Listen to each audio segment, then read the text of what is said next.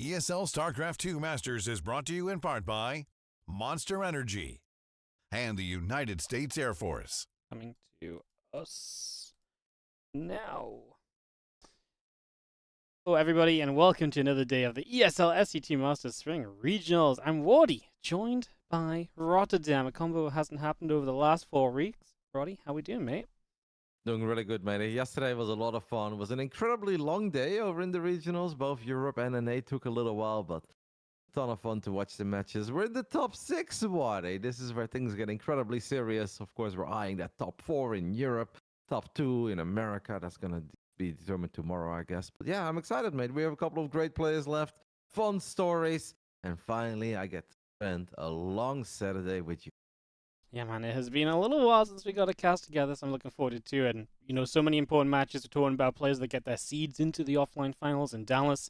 It's very, very exciting times here in the ESL SC2 Masters Spring Regionals across Europe and later on today, Americas as well. Of course, we're here thanks to our sponsors Blizzard Entertainment, Monster Energy, the US Air Force, and ESL Shop as we build towards that offline finals in Dallas, where you can get your tickets right now at dreamhack.com/Dallas/tickets, 15% off with the code StarCraft. And of course, this is all leading into the Esports World Cup, which has just recently been announced to have a $1 million prize pool for StarCraft 2. There's more information over on the Esports World Cup Twitter. Go check that out if you're interested in finding more about the format and how things are going to work for StarCraft. Incredibly exciting, Roddy. And of course, these guys today just trying to get a little bit closer to booking their ticket to that Esports World Cup.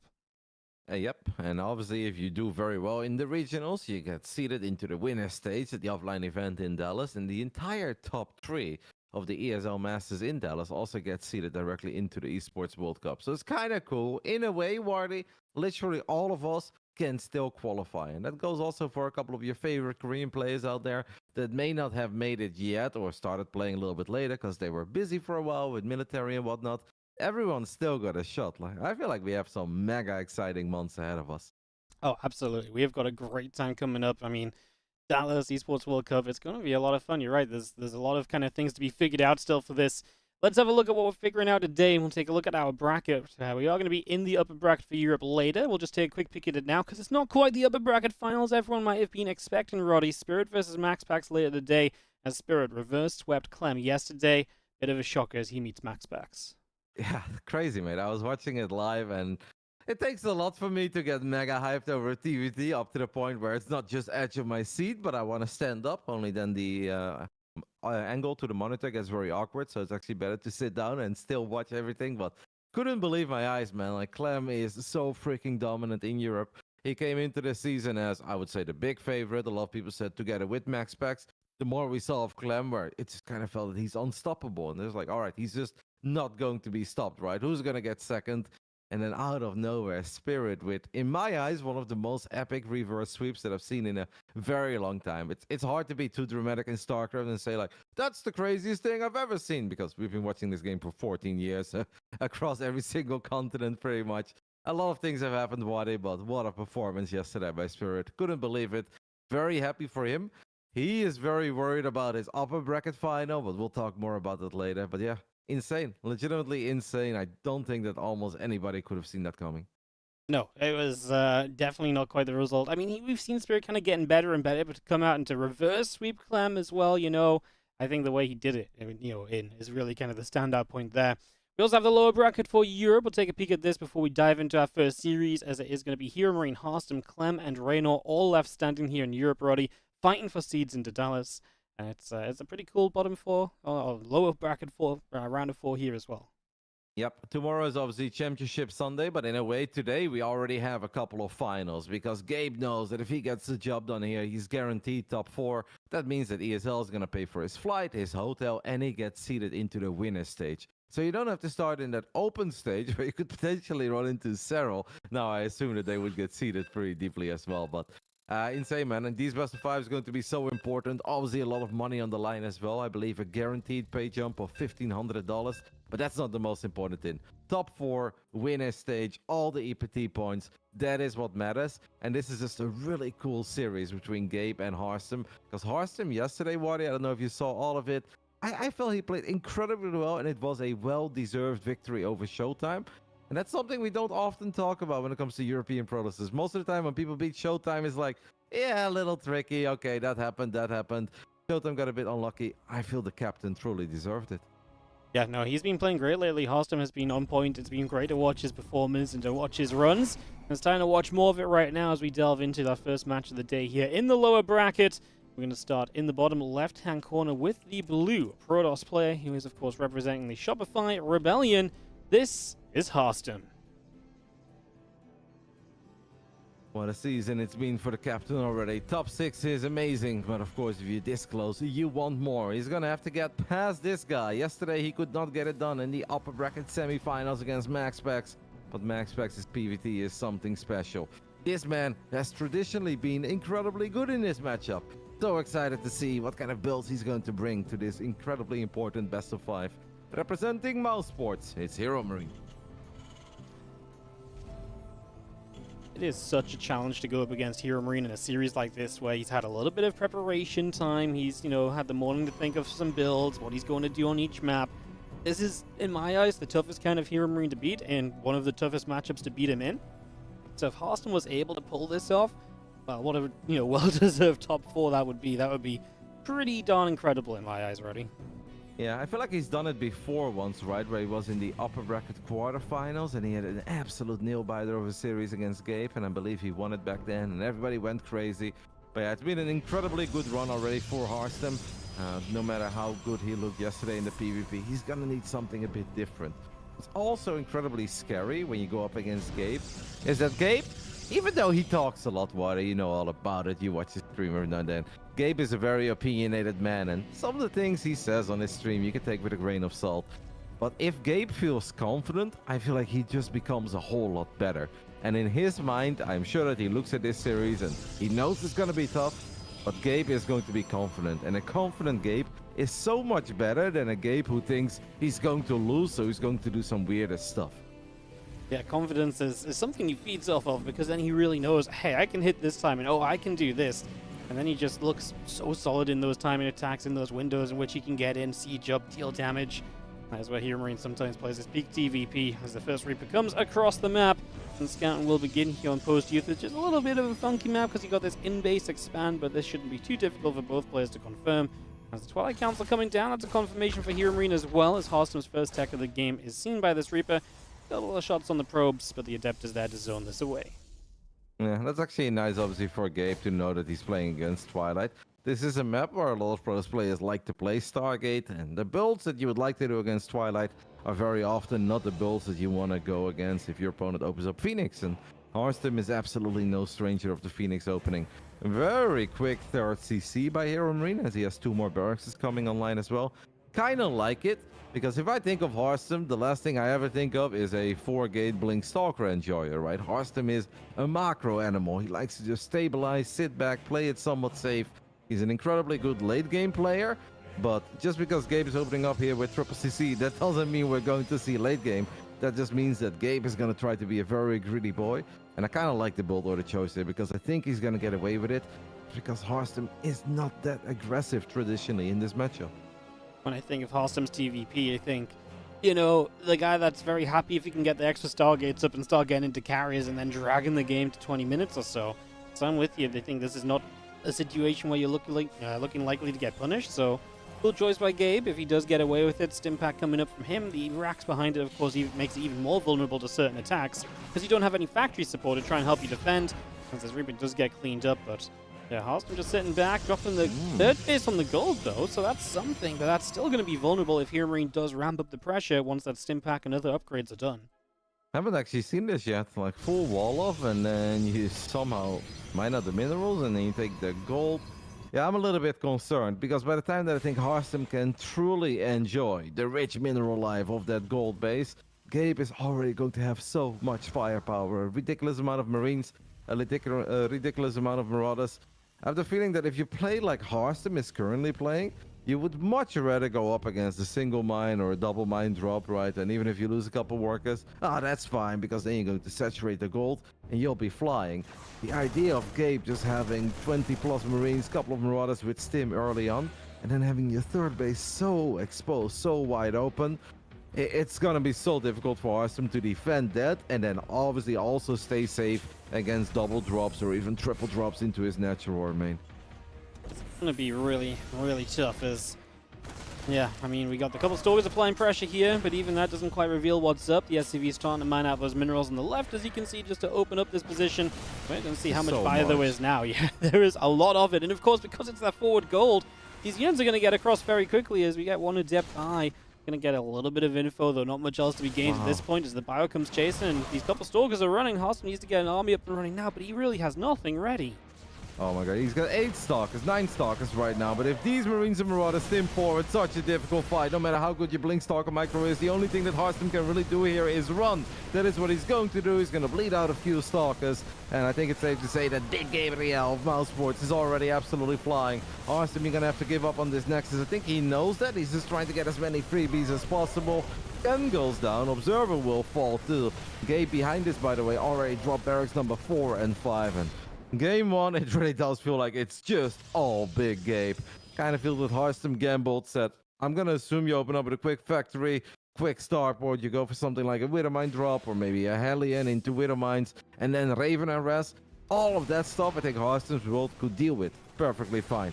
This many Marines and Marauders, I mean, even if you say you should have a shield battery, like where? You know, like you're going to have 17 shield batteries to keep yourself safe across these 3 different bases. Yeah, it would have been very difficult just across the board, and because this was that 3cc, it's so rough because now you've given up a base, but you couldn't really afford to give up the base as well because HeroMarine's economy is booming behind this. He's 61 SCVs, mining off 3 bases now. And obviously we back it up with these units a little bit hurt, but it's further upgrades finishing from HeroMarine. He'll get additional tech online, such as Medivacs, and that alone is just going to create such a problem as we actually got Ghost Academy too. So we're just adding on answers to everything that Harstem has from an economic lead.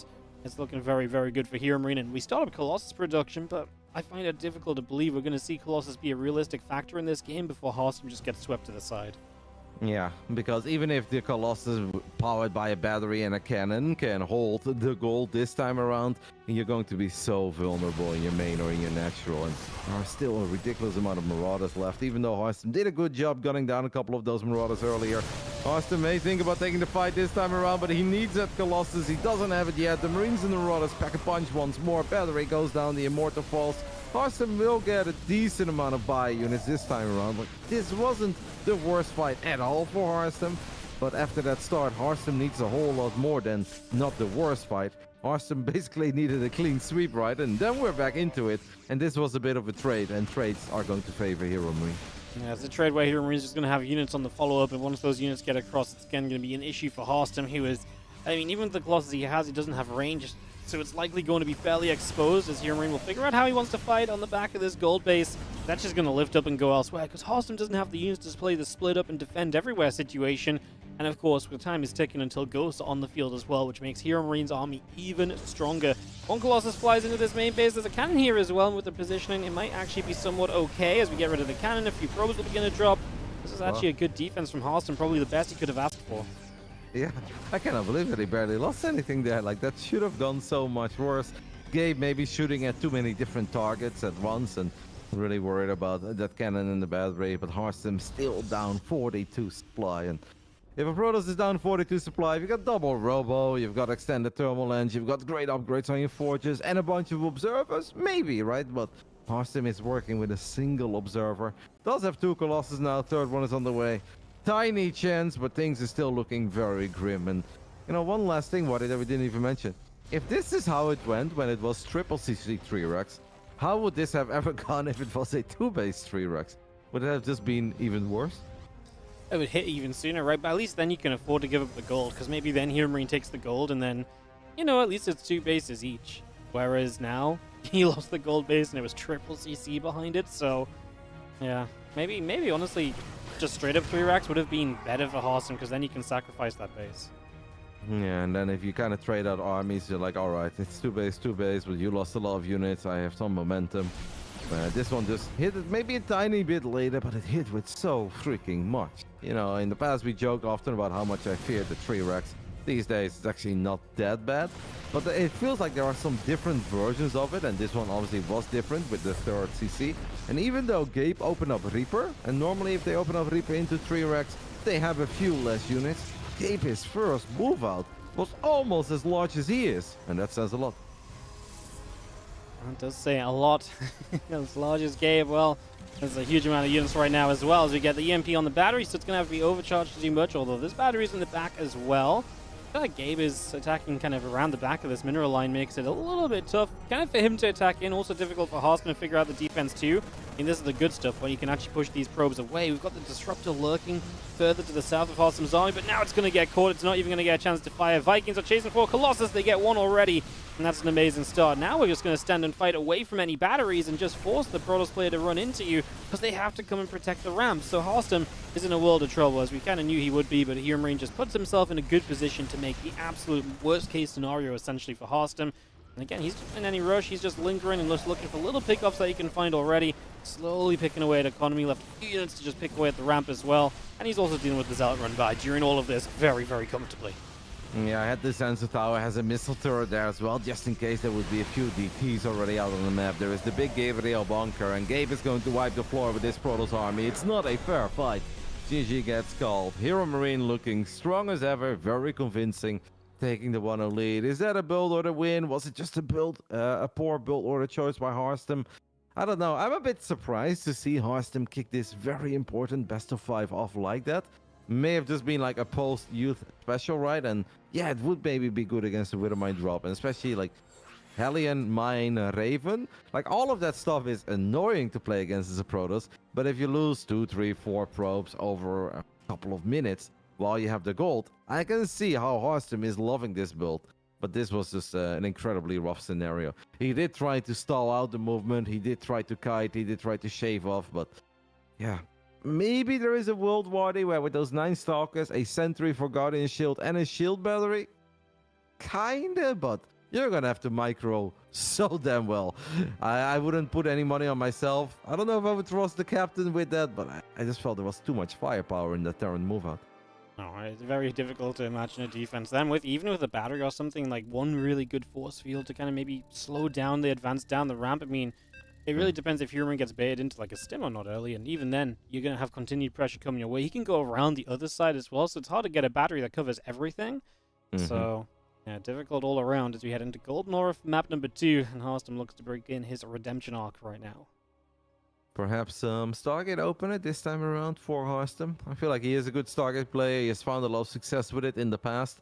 It is funny because Harstem obviously played against Clem already in the upper bracket of this tournament. But preparing for the two is just a night and day difference, right? Gabe is deadly and lethal in this matchup. We know it. But Clem is different, where Clem is just always in your face. He's so fast, he's gonna give you the feeling that you should chase his units, and then you waste APM, you mess up your build order, and on top of that, Clem can get maximum value out of every single unit that he sends across the map early on, where Gabe is a little bit more about the strong build orders and the deadly timing attacks. Two different kinds of Darren. Harstem struggling with both so far. He is the blue Protoss. Bottom right side, Shopify Rebellion one more time. His name is Harstem. And in the top left side of Golden Aura, we're looking at the main base of the man who's still representing Mousesports after all these years. It's the one and only Big Gabriel, HeroMarine. I think coming into this season, buddy, if you would have asked Gabe point blank, Reynor playing from Korea, no Cyril, top 4 is probably the minimum that he would accept, right? I would think so. You know, you think about the top guys in Europe, and I think if you pick top 4, a lot of people would very quickly go to Astral, Reynor, Clem, MaxPax, and then Gabe is like the fringe player who's broken into top 4 amongst those names in the past. So, yeah, you know, I mean, I think you're right. You know, you take two of the stronger players, and especially the tougher matchups, because I would say also, when you ask, you know, why you put HeroMarine up against those guys, he would struggle more so typically against the Zergs than he would sometimes pulling an upset against a Clem. Getting a quick victory over MaxPax, that seems much more doable than the Reynor or the Cyril, so yeah, I'm with you. This, on paper, was a great season for Gabe in terms of what he can do, and obviously it's still going on if he can pick up a win today, although whatever he plays next round is not going to be easy if he gets that. Definitely has been a good season. Had a nail-biting best of 5 against Lambo in the first round of the upper bracket. That one was incredibly close. I think a lot of us thought it was going to be really close getting into it, and that one absolutely delivered. I'd almost say one of the better series we've had in the playoffs when it comes to Europe. First game between these two, a little bit one-sided, but I have the feeling that the captain is just getting started, because boy oh boy was Harstem good yesterday in his Showtime. Incredibly impressive stuff, bro. We often look at Showtime as one of the only guys in Europe that can make MaxPax sweat in PvP. Harstem looked so solid yesterday. It's great to see as well. Harstem just constantly kind of, striking upwards a lot of the time as well. We know puts a lot of time into the YouTube channel and whatever else and streaming, but he really does, like, when he sits down, focuses up for these events, like, he still brings this level. And sometimes I would say the last half year or so, I've actually been really impressed by his play. I mean, he had a good run at Atlanta as well, so he's definitely been stepping it up as of late, which is, again, great to see. Big fan favorite. Lots of people loving to see it. Yep, and he's still allowed to dream about potentially making it to the Esports World Cup as well. It's not going to be easy, but he's absolutely allowed to dream if he keeps on playing like this. Who will say that he can't have a great run in Dallas? Who says that he cannot turn it around today and actually already somehow get himself still seated into that winning stage? Gabe has Marines on the way and a Cyclone, so Gabe is going to switch it up a little bit. Reaper into Marines into Cyclone, Command Center being built on the low ground. Harstem once more, back-to-back games, opening up with the Twilight Council.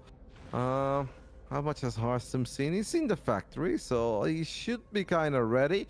I always think, what if you kind of feel that some aggression is coming, why don't you make life a bit easier on yourself as a Protoss? Get an early battery. But the pro gamers, the absolute best Protoss players out there, they often feel they cannot just blindly build batteries. In other scenarios, they feel like that slows them down too much, so they don't want to do it. But you do play a dangerous game, because there are many games where a shield battery makes your life very easy, and not having it, one mistake, and the entire game can fall apart. That's very true. It's that kind of level of greed that's not necessarily as much greed as just trying to get the absolute best start that you can. As we are going to see the Woodermine Marine drop heading to the main. The Stalkers are nearby. We're actually just going to unload to the low ground where we can maybe sit back and pick away the pylon. Or now turn it towards the natural as well. And there is no battery, as you mentioned, so let's see what we can do.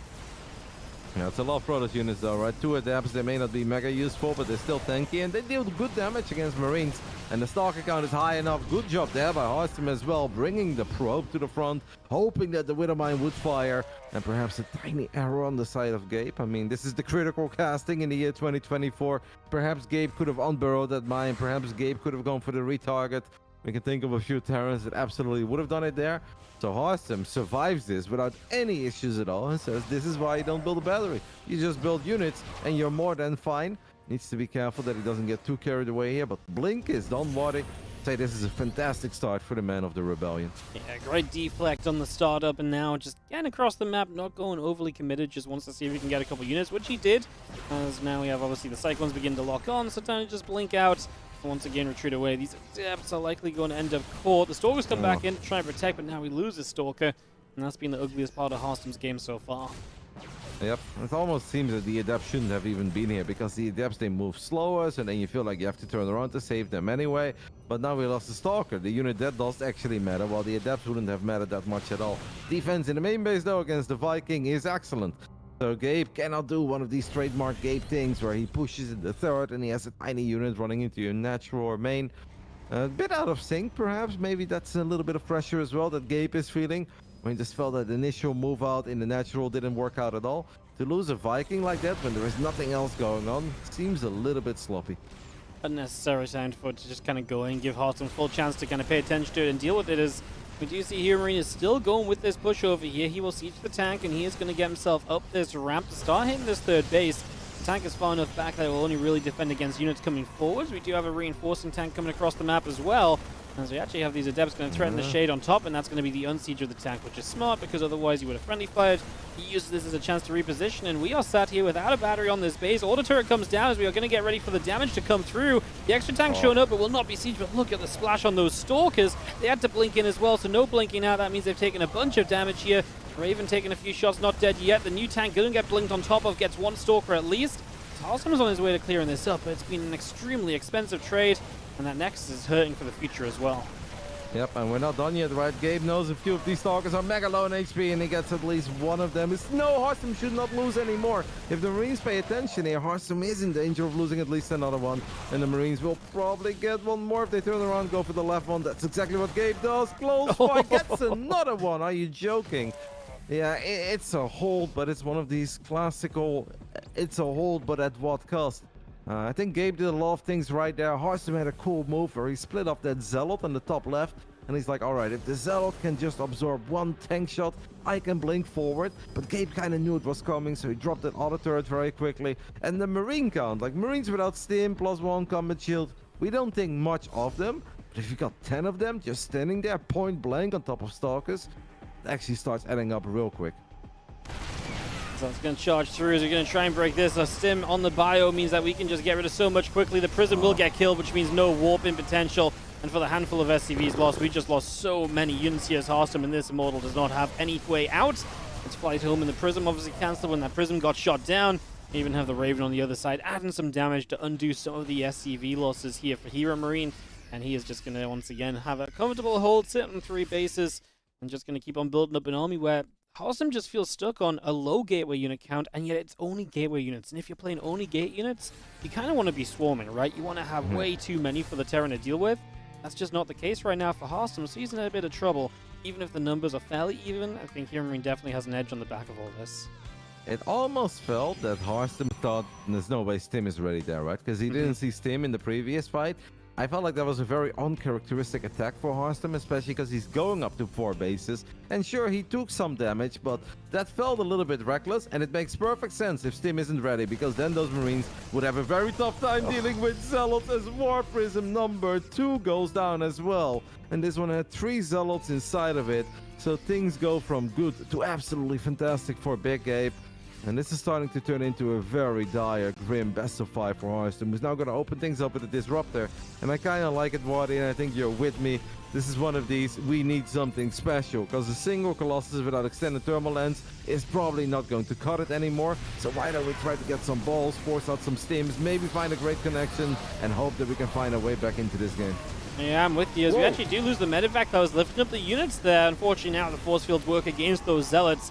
This is why you need the Disruptor. You just need something with a little bit of bang to try and get rid of this Bioforce and to give you the momentum to really push through. The Stalkers do not quite... Oh, they do get the medevac that's full. That's going to turn this into a much better defense. And Harstem really taking advantage of the medevacs as they lifted. That is where HeroMarine lost the majority of units during this. Yeah, Gabe lost 2 medevacs that were pretty much full of bio. Tried to go for the hot pickup in the middle of the fight. Excellent target fire by Harstem, and obviously towards the tail end of that fight, getting that second medevac as well. Yeah, well, this game looked very grim for Harstem. All of a sudden, it kind of feels that the clouds are disappearing, the sunbeams are starting to rain down upon him, and it's like, hey, it's all right, it becomes playable. I'm sure that he's still not very happy, because nobody's ever happy that you lost 2 War Prisms in a 10-minute game, especially the second one with 3 Zealots inside of it at home. Only a single observer, not a crazy amount of map vision yet. Harstem is not flying, but hey, he just went from being almost dead to being completely back into this game. Much more playable now with some splash damage out. Upgrades continue through for him, and his opponent is making, I mean, you see Gabe just making a lot of Vikings, but actually Harstem is sticking to Disruptor production, so those Vikings are not going to be immediately super useful, apart from maybe shooting down a Prism or so, which is not typically what you build a chunk of Vikings for. So as Harstem keeps adding on Disruptors, some potential there, and he comes across the map with an army supply lead. Obviously, one good Disruptor shot right now could open the door for him to even be, more aggressive into this. That's what he's going to hunt for, but HeroMarine is smartly backing away. The bunker on that third will help him hold the position. But of course, Harstem's in no rush to do anything, because HeroMarine's only just now floating the 4th base across. Harstem is building his 5th. It's just now finishing. He's going to take this time to keep attacking. Dark Shrine on the way. Better harassment for later in this game. I like all the moves and ideas that Harstem's having at the moment. Yep, there is a Widowmine there though that is going to get a good connection, and not a single Nova is really connected yet. I like it as well, but I do think that Harstem needs to be careful that he doesn't stick around a little bit too long, because there is that sensor tower that's going to keep track of his movement. The ghost count is decent, and HeroMarine is getting pretty close to getting +2 attack. A single EMP landing on a few of those Disruptors, Marauder stimming forward. And what looks like a great Protoss army can all of a sudden be a bit of an underwhelming Protoss army, but so far so good. The captain continues to dance, and I don't think he's really missing a lot of beats. He's doing a great job of kind of fighting the left side while the right side of the Terran army can't join in because of the Disruptor zone. Liberators are going to be a different challenge, though. He's actually going to blink in to get rid of the two of them. He's going to decide to stick around here just a little bit longer still. I'm with you. It's a fragile Protoss army. You eat a couple of bad EMPs, you get jumped on, your first Disruptor shot gets denied too quickly, and the Terran is just going to be all on top of this Protoss force. So you do have to walk the line very, very carefully. I think that's what Harstem is maybe figuring a little bit. He's about to add DTs in those. That harassment's only going to get better for himself. Disruptor's clipping the edges. Can he find more than that as he still tries to find a way? And now from the right-hand side, I imagine we're going to see Disruptor, a DT over to the left. That Disruptor nearly hit, but it did get killed in time. Yeah, 6 snipe actually by Gabe. You mentioned the bunker earlier, and I loved it because that was a really good bunker by HeroMarine. Not just because there wasn't that much surface area on it, but also because Harstem's army was not great at first in sniping a bunker. Now this game is about to get absolutely bananas. This one Nova has a lot of potential and will connect with a couple of these goals. HeroMarine has picked up so many units that he's just flying to the other side of the map, but that means that Harstem, with a ridiculous amount of Protoss units, gets on top of the third. That one has gone down. Now I wonder though, what are we going to recall on Harstem's side? Will he recall at all? Or we're just going to defend with DTs and Zealots? Does Gabe not have any scans? What's happening? Well, he did just lose one orbital, so that means he's only got 2 scanners available at a time, potentially. We're going to lose this Nexus. DT is continuing to do damage, and HeroMarine for now just going to lift up against it, so this is working out. Disruptors here trying to get connections, and they find a ton of ghosts. Harstem continuing to get a lot done. And man, since he turned this game around with that defense, he has really just been on the other side and just keeping it going. These last few units on the offense now from HeroMarine, they've got to put some work in, and they are doing so. They're getting rid of the DTs. The Zealots are not doing great defensively. I mean, this right now is continuing to be a problem for Harstem, and he's losing a lot to just this drop. Yep, but this drop was obviously a big commitment as well, and especially after losing the third base, HeroMarine is going to have a hard time rebuilding those units, as Harstem does bleed out a Disruptor, but he fires another one, and that one actually connects with a couple of Ghosts and Marauders. I mean, these trades should always be good, as long as he can eventually clean up those units in the bottom side of the map that have stemmed forward and then somehow been able to get another Disruptor. But a Colossus, with or without extended thermal lens, is going to do very good stuff. Disruptors left behind in the center of the map, body by themselves. Uh-oh. No, that's not it, as we're going to lose each and every one. Not a single shot connecting. We're going to target fire the one that still has a shot remaining. And now Harstem is bleeding out. This drop in the bottom right has been such a distraction, just such a disruption. HeroMarine has brought the supplies back to being even now. He's got a sizable army supply lead, and he is going to fight in the center. Just kite back from those Zealots. Once those Zealots are down, man, this army is not that strong, but the Stalkers blink. They get rid of some medevacs, and HeroMarine will have to back it up, as we do see still these units here trying to find extra. Harstem has the gold in the corner, by the way, and that may become very soon a real kind of just need, a necessity for him to be able to keep on mining in this game, as Harstem now jumping on this fight in the center. That Colossus is getting so many shots. Yep, HeroMarine thought for a split second to bring those buying units over to surround that Protoss army, but he just didn't have enough anymore. And this single Colossus with 3-3 upgrades, or well, soon to have 3-3, without extended turbulence, was a real game changer. If that Colossus was just another Disruptor, I'm actually really worried that Harstem just never properly deals with that drop, and then this game could have still slipped away from him. Now, it's just close. Gabriel has floated over his main, so this is not a brand new fourth base for Gabe. No, it's just a 3-base setup that he already had. But main bases are mined out anyway, so that's not too bad. But you already mentioned that gold. Harstem enjoying the rich boy Protoss life with that gold in the bottom left side. And this game has been pretty damn hectic and intense ever since that first move out. HeroMarine has not been thinking about it. Probably at one point thought, hey, I feel like I should almost have you now after killing all those Disruptors. Why do you still have so much? But he hasn't checked for it yet. And I mean, that base, Wardy, is actually wide open, right? No cannons, no batteries there, nothing. But Harstem is getting away with it. One single drop would do so much over there. And at this crucial moment where, at some point, with some of the final mine remaining for Harstem, as HeroMarine jumps onto this location, EMPs the battery, but overcharge is available. We blink in, but that's a Widow Mine that can get a shot off on Stalkers. We're going to go for the lift up, warp in across the map though, so HeroMarine has to deal with that. And Harstem is going to come chasing, and HeroMarine just says, no, this is too much. Taps out the GG, and Harstem ties our series up. Man, what a way for Harstem to turn all of that around. That fight on the right side obviously had a disastrous counterattack where he just ran in with those Zealot Stalkers. Immortal lost the Warp Prism, loses his second Warp Prism. And I think at that point his heart probably sank into his chest and he's like, yeah, I know where these games go. But he still went for it, went for a couple of Disruptors, but it was without the Disruptors that he just pulled off a great hold. A few force fields, a nice forward blink, and gutting down not one, but two medevacs full of units. I think that was a real turning point in this game. Yeah, that really gave Harstem the step back into the game, and of course, from that point on, we were able to really see Harstem just stay on the offensive, stay aggressive, and he really made sure to expand behind it. It was the speed of the expansions he was able to get up that in the end probably saved him, because the fact he was able to still mine off the gold when we saw a couple of bases trading out, that became a big factor in the end as well. So, all that said, we get to 1-1, and we are going to have a bit of a back-and-forth series on our hands after HeroMarine opened super convincingly, looked great at the start of Game 2. Harstem brings it back, and yeah, they are going to fight to the bitter end for this, this chance to get a seed into the offline finals. It's really fun to watch Harstem and HeroMarine duke it out this deep into the tournament with a lot of money on the line and an incredibly important top 4 ticket. Because these two are a good match for each other, right? I feel like they're both amazing, but at different things. It just often creates for something nice, something magical. And I was scared. For a split second, I was like, please not. Don't let this be a one-sided trio. Because on any given day, we know that Harstem and HeroMarine can have a banger of a best of 5.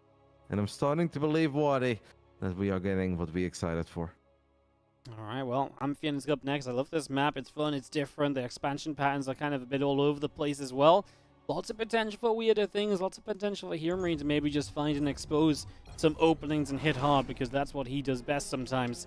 As we head into Amphion. In the bottom left-hand side, we will be starting off with the red Terran player. Of course, he's from Mouse. It is HeroMarine. And in the top left side, we are looking at the main base of the captain, hailing from the Netherlands, representing the Shopify Rebellion. This is Harstem. Gotta feel so good when you're already down 0-1 after a bit of a disastrous game on post-youth. Then in game 2, at first, you're like, yeah, it's okay. But then you feel like whatever you just fought for, you threw it all away with a silly counterattack that didn't really make too much sense, because obviously Harstem was going up to 4 bases as well. You lose your second prism. I mean, at that point, I'd be leaning back in my chair and be like, this is going to be one of these days. To then suddenly find yourself, hey, we're all tied up, 1-1, not even 10 minutes later. That's gotta give you some wings if you're Harstem. It's definitely a momentum and a confidence boost, right? Because you go down 0-2 and you barely got to play the game, it feels bad. You get to 1-1 and you fought your way back into it. Your opponent messed up and made the mistakes and you capitalized. That feels so good. And that's why you stay in these games, right? To see if your opponent makes the mistakes, see if you can force the mistakes. That's what you've got to be able to do to bring it back sometimes. That's what Harstem did.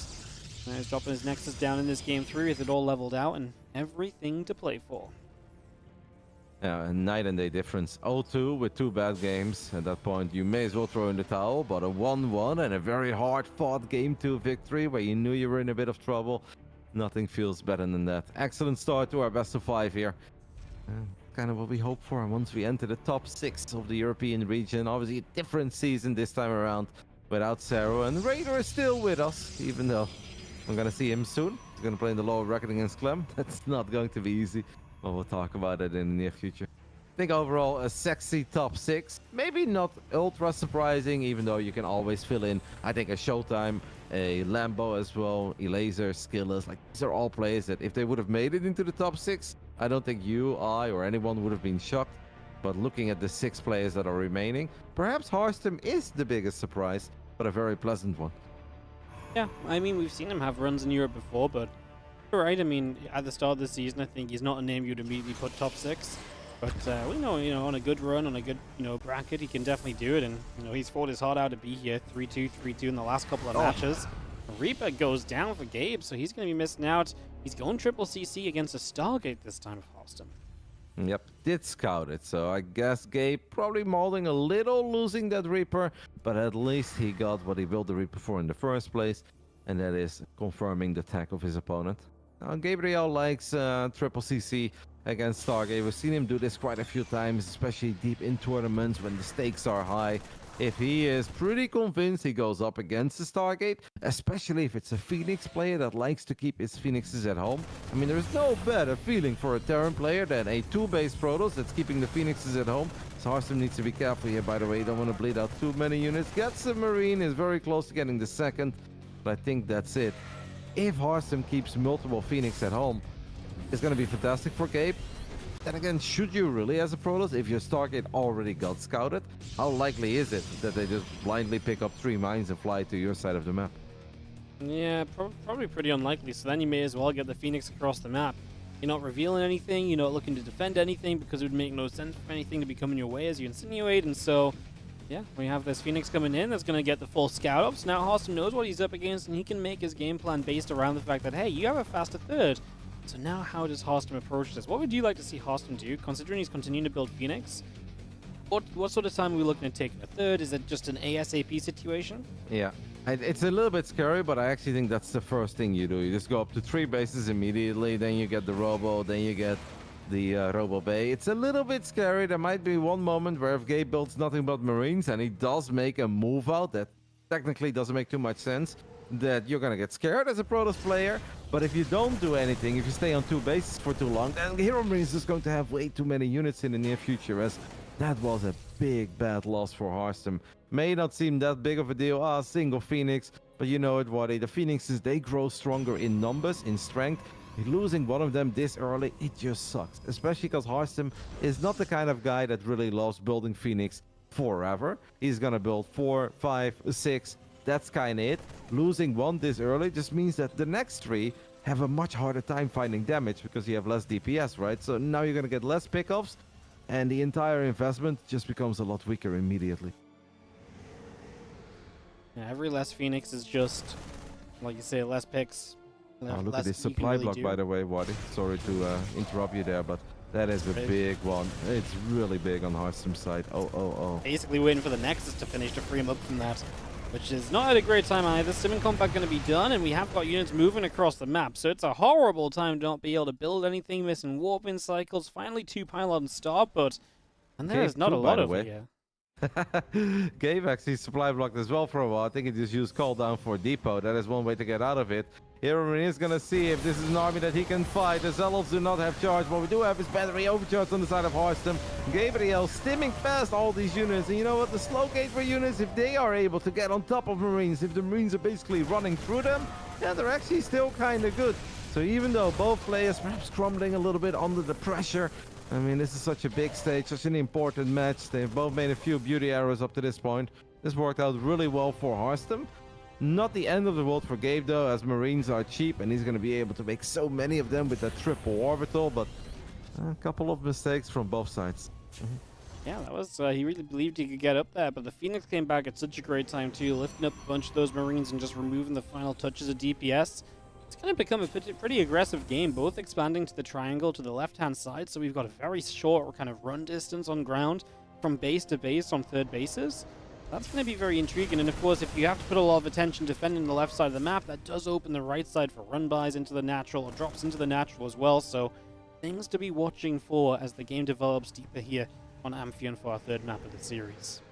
And what I'm incredibly worried for from Harstem's side is that they have expanded both on the left side, as you mentioned, so they're incredibly close to each other. It's very hard for Zealots to get a wraparound here, right? Because there are rocks. You basically are just staring down a big Terran army. And I feel like that's not normally where Zealots with charge shine. It's pretty shocking that the Zealots still don't have charge, as Gabriel just runs up this ramp, clearly something that Harstem did not expect. Can't blame him, because if the Phoenixes were here, this wouldn't have been all that hot of a move by Gabe. But yeah, maybe Gabe just banked on the fact that they weren't there. And these slow Zealots, they have been so underwhelming. HeroMarine is taking the best weird great fight that I've seen in a while. 8 minutes in, just walks up that ramp with only 2 medevacs full of units, or well, they were underneath their medevacs. But that was an excellent trade for Big Gabe. That was absolutely spot on. I mean, you get so many of the units there. You reset the Zealot count, you get the Sentry, and the Phoenix have to come back and finally use all of their energy to basically get a defense. It's different if you use all the Phoenix energy and, hey, you didn't lose much of your army because the Phoenix helped you early. But using the Phoenix energy just to kind of scrap together a defense, now you get, what, a lift on a single mule, which is probably the best thing you could have found here, but it does feel like HeroMarine gains some momentum from this. His army looking good, his army looking strong. Widowmine's going to fire, and kaboom, 2 more Phoenix go down. Well, the last couple of those may as well just be paperweights now. They're not going to be adding much at all. Nope, Harstem has picked up 4 Zealots in a War Prism. He's going to try to send to the other side of the map. And that's kind of what you need to do when you play Phoenix Zealot, right? It needs to be chaos. Zealots need to be everywhere, running into SCV mineral lines, but this is not going to happen. Gabriel already has a full wall-off, or an almost full wall-off in his natural. He's got a safety bunker. Harstem is just counting down the seconds until we can finally get a Colossus or 2 out. but it feels that every second right now takes a century. As the Warp Prism did dive into the natural, that's good. It's going to buy him a tiny bit of time, but Harstem needs more than a tiny bit of time. Gabe doesn't even care, with no regard for Protoss defenses at all. He's going to stim up this ramp one more time. Great target firing with the Wither Mines, and that will be all zeroed. GG. HeroMarine takes the 2-1 lead in a bit of a sloppy game on the side of the captain mostly. That supply block was just too big, and because of that supply block, I felt everything else was late. If you play Phoenix Zealot charge, you can have charge very quickly, Waddy. This charge was damn late, man. It was so late that I feel like sometimes you play Phoenix Colossus, you have charge around this time. No, I mean, this should not have been like a charge that comes in then. I mean, we were waiting an eternity for those Zealots to kind of like get their legs. Like, okay, the first time them not having them, sure, but all the times after, absolutely does not make sense to me. I think you're right. Everything got thrown a little bit off in terms of the timings. Definitely made it a little bit tougher for Harstem, and now he faces, well, knockout here in the European bracket. As he's down 1-2, he's going to have to play to tie this up right now as we get into Game 4 on Oceanborn. I think it's a tough build order for Harstem for sure. If you open up with Adept and Phoenix and you see that you're going up against Triple CC and a lot of basic firepower, I don't hate the call playing Phoenix Zealot, quick 3 base. I think expanding on the left, though, made it awkward because Phoenixes and Zealots are incredibly quick, so you kind of want to take that mobility to your own advantage and make it a very hectic game. A little battle here, a little battle there, and then the Phoenixes just rain the skies, and they make sure that Gabe can't move anywhere without, Protoss being all over it. That just wasn't really it, right? It was kind of just two armies staring at each other. That's always going to favor the Terran. By the time that Harstem thought of like going for some War Prism drops or a Zealot run by, kind of felt that the writing was already on the wall. Gabe had pretty strange attacks, but hey, this is maybe that confidence that we were alluding to in Game 1. If Gabe is feeling confident, he makes certain moves that I don't think he makes in other series, and somehow he turns it into something. You might be onto something as we dive into game number 4. In the bottom right-hand corner, we are going to be with the blue Protoss player from the Shopify Rebellion, of course, looking to bring it back and to take us to Game 5, Harstem. And in the top left side, we are looking at the main base of the man who's found a lot of success with Triple CC opening so far. Are we going to see it one more time, or will this be mega aggressive Gabriel? Representing Mousesports, it's HeroMarine. Sending out an SCV early, by the way. Gabe, not much of a proxy Rexer in my mind, Waddy, but look at what the lower bracket of the ESL Masters Regionals does to even the most honest macro boys. Cheeky little proxy Rex, definitely unexpected. Maybe something he can abuse for the fact that this is just something he does not do very often at all. So, opportunity here up 2-1, throw a bit of a spanner in the works and just try and mess Harstem up from the early stages.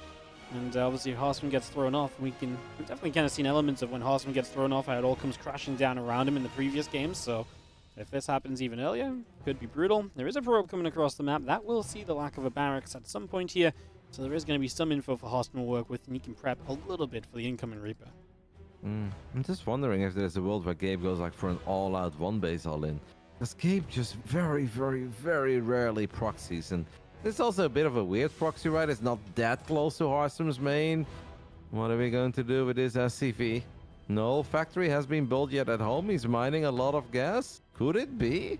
Is Gabriel just showing us an all-out one base all-in? Waddy, he never does this. Last time he did this was maybe at a Katowice if he did proxy the factory, but it does go at home. I think there was one Katowice he did it against like Trap and Zest a couple years ago, but you're right, it's definitely not something he brings out on the everyday. But you're right, it is now just a factory back at home, so a little bit more normal, a bit more standard. Bunker goes up on this natural, it's just going to try and be annoying. It's a Stalker on the way out, that will take a little bit. It means that this Bunker has a lot of build time. And we're going to have, obviously, the Reaper causing trouble before then as well. Going to go after probes in the main. I'm still waiting on that Stalker to show up.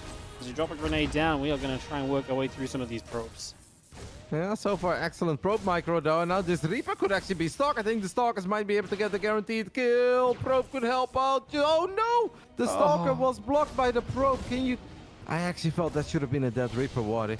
With the amount of damage it already took, the positioning of the Stalker above the Reaper having to walk past it. I think Harstem could have killed that Reaper there. That's a big loss. You should still be able to deal with this in the end without any mega concerns, and Stalkers obviously are better in dealing with a bunker, an SCV than a depth star. But this is annoying, uncomfortable, and it's absolutely going to slow the men from the Rebellion down for a little while. Oh yes, it is. Couple of Stalkers continuing through the bunker. Just able to be repaired for a bit. We do get shots on the SCV now. Comes back in, obviously battery energy being drained as well. And that's such an awkward battery, because this is not even a battery which is super useful later on, because it's, you know, right up on this high ground. It's going to be very tough to make use of that later, whereas usually the battery, at least it's there to help you further down the line, and this SCV still dodging. We are on the point of, Nelly chasing down these Stalkers. Battery gets a bit of energy back. But yeah, this is just frustrating. 3 probes can't mine right now, and HeroMarine is having a fantastic time. Stalker getting low again, and we finally get the SCV, so that will be the end of this bunker soon. But we have to retreat one more time before that happens. We get energy back from the battery, and that's just about enough to give the Stalker a little bit of life.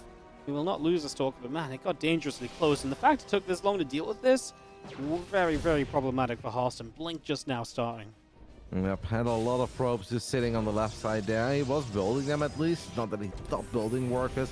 It's a crazy amount of Widow Mines. You don't really see that very often anymore. A quad Widow Mine following up. So Reaper Rush with a bunker in the natural of the Protoss into a 4 Widow Mine drop. Legitimately, I think the first time I see a 4 Widow Mine drop ever since they changed the mines VOD.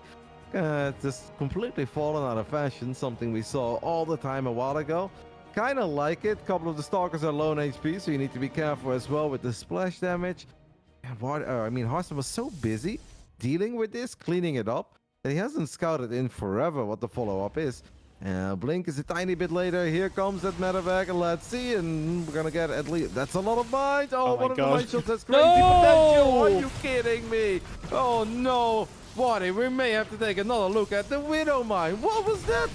That was just absolutely disgusting. Just comes in, fires from afar, and 14 probes fell in an instant as Harstem was just running out. But I thought maybe the second or third mine would be like the cheeky pickups, you know, with the way you position them. But first mine connects, gets all the probes, and this series has gone back into being a full-on disaster for Harstem.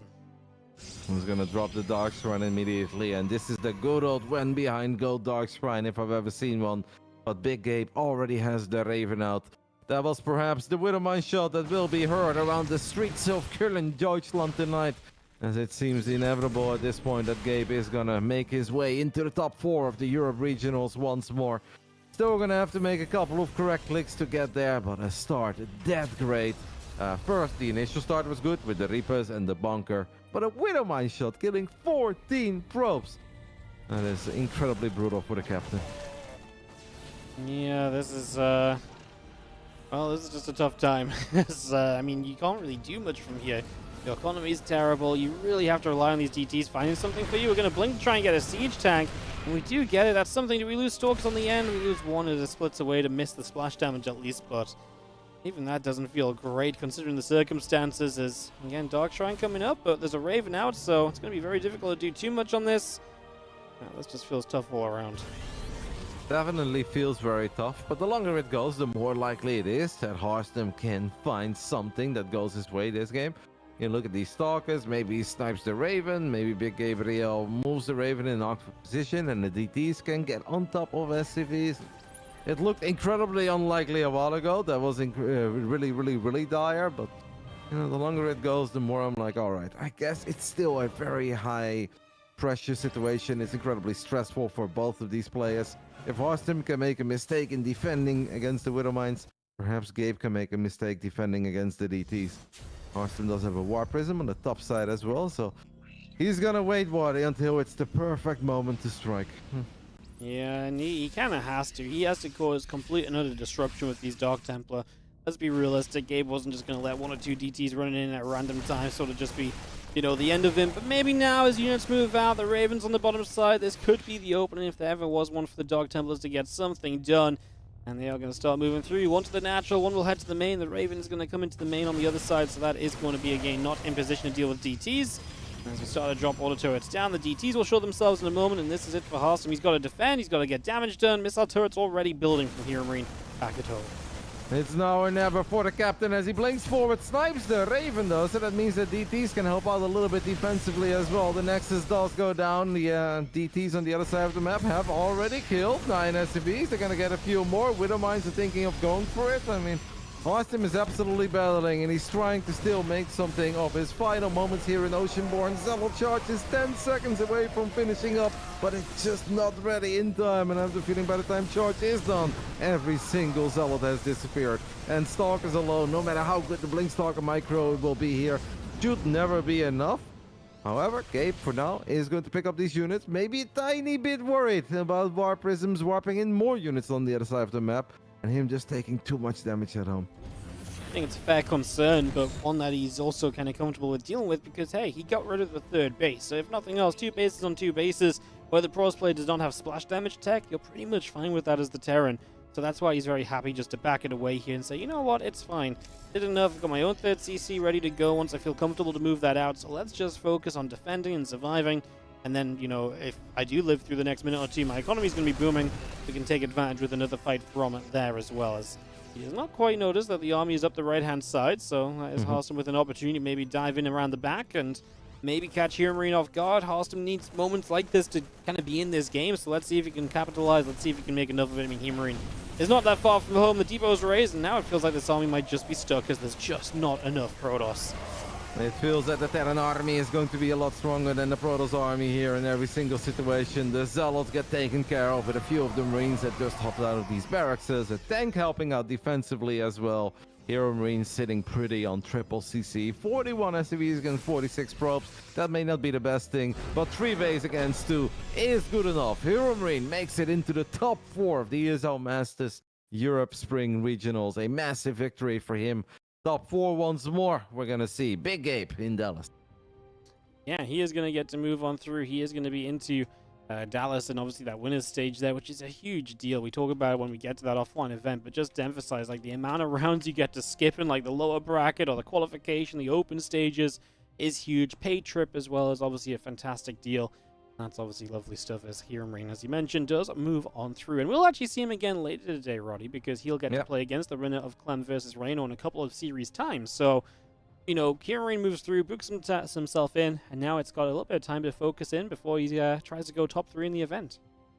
That's going to be awesome. I'm sure that Gabe will be paying very close attention to the next best of 5 that we'll be watching in the lower bracket. Final words about Harstem, I think, before we move on. I know we have a very long day ahead of us, but great season for the captain. Top 6, I think, is a very strong finish.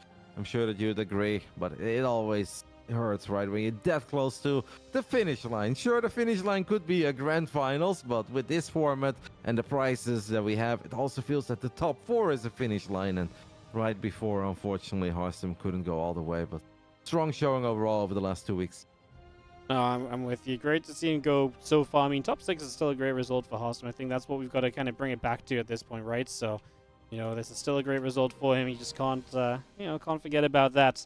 As with that said, we are going to take a quick little break. We have got plenty of games coming up. 7 best of 5 still to come. We'll just take a very quick peek at the exact order of everything that's going to be on the way here with our schedule. So obviously up next is Clem versus Reynor, then Spirit versus MaxPax. We'll wrap up Europe with that lower bracket HeroMarine matchup. And then we're going to be delving into the Americas for pretty much the same thing. They've got a smaller tournament, but it's more or less the same rounds played out today, just to make it nice and easy to understand. So we'll take a few minutes, we'll come back, and it's going to be more StarCraft 2 on the other side of this.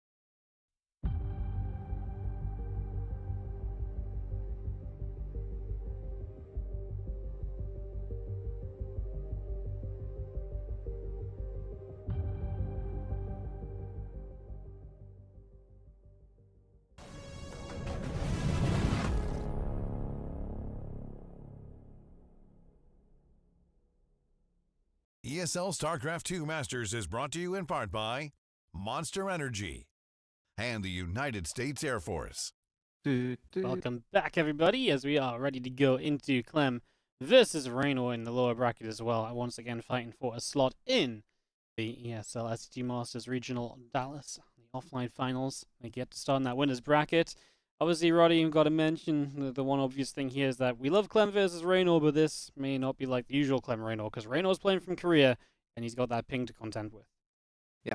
Now, we did mention that many times when he played throughout the season, and coming into the season, I kind of thought a top 8. I feel like Reynor from Korea with an incredibly high ping is probably still one of the best 8 players in Europe. Anything past top 8, I was like, I'd be impressed, and if he would lose before, I'd not be disappointed, because you can't really judge a player when they play with such an unfair playing field. But I still think that he probably expected a little bit more. We're in the top 6 now. Reynor was having a good time yesterday with friends. He was out and about in Seoul, Korea. He said he was checking Liquipedia. He saw Clem was up 2-0, all as usual. You know, he's vibing. And he said, 45 minutes later, I get a DM from Goblin. I check my phone. I see Discord. And the message says, good luck versus Clem tomorrow. And he said, what? I couldn't believe it. He left the voice message. He's like, I went home immediately and I can't believe it. He's like, what happened? Well, what happened is that Spirit was an absolute animal yesterday, and Clem versus Reynor it is in the lower bracket. Yeah, it is. You're right. You know, this is definitely not who Reynor wanted to play, because I think you're right with what you said about, you know, a lot of the games, you know, and a lot of the results potential. I can imagine Reynor taking down the majority of Europe, kind of even with ping, you know, matchup dependent and so on. But Clem is like a whole different beast. Again, Spirit, who plays still a fast style, but maybe sometimes slows it down a bit more than Clem does. Maybe even doable. But against Clem, man, this feels like a massive uphill battle.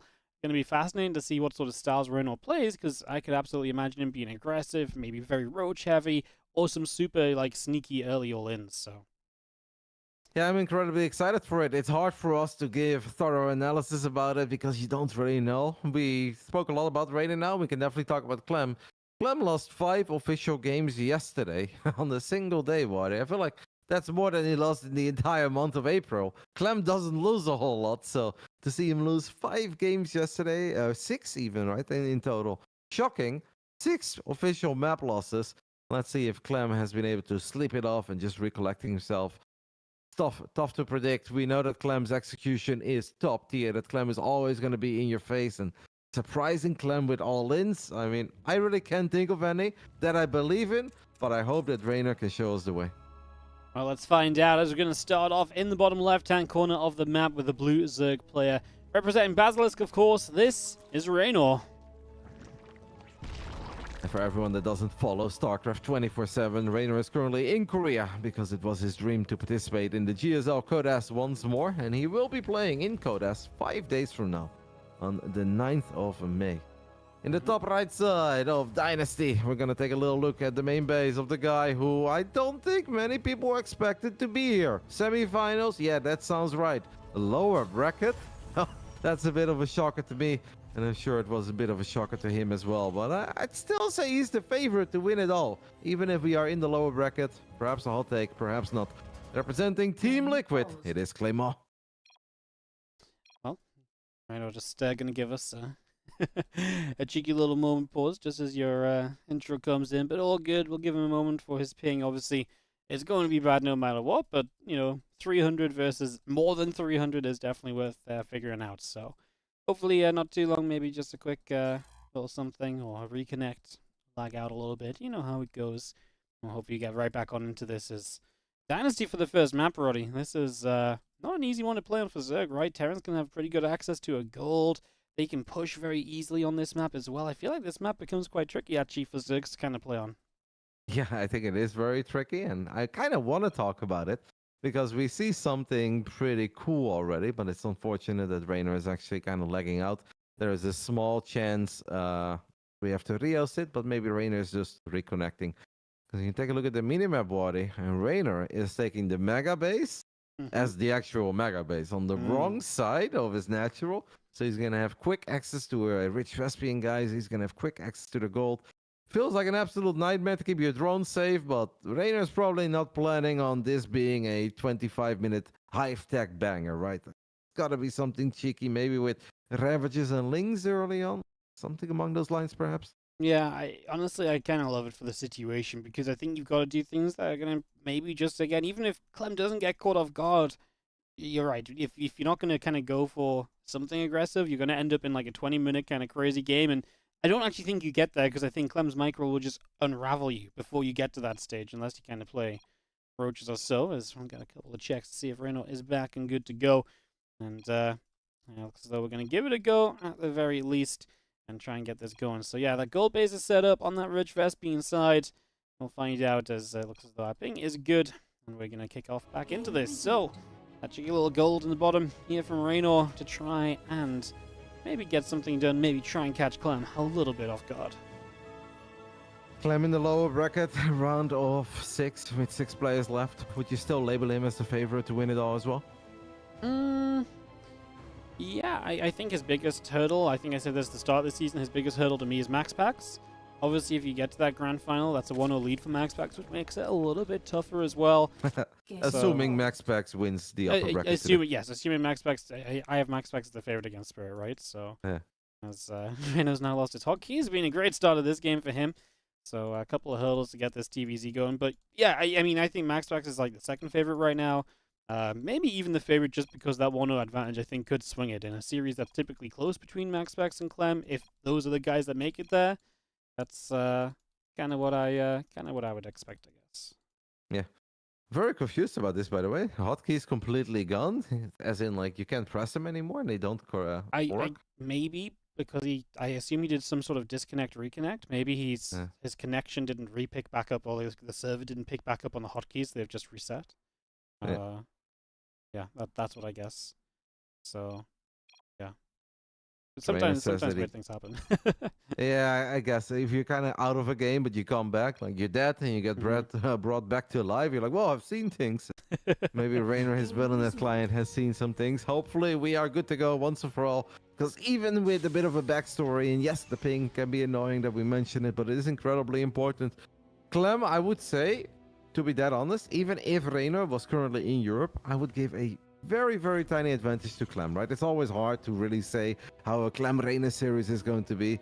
Clem just feels like an absolute animal in TVC and TVP at the moment. And yeah, he lost the TVT yesterday, but I think even his TVT is top-notch.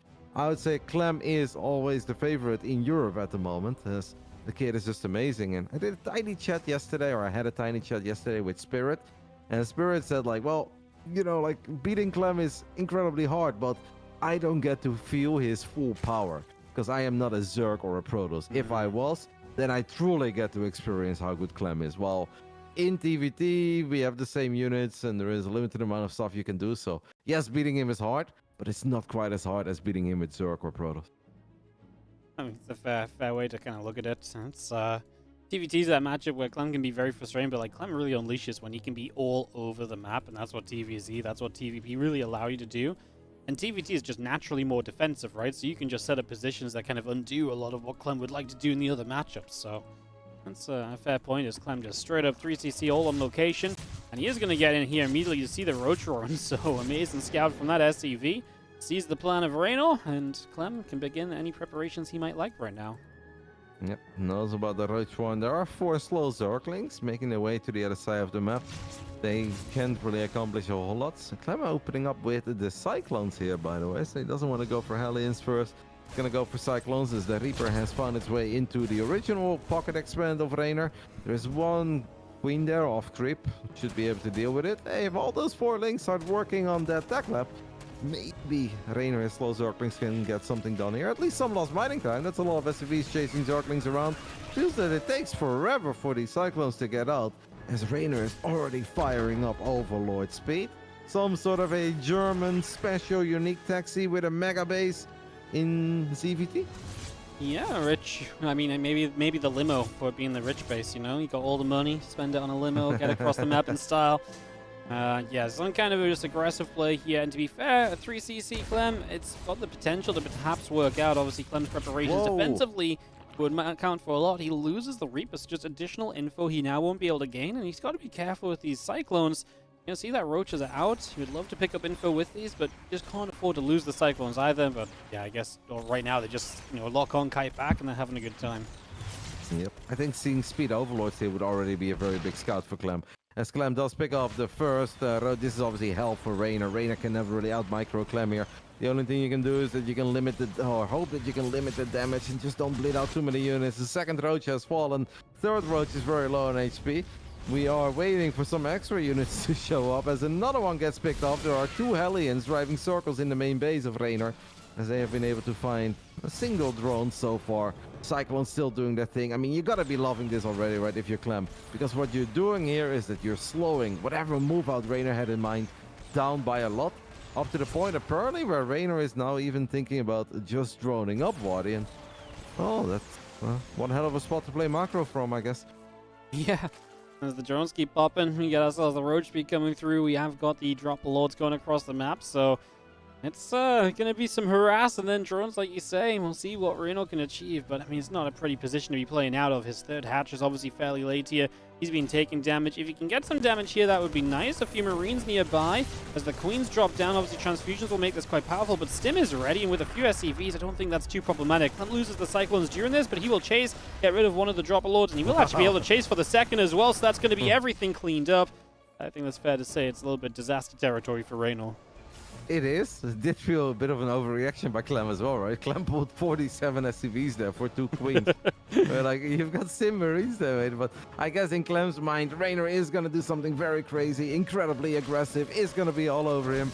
Maybe worried about a Nidus or something, right? Getting dropped right next to the Queens and Roaches. But no, Reynor is actually just kind of trying to play some sort of a macro game from here on out as he fires up another Drop Lord. But their work account is just disastrous. And yes, he's got a mega base, but Clem also has his hands on a gold base. +1 is on the way, Stim is on the way. The only thing that Reynor's got going is the supply, Waddy. If we are focusing and looking at that supply, like Lethot would have told us a long time ago, I guess we can say that Reynor's got way more battle units out.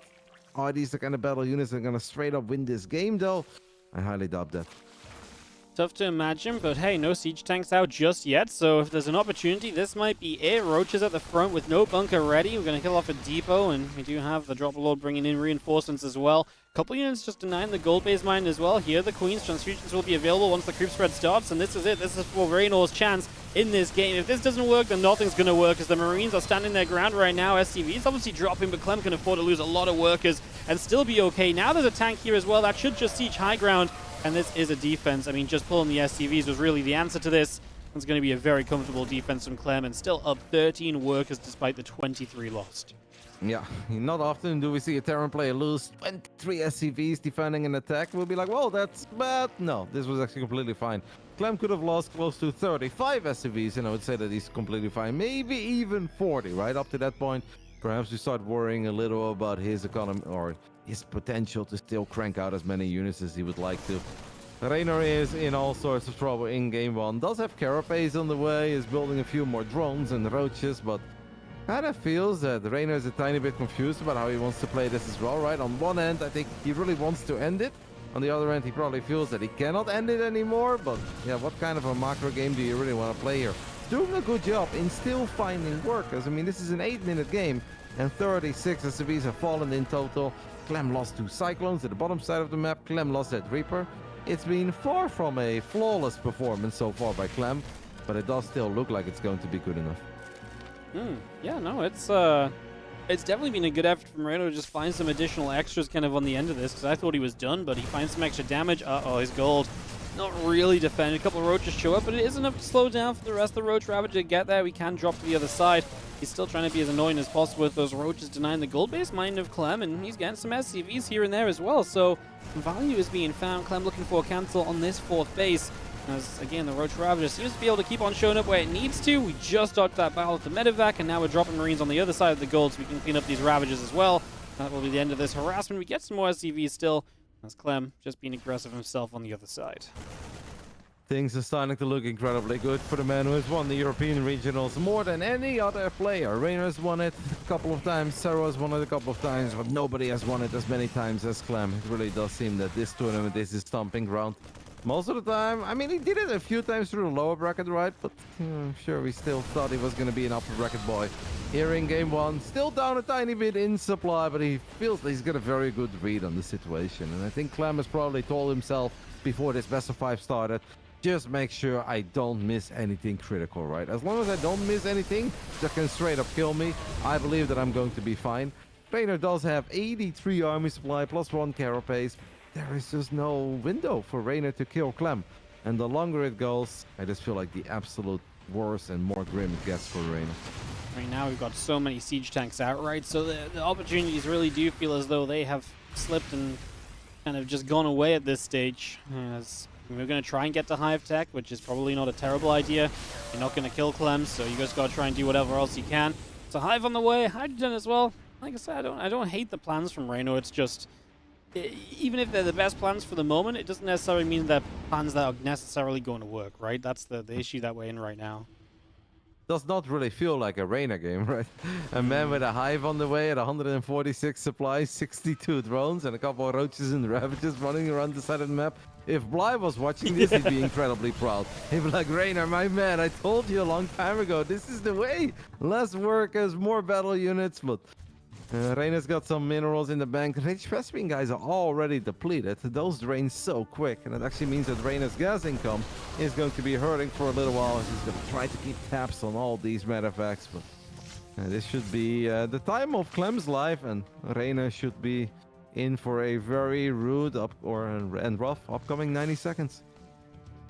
Yeah, no, it's going to be just absolute disaster time. As top left, we already do see the army just trading out a little bit. There's just a few other units here and there all coming about as well. So just the little bits and pieces all starting to come together. As Clem just getting the big push coming across the map as well, obviously. So that's going to be a very important part of this also. Like I say, just everything on its way up and getting settled here. As Clem looks to make the plays. Do we believe in a Viper and a Fungal? Not really. I wish I could say I did. Do land a tiny Fungo, and hey, the Ravagers with their corrosive bow ability do manage to connect with a tank, so Clem does drop 1 tank, as Reynor still finds a few more SCVs on the top side of the map with 5 roaches.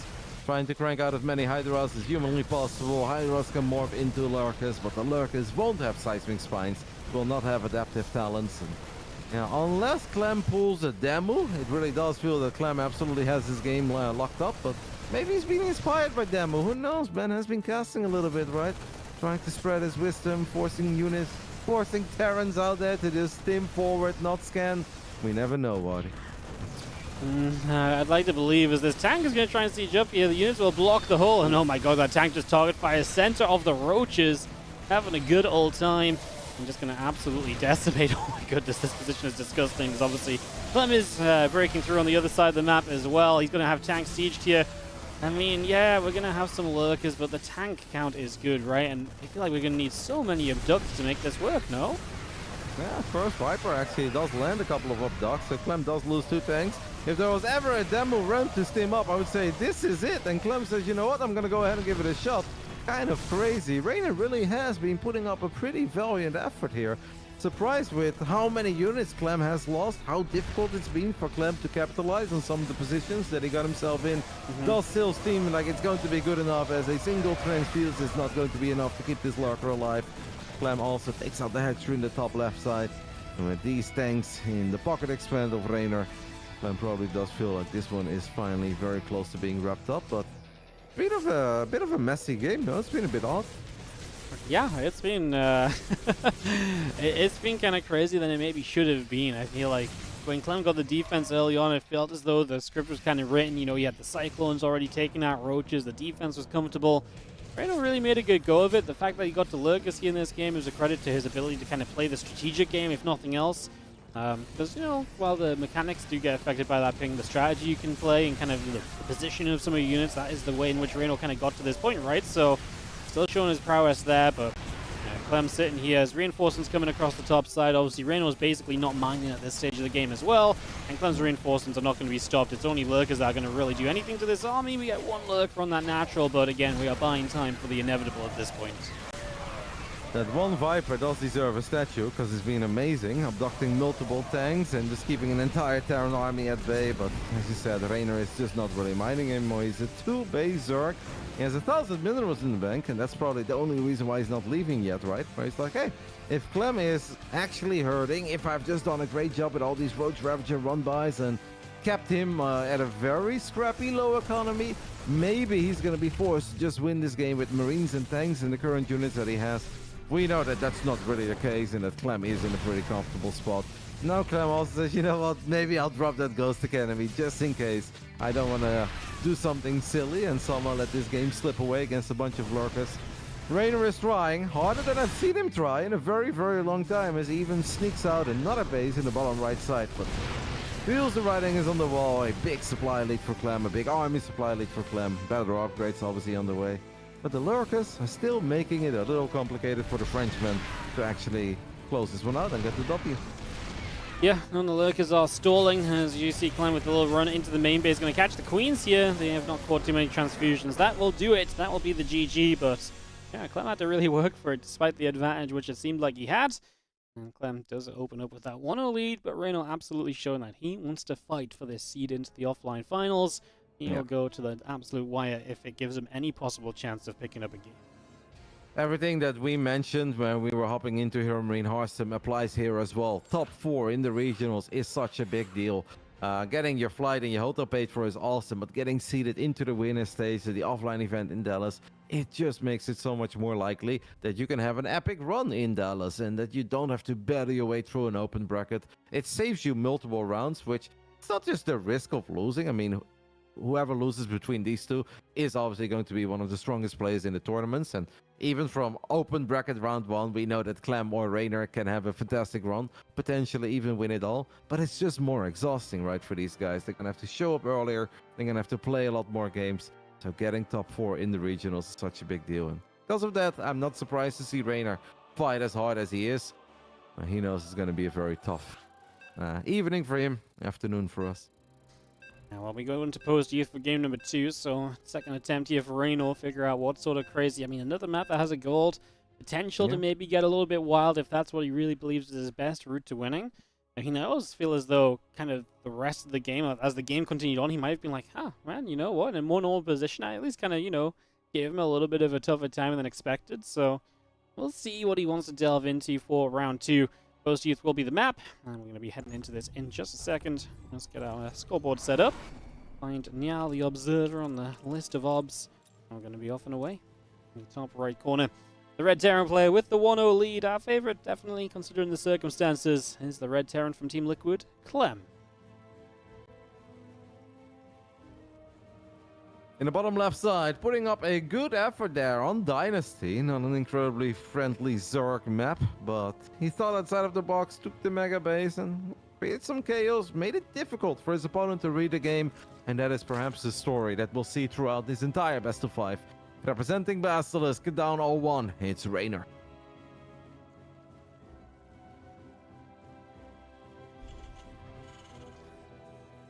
Anything funky you might expect on post youth, Roddy? Anything you've been seeing lately that Reynor might crank out? Feels that lurkers can be very good on this map. I mean, we saw yesterday Scarlet play a great game against Foxer. Actually, not Foxer, Future. But as good as Future is, right? Future is not Clem. So a lot of the things that look great when you are playing a Zerg against Terran players, it's all fun and games, and you might believe in it until you play against a Clem who's on point. Now, I do gotta say that I felt Clem was a tiny bit sloppy in that previous game, and it could go two ways, right? Maybe it's the speed and the chaos that even a Reynor with ping can cause Clem to trip up a little bit more than he should, but lost the Reaper very early, was a bit unlucky, but then he also lost the 2 Cyclones while that tiny Roach drop was happening, and I think in Clem's mind all the alarm bells went off, and that's why he pulled those 40 plus SCVs where he's like, it's a Nidus, I know it's gonna be a Nidus, right? Or it's a full-on Drop Lord invasion, and yeah, that was just like 2 Roaches and a Queen. To see Clem lose 2 Cyclones at the bottom side of the map against a Zerg that doesn't have Roach speed, that doesn't have Link speed, it's uncharacteristic, and perhaps even the great Liquid Claymore is a tiny bit shaken up, right, after those losses yesterday in the WTL and also in the upper bracket against Spirit. Yeah, no, I mean, it was definitely a shaky day yesterday, and you know what? StarCraft 2 is such a game of confidence as well. Talked about confidence a bit earlier with HeroMarine, how he plays different, but if you feel confident, you play better, right? Because it just enables you to really believe in yourself, believe in your moves. And if you get shaken up yesterday, you lost. It wasn't just that reverse sweep against Spirit, it was a WTL disaster for Clem as well. It was just not a pretty day for him. It could be kind of seeping through into today. He is going to start this off with 2 link kills, though. That's a great start, as we are missing a queen over here to help. And that is going to be painful. A couple of drones had to morph into spores as well, so mining time, lost minerals, and the lings lost. Great start from the Reaper. Is there a world where you see Reynor play Muda Link Bane on this map? Could be. I mean, it's a good map for kind of like ping-ponging between bases, right, with the mutas. Just, does he feel good enough to kind of be that active and to play Ling Bane, where Clem's going to have mines and you're going to have to split against the mines all the time? I feel like it's such a stretch. I feel like on any other day, sure, but playing with ping, I feel like Ling Bane Muta is probably one of the worst things you could try and play. Yeah, it's scary, it's intimidating, but it might be one of these things where it's crazy enough that it just might work. Classic. Circling speed close to finishing up as Reynor's got a very quick Evo chamber. Clem is playing a dangerous game with his Reaper. Normally that wouldn't really scare me because I believe the Clem always knows what he's doing. This Reaper though is gonna get tapped by the circling. And the circling speed was about to finish up, so maybe it would have gone down anyway. Seems that Clem just said, I want a maximum delay on this hatchery, and I'm okay with losing my Reaper in the process. Yes? Yeah, I can't really imagine it any other way, I guess, because yeah, I feel like he could have got that Reaper out of there, so he's just happy to say, cool, you know what? Let's just delay this hatch as much as I can. Now a Hellion or 2 showing up so they can start a poke about. Gonna go Banshee as well, which is just gonna mean that we're very safe across the board here. And as Reynor has that early Carapace upgrade, potentially opens some kind of like Ling Roach stuff because of early Carapace, but a second Evo Chamber suggests we are gonna see double upgrades. And from double upgrades, melee upgrades if that is, then maybe we do just go double upgrades into that lair and just tech up from there. Something a bit different, something spicy. I think anything that can give Reynor a lot of units without falling too far behind. Maybe make Clem uncomfortable. Just make Clem a bit stressed out. And it's going to be hard. You don't really want to play the all-out mechanical game where it's like, you're fast, I'm fast, let's go ahead and try to outdo each other. Which these do have done plenty of times in the past. They had a bonkers game once on Equilibrium. Perhaps you saw it too. It just got super scrappy, and they were both all-out offense, no defense. It was one of the most fun games of the year. That's not the kind of game that I think Reynor can play right now, but yeah, going for a double Evo, trying to get out a lot of links, and maybe not lucky, but, you know, just that one run-by that deals a whole lot more damage than it's supposed to. That could be the tipping point into giving Reynor some momentum in his best of 5. Right, very well. Could be as the Banshee comes in. Couple of queens are there. Going to push the Banshee back away through the bottom side. Just turn that around immediately. Hellions come up. Queen's taking some damage. Our +1 attack, stim pack, and +1 armor. Everything coming through. And we just have ourselves a very comfortable setup from Clem. Taking us third base, extra racks on the way. All the upgrades coming through.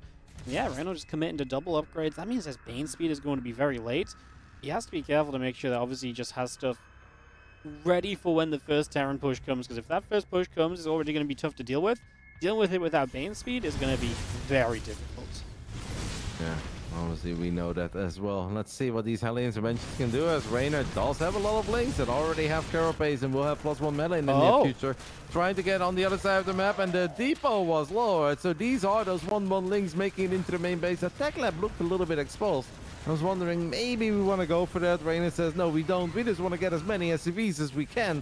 14, pretty good. Now, it was a lot of links, and Reynor's obviously not really tacking up at a very rapid pace, so he's just working with links.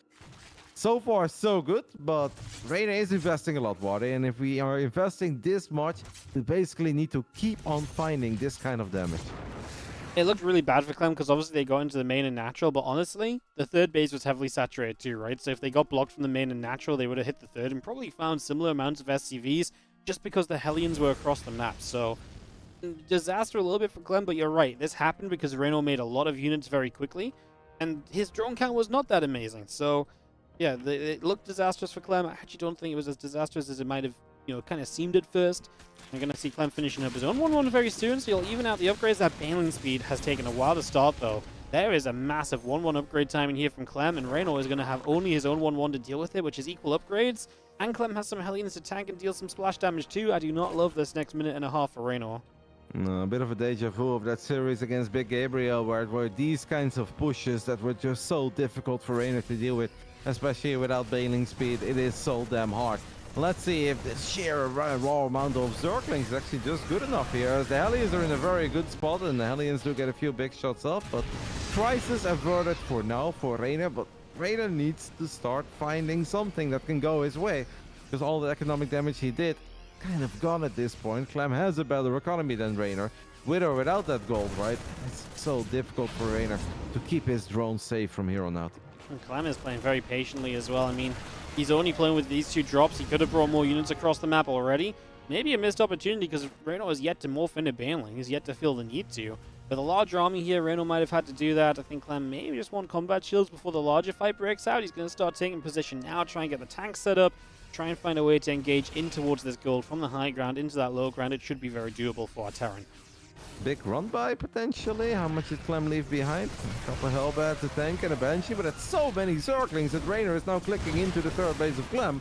And that is enough to actually surround the Hellbat. Not something you normally really want to do, but with this many Zerglings, it's alright. And Reynor does find something, as Clem is still having a hard time finding those big W's on the other side of the map. Combat shield about to kick in though, and that's gonna probably allow Clem to be a little bit more feisty and adventurous.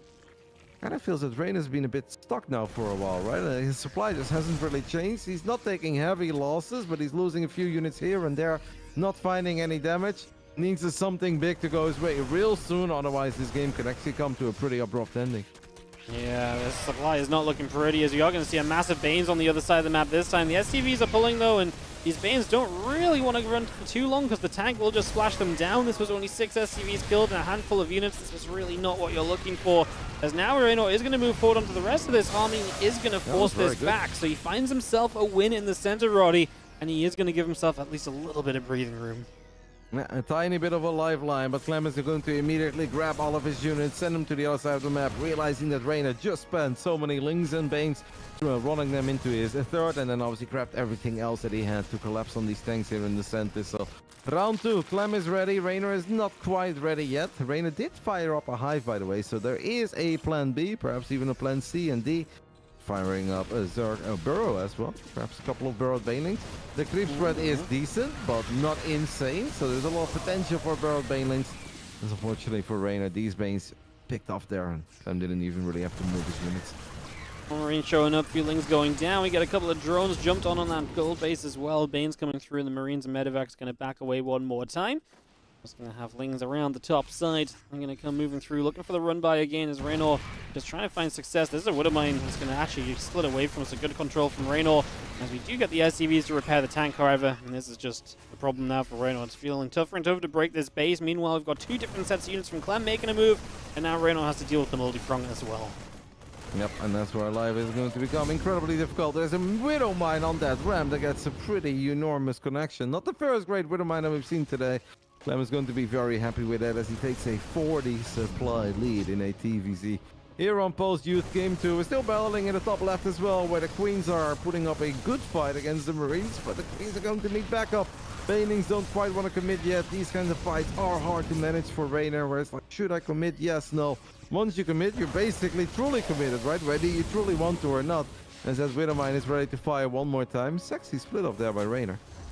Yeah, again, he's having pretty good splits against the mines, so he's definitely having some good control still, despite the ping issues. Ghost Academy coming up from Clem as he just tacks up deeper into this game, taking his own 4th into a planetary on the gold. These Widow Mines felt like they might not have gotten burrowed in time, as we do get them burrowed now. Going to help clean out the front line of Lings and just give Clem the extra bit of pushing power to maybe break onto this gold. Just leaving a few of his units in the front, doesn't want to leave us to be, too exposed to the Banelings running in. And again, he still is fighting on the edge of creepers. He splits a few units back across. This time it's an attempt to get onto the gold as Reynor, but Clem can rotate over here very easily and very quickly. That's the benefit of taking this gold. Because it's in the center of the map, you can rotate around very easily. Reynor's had high for a little while, but maybe felt that he didn't have the money for it. Reno Glens, or he just kind of forgot about it as he's trying to bust this setup on the top side, making it up this ramp. Not easy, but hey, most of the Widow Mines have fired. Reynor actually cleans up a decent amount of these Widow Mines as well. Not bad, but I'm still worried that Reynor is just kind of stuck. His army is not getting any better, while Clem's army keeps on growing bigger and is getting better. It feels that you just can't really keep on doing this as a Zerg, even if your name is Reynor, but perhaps you can still send it somewhere.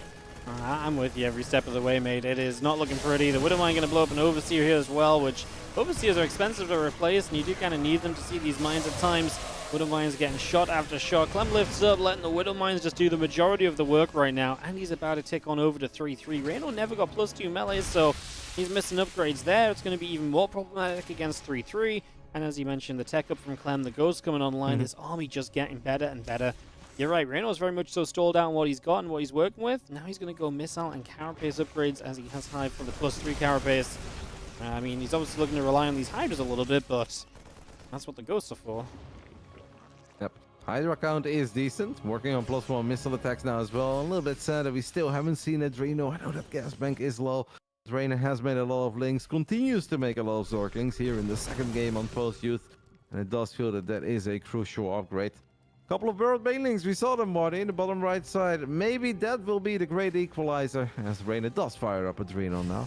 And the fact that we are looking at these games and the games are somewhat competitive, I don't think that Reynor can really be too upset. Of course, you want to win. He knew it was going to be incredibly difficult coming into this, but it's not like he's getting steamrolled and he doesn't have anything going his way. Like, he's putting up a fight. He is indeed. As the Ling Bang +1 missiles continues up, Adrenal Glands coming through. Reynor is indeed. He's making this difficult, and especially from like positions where I feel like Clem has been in a good spot. You'd imagine it was going to be easier for Clem to clean it up than it has been. These games are drawn out as though Reynor's been in a great spot all along, so I feel like Reynor's kind of like stepping it up almost once he gets behind. And Clem is definitely a little bit uncertain about how exactly he's kind of finishing these games up, as Reynor with the run by into this third again. We've seen this run by direction multiple times over. Going to be seeing it once more here as Clem has pulled back to deal with it, though. The Banes are going to try and reach some SCVs. There's not too many for them to really crash into, and those Hydras are going to be going down. That's expensive. Yep, Hydra's going to go down. We had a few big Widowmine connections in the center of the map as well, as Reynor is chasing this Ghost army all the way near a planetary. That's a little bit risky. It does feel that Reynor just feels like a fish in the water on these maps, even though he doesn't like them. He's been pretty vocal about them, that they're not very Zorg friendly and they're difficult and whatnot. The unit movement on Reynor's side has actually been excellent, and perhaps Clem is missing playing some of these games against the likes of Reynor and Sarah on the European scene, and he just hasn't played a crazy amount of PVCs on this map all yet. So it feels that it's all coming a little bit more natural to Reynor at the moment than it is to Clem. While Clem is still the one who is winning, I don't think there is any doubt about that. And Clem is still doing a lot of the right things. It feels that Reynor feels a little more at home on these maps so far than Clem does. I mean, it's a good point you bring up, right? Clem's best practice is not currently around, so yeah, it's maybe it's a little bit of an issue for this matchup, and something that we've maybe not seen exposed as a weakness because he's not played against someone to the strengths of, you know, a Reynor in a little while. And you see Bio going to relocate about. There's an Infesta lurking underground. That could be a huge fungal on all those ghosts. If you can combine that fungal with some Banelings, that could be beautiful. It is going to go off, but it doesn't quite catch all of the ghosts, so we are going to be able to slip away into the medevacs. A little disaster for Clem, but not as big as what Reynor would have wanted it to be. Only one overseer here. There is a Widowmine that has a lot of potential, but Reynor is going to try to split up the links, and he does. And the links are actually targeted. Got picked up by the planetary, so the mine didn't fire at all. 5 drones are dying on the left side of the map to a few Liberators. We have double Liberator harass while this battle is happening. Surprising to see Reynor being disadventurous with only a single overseer. A while ago, I felt that he brought a lot of overseers to these fights. Just kind of tried to drag the Widowmine shots above the Terran army. I love that. Maybe he feels that he's just not quite able to execute it, as that Widowmine shot does connect in the center of all these links. Scan goes down, the Infesta gets picked off. Clem feels like he's in control, but he absolutely has to work for it, and probably a tiny bit annoyed with how hard it's been, where, as you said, he was already in a good spot. It felt that there were moments where if Clem splits micros half as well as he normally does, then it would have just been all over.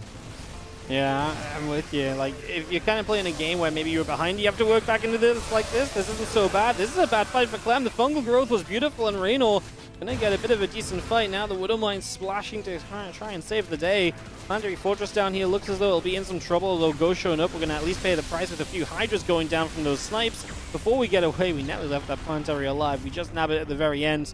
So Reynor knocks down a base attempt from Clem.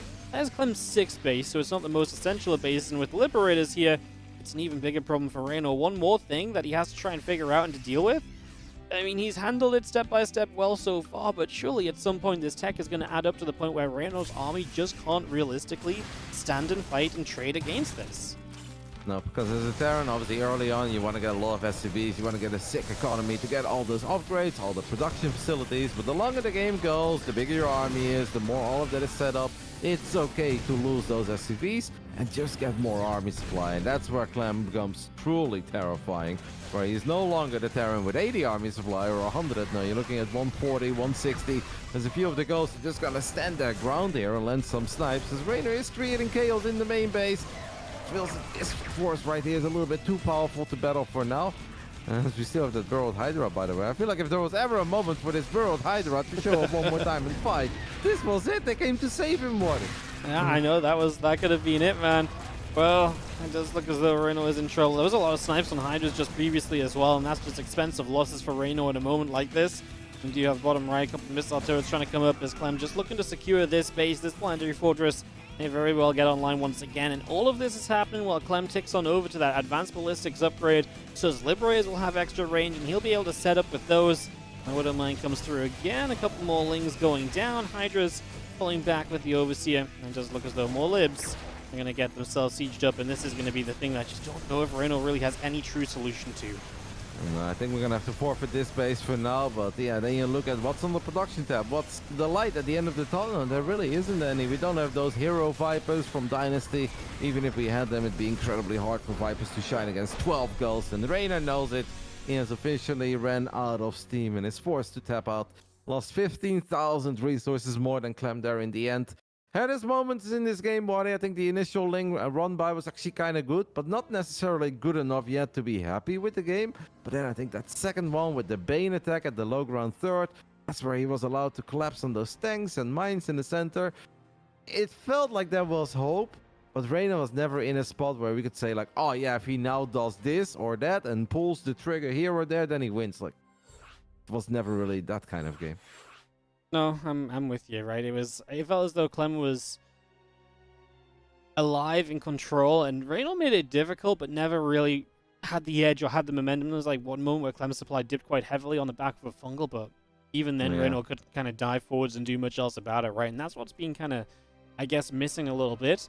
I think it's what you kind of say, like, his movement's really good. His movement around the map is stopping Clem from taking advantage and ending the game.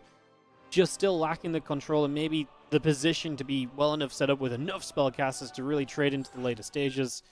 Then now up 2-0 and a map away from meeting HeroMarine in that lower bracket round of 2, but also, more importantly, of course, qualifying into the the ESL SC2 Masters Regionals Dallas, into that seeding round, or the winners, what do we call it, the winners matches?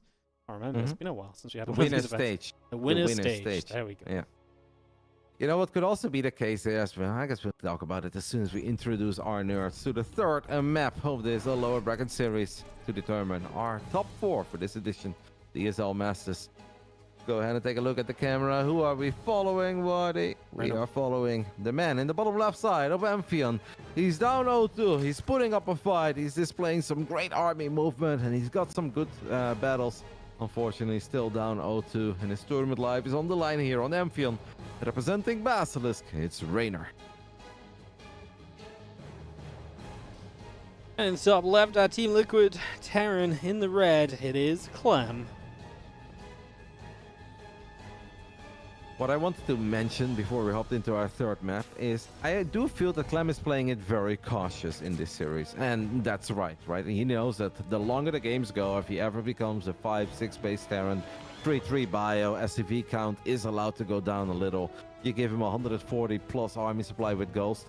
Is it likely that Clem is going to lose to Reynor playing from Korea? No, that's incredibly unlikely. So I think because of that, he's a little bit less flashy so far in this best of 5 than he normally is, as he leaves a lot of units at home, and he just doesn't even really want to take those risks of being Liquid Clem and standing there and gunning down every single Baneling before they connect. Almost feels that Clem's entire game plan is, let's make sure I survive. Stabilize, get a strong economy, get the setup that I want, and from there on out, I'll be fine. That will be a different day for me to be flashy, crazy, and create a highlight reel for the ages, but perhaps today is just not that day for Clem. No, I mean, if you're feeling confident, if you know that realistically the longer the game goes, surely it should be more difficult for your opponent to do well. then surely, yeah, you just kind of don't need to kind of, like you say, be flashy. Just play it safe, guarantee those situations, which happens by being a bit more defensive, not looking for the win straight away. You know, as long as you're trading now, not letting the Zerg get away with murder, they're probably in an okay spot to just let the game kind of keep on ticking. Because, like we said, Clem was always in control in the last game. So Reynor going to take this base over here. Okay, well, we are just absolutely popping with the ideas and the builds today as Reynor, which I like considering, again, the situation. I love it, man. Amphion, we're gonna take the base on the right side. Half a gold, half a blue base. It's very similar to the base that's on 9. But even that base, you just don't see people take it very often, right? Like, think about the amount of games so far, what have you seen on this map, or perhaps played on this map. How many times do you see people take the 3 or 9 o'clock base? It's so rare for me. I don't think I've seen it like a little bit. I've taken it once myself, but once in a blue moon, right? It's very rare. Like, it is. I think you're right. You're talking about 1, maybe 2 times I've seen it. I mean, it's not that beneficial. The only benefit I think you can find here is if Clem is like, oh, you're not taking a third, what are you doing? And he plays a bit afraid, when in reality, you're actually setting up to just play big into, you know, macro and a lot of link bane, and by the time Clem figures it out, you've got enough units to kind of get around the map and defend it. Maybe that's part of the plan, so, yeah. Just, again, making it a little bit weird. Maybe that's the whole game plan of Reynor today. Reynor is showing A, but it's actually B, and perhaps playing a little bit to his image as well, where he knows that a lot of his opponents are worried about his crazy aggressive builds because they feel like he doesn't want to play a long, straightforward macro game, and this is definitely not that straightforward. But yeah, making Clem worry about the chatter, the all-ins, while actually trying to get the Zerg hidden base up in his EVT. Yeah, that's, I don't want to say a first one, but it's definitely a first one when I'm looking at the level of these guys. Reynor Clem, the hidden base on a map like Amphion. I kind of like it, Waddy, because desperate times call for desperate measures. And yeah, just like that other thing, it's crazy enough that it just might work. Maybe it just might. As we do have this Reaper coming through, Clem would love to find out everything that's going on. I mean, he sees gas mine, he sees a lot of it, he sees the road roar, and he's like, man, there's got to be some kind of aggression, right? But with 2 bases, you would typically expect the less. So I think that's maybe the one thing that you'll be a bit confused about. As this Reaper continues to dance around, Hellions come through. There's not a lot of defense right now. The drones pull. It's probably the best they can do right now, but already going to lose 2, and this is not looking pretty. There's no answer to these Hellions at the moment, apart from a potential drone surround, but that misses. And there's going to be 6 workers. And maybe even 1 more at the very end here as well. We try and dance around for it. Not going to find it, but 6 workers. Full drone pull off the natural as well. It's going to hurt. 2 more Hellions going to try there. Look, they see the first roach popping out. There's nothing here on the natural now. Unfortunately, we won't really get to see the hidden base coming into action here, as 9 drones is just a few too many to lose against the Clem, who has only lost the Reaper and the 2 Hellions. Clem turns around one more time, and this time around we do see a bit of that speed of Clem here in the early game, where he's like, alright, let's go ahead and just see how much damage I can get. Reynor down 15 workers, up 20 army supply, but it's going to be mostly Zerglings, Waddy, and I guess killing the 4 Hellions. If there's ever a world where Zerglings can shine, this is perhaps the world where the wall-off isn't quite done yet. He's actually been banking up quite a few roaches and ravages on the right side. It's a funny idea, but it just kind of feels that Marines will take care of the links, Banshees are going to take care of everything else, and there's only one world where this works, and that's just if Clem moves out with his units, and he's just not expecting this at all. I mean, we've got a Banshee here. I mean, Reynolds going to build the spores against the Banshees. Clem's going to park the Banshee right out of the front. That is a man who is very aware of the damage he's already done, and he is very aware that there's very likely an attack coming his way at some point soon. You have this Banshee going to provide high ground vision, and this one might actually kind of go across the map. In fact, both go across the map now, because Reynor has waited long enough for them to be moving, so there's an opportunity. This might be it. SCV's down to the low ground. They will probably pick up a little bit of kind of a heads up as to the fact that this is happening. As there we go, we're going to see it with the Lings now. The Marines are going to run in. We need to release this depot. Not going to get this. Now the SCVs are going to have to be the hole in the wall. And, well, the Banshees are turning around back home. No surprises about that one. Nope, it's a lot of SCVs that will fall here, but the bunker, I think, is the one saving grace here for Clem. Like, yeah, we're going to lose a lot of SCVs, just like we did on Dynasty, but he can afford it. Reynor knows it as well. This was, unfortunately, for the Italian Stallion, simply impossible. Clément is back to the level, or perhaps at least to the results that we expect from him after he dropped surprisingly to the lower bracket yesterday. Another top 4 finish for Clem. But Waddy, for a lot of people, this is like that yes moment. Kind of feels that Clem's journey is just getting started here. Yeah, I think this is very much so Clem just saying, well, you know what, top 4 was not my goal, especially when I knew that Reynor was in Korea, Cyril was not part of this season. Clem, there's no way he looked at this and said top 4. He 100% was looking for more, and this is definitely, like I say, I think the beginning stages of that journey. This idea of like, hey, I'm gonna send it. Let's see how far we can get.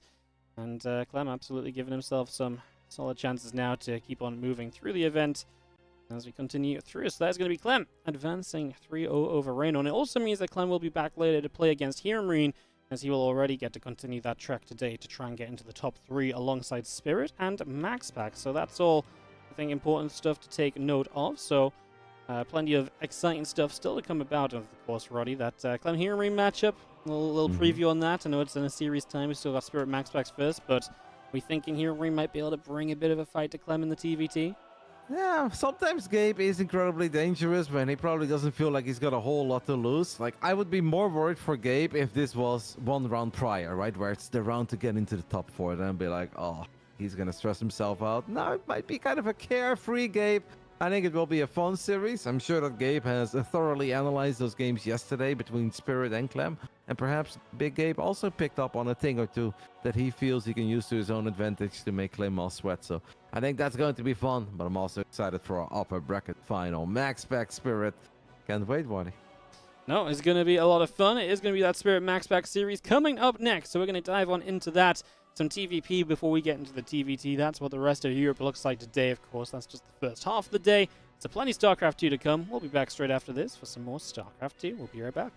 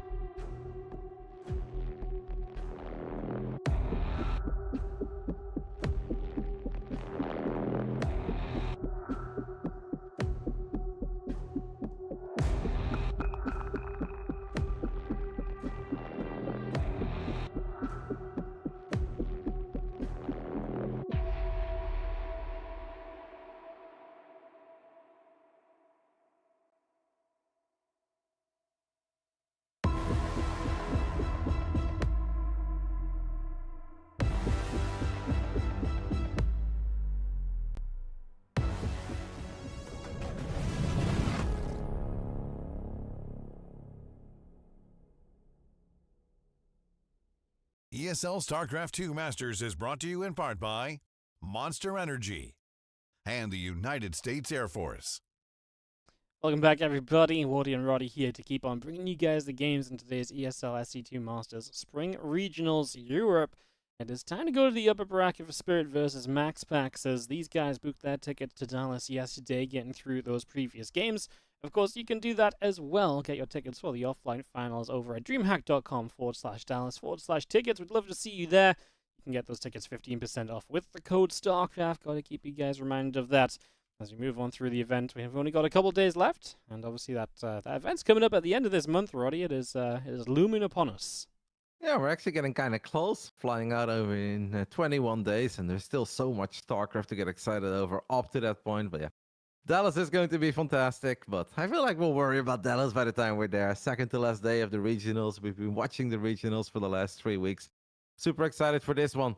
MaxPax Spirit is one of these series where you almost don't even want to mention what has happened the last 10 or 15 times that they played against each other, because then you lose all hope. But I don't think we have to focus on it too much, because these kind of series are different, right? The stakes are so much bigger, are so much higher, where maybe nerves will come into play. And if Spirit ever had a build that he believed in, there was a moment to bring it out, Waddy. This is the moment, because if we're not using it now, we may as well retire it and never use it.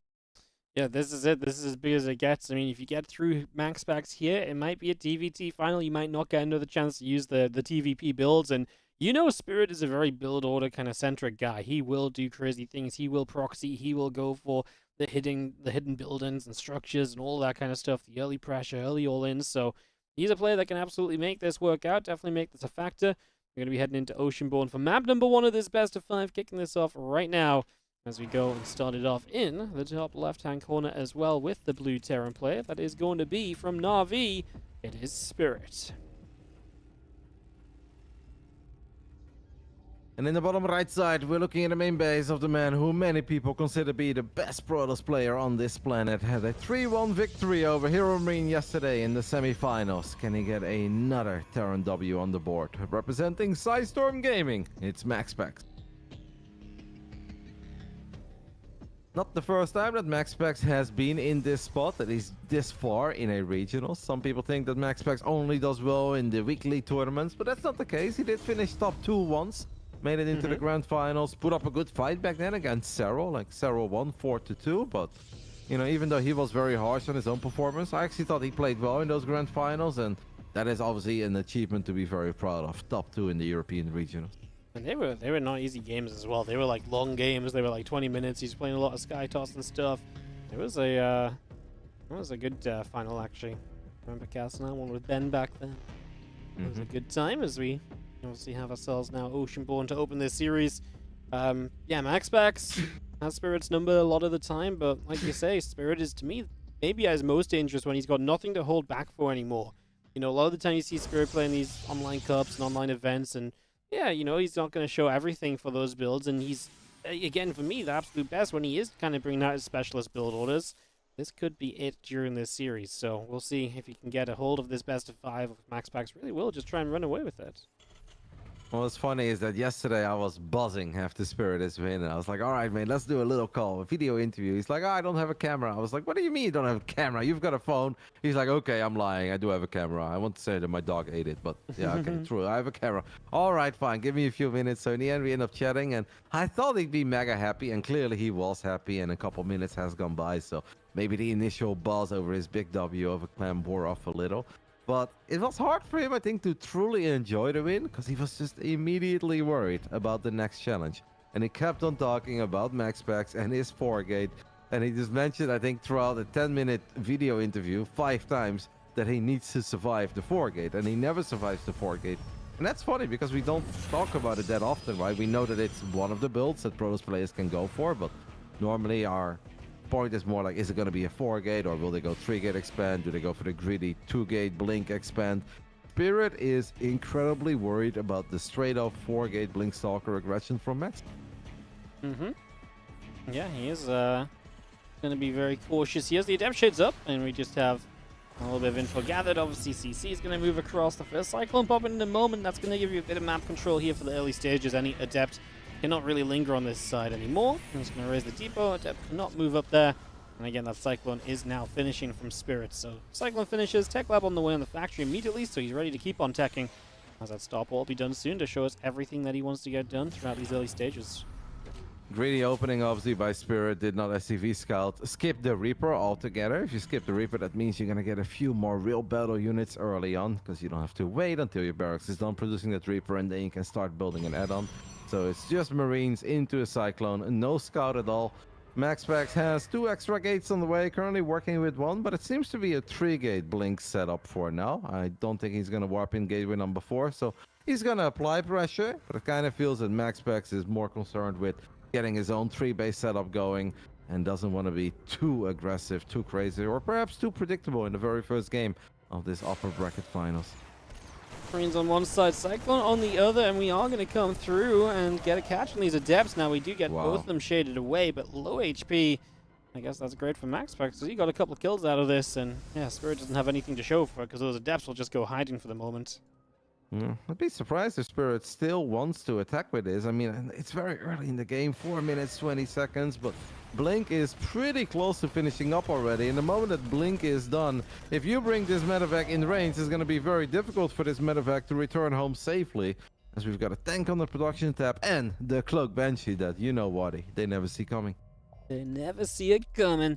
You know, try and bring that through, try and get that as a surprise factor. A lot of these builds lately, Roddy, well, like Marine Tank Banshee or Marine Tank Lib, Terrans are really liking these kind of aggressive setups. A lot of units that do a lot of damage and can really kind of power up some pushes. The medevac will continue down the map. The Stalkers have come up to the top with the Prism about to be here, so MaxPax getting ready to be aggressive, but Spirit will have some aggression of his own. He will see the third base building too, as, oh no, worst time for the Banshee. It's going to insta-die.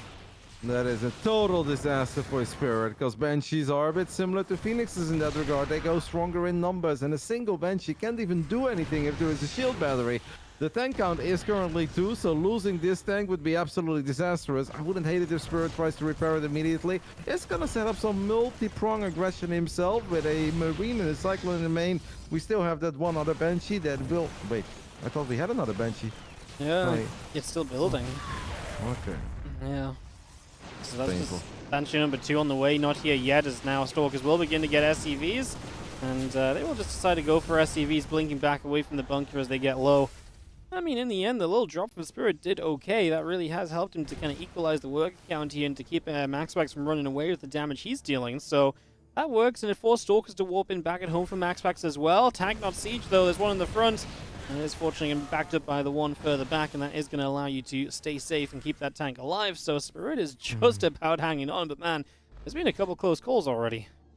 Yeah, he's hanging on, but it just doesn't look pretty at all. MaxPax is a 3-base Protoss with an 8-work elite, is already surrounding the main base and the natural Spirit, so Spirit moves out. He's going to have to eat a couple Stalker shots. I really hope for Spirit that this Banshee can find something, because that's kind of what he needs. MaxPax did leave 3 Stalkers and a single Observer at home, working on depots. And Spirit is supply block. I feel like these are the kind of setups you often see if a Terran has opened up with a 3rd CC, where it's like, alright, they give up some map control and some map presence, because eventually you're going to have a really strong economy. We don't have that. What we do have is 2 extra barracks going up, and is there a world where Spirit just pulls the boys in game 1? He goes full Big Gabe on us, and he just wants to kill MaxPax on 2 bases? Yeah, I mean, apparently so. He's definitely doubling down on it, right? Extra barracks, the stem combo and +1 will all kick in, and the push is going to be powerful. Of course, MaxPax is on his way to the Robo Bay. That's going to be one of the key features of trying to defend this. If he can get enough splash up in time for this push, could be huge. We are investing into an Immortal as well to beef up the ground army until the Colossus is ready. Of course, charge is not going to be a question. That will be done long before any aggression of Spirit hits. So, yeah, Spirit wants to send it. I feel like MaxPax's setup is honestly going to be there to deal with it, though. Yeah, I think you're spot on. We have a Sentry as well for a guarding shield. First Colossus will always come out. I mean, there's a good chance there won't be extended thermal lens or anything, but MaxPax is even going up to 4 bases. He is currently cornering Spirit, who is setting up on 2 bases, has 5 racks, has tanks everywhere. I mean, if you just look at the main and natural Spirit right now, I feel like you see a Terran player that's been hurt by this specific Protoss in the past. He definitely has been. As +1 kicking in. It's time to go, and it's time to start moving. And we are going to be leading across. It's a lot of units, it's a lot of tanks. Spirit would love to try and get in position. MaxPax already trying to set up with the Prism, but the Marines are here to intercept and deflect, and that's great, because now you don't have to worry about turning back home or anything. You can fully focus on just coming straight across to this other side. The Marauder count is 1. It's basically pure Marine tank what Spirit is bringing here to the other side of the map, and he has indeed grabbed the SCVs as well. We have that one Banshee that's going to try to be annoying in the main base. Colossus, if that first Colossus dies, that would actually be a bit of a disaster for MaxPax. But MaxPax is able to save it, drop some force fields. And these kinds of fights are nice, right? Because now MaxPax is forcing Spirit to siege up so far away from the 3-base setup. And every second that goes by is a monstrous one for MaxPax with his 4-base economy. I know it sounds silly. 2-base against 4-base. And we like it for the 4-base guy who's defending. Yeah, no, it is looking pretty good. Zealots are going to come into the main just to get rid of even more SCVs there. Even intercept reinforcements. Everything about this so far is absolutely clean from MaxPax. Colossus just lasering down Marines, and we do not really look as though Spirit's even got the ball rolling on this attack. I mean, now the tanks are starting to get in range. Marines just going to stem forward. I feel like the tanks aren't close enough already to really be involved in this. Now we're going to get Zealots from all sides. MaxPax kind of thought twice about it, so kind of a waste of a few units, but I just don't feel like he had to pull the trigger, and I think you recognize that as well. Yeah. I don't think it's really going anywhere for Spirit, but he's going to try, obviously. We got a single Marauder, 20+ Marines here, and a few tanks, but the tanks are kind of in no man's land. MaxPax just waiting for another Colossus to come out, so we've got triple Colossus, of course, which will go down, and Spirit knows that this is an impossible fight to ever win. He gets called. MaxPax doesn't see the Cloak Banshees coming, Waddy. He's there when they spawn. That makes it even worse, and it feels immediately that the tone has been set for this best of 5, and MaxPax says, all right, mate, you know what I normally do? I'm going to continue doing it, and perhaps even sharper and even better than what you are used to. That was pretty one-sided. There's no other way to put it. No, that was just a shutdown. I mean, obviously, MaxPax getting a good catch. Spirit, honestly, I feel like almost got fortunate with that Cyclone and Marine doing so much in that medevac when the first Stalker showed up. If it wasn't for that, this would have been dismantled even harder, it feels like. But, you know, that was the one thing he had going for him at some point. Otherwise, it was all about MaxPax there in game number 1. Crimson Court for game 2, as MaxPax looks to go and put himself up 2-0, and Spirit looks to try and hang on to this series. You can really see the ultra defensive setup that Spirit had going for himself for a while, where he basically said, I need tanks, and I need them quickly, and I need a bunker, because I don't want to die against 4-gate Blinkstalker. But it wasn't 4-gate Blinkstalker, it was the 3-gate. And I don't even know if Spirit really picked up on that, but it felt that Spirit, his main goal into coming into game 1 here was not dying early. And yeah, then by the time that we finally got there, it's like, oh, but now we're kind of dead in the macro game. And I'm sure that it was his plan to go for that 2-base all-in and pull the SCVs. It just all felt a little bit late. And this did not come as a surprise at all to MaxPax. Even if he went up to 4 bases, which you could say is unnecessary, right? Like, do you really need 4 base against a 2-base SCV pool? You don't, but if you can get away with it, then I guess why not? In the bottom left-hand corner to start us off for game number 2, we are going to have ourselves the red Protoss player going by the name of MaxPax. Top right side, hailing from Poland, representing Navi, completing one of the most epic reverse sweeps that we've seen in a very long time yesterday in the semifinals. Can we turn things around here in the upper bracket finals? This is Spirit.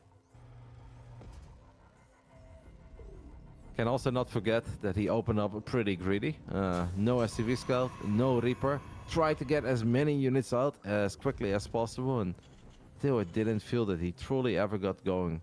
Like, lost the Marines early against the Adepts, right? Like, other than that tiny drop where he had like 1 Cyclone, 1 Marine left over and grabbed, what, 5 probes or so? Was there anything else in that game that was truly good for Spirit? No, I don't think so. That's kind of sad, Waddy.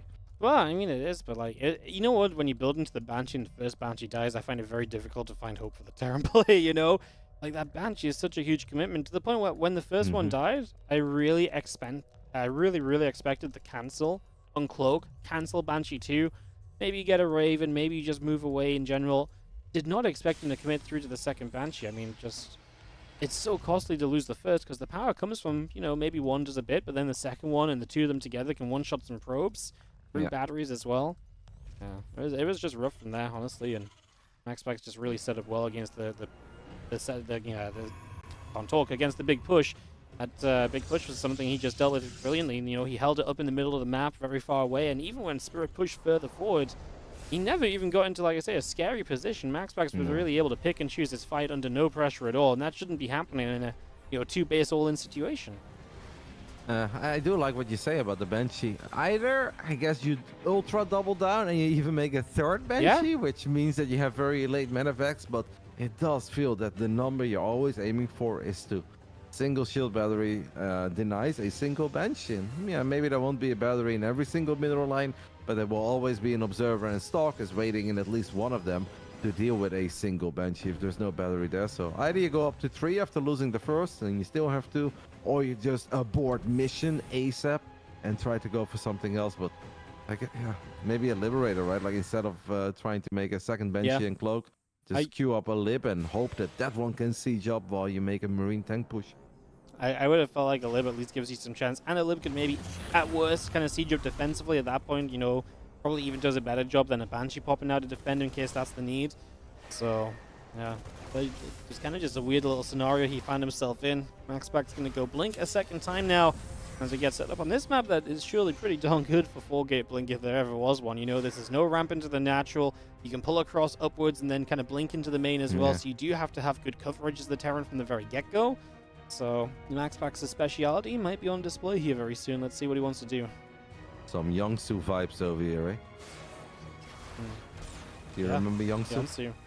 The famous map with the sensor tower from TY, right? Yeah, I think so. It had like some green, some fire, some snow. That map was terrible for Blink. It was, as in, like, to play against Blink on it was so broken.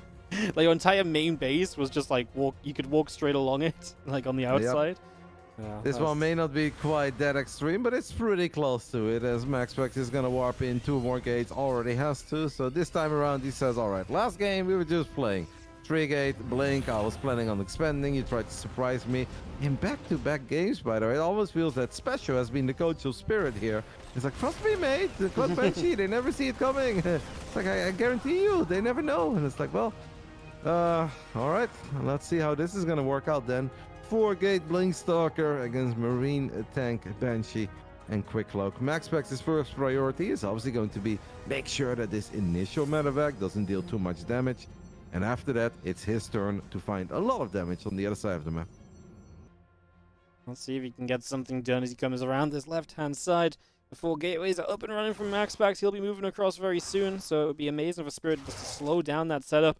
Slow down this advance of the medevac as it works its way down the left and into the natural. So we'll see. Spirit actually backs up for a second, but yeah, even if he forced warp-ins at home, that would be a win right now. There's actually a couple stalkers left behind, so MaxPax hoping to use those to defend. As he's going to see with the Adept, the Marines, the tank, the bunker.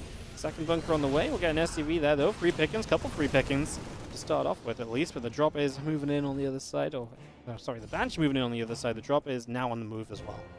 It has potential now, right? Obviously, it's very scary for Spirit because almost all of his units at home are in the natural, but we'll worry about that later. The initial Marines in the Cyclone already doing pretty damn good. Can we save that Cyclone for a bit? No, we cannot. Spirit is busy trying to deal with all the Stalkers in his main base, ends up losing one of these first important tanks immediately. Is dealing a serious amount of damage to the other on the other side of the map, though, Wardy, but can we stabilize at home? That's often the very big question when you're going up against MaxPax. Is 4-gate Blink Stalker opening.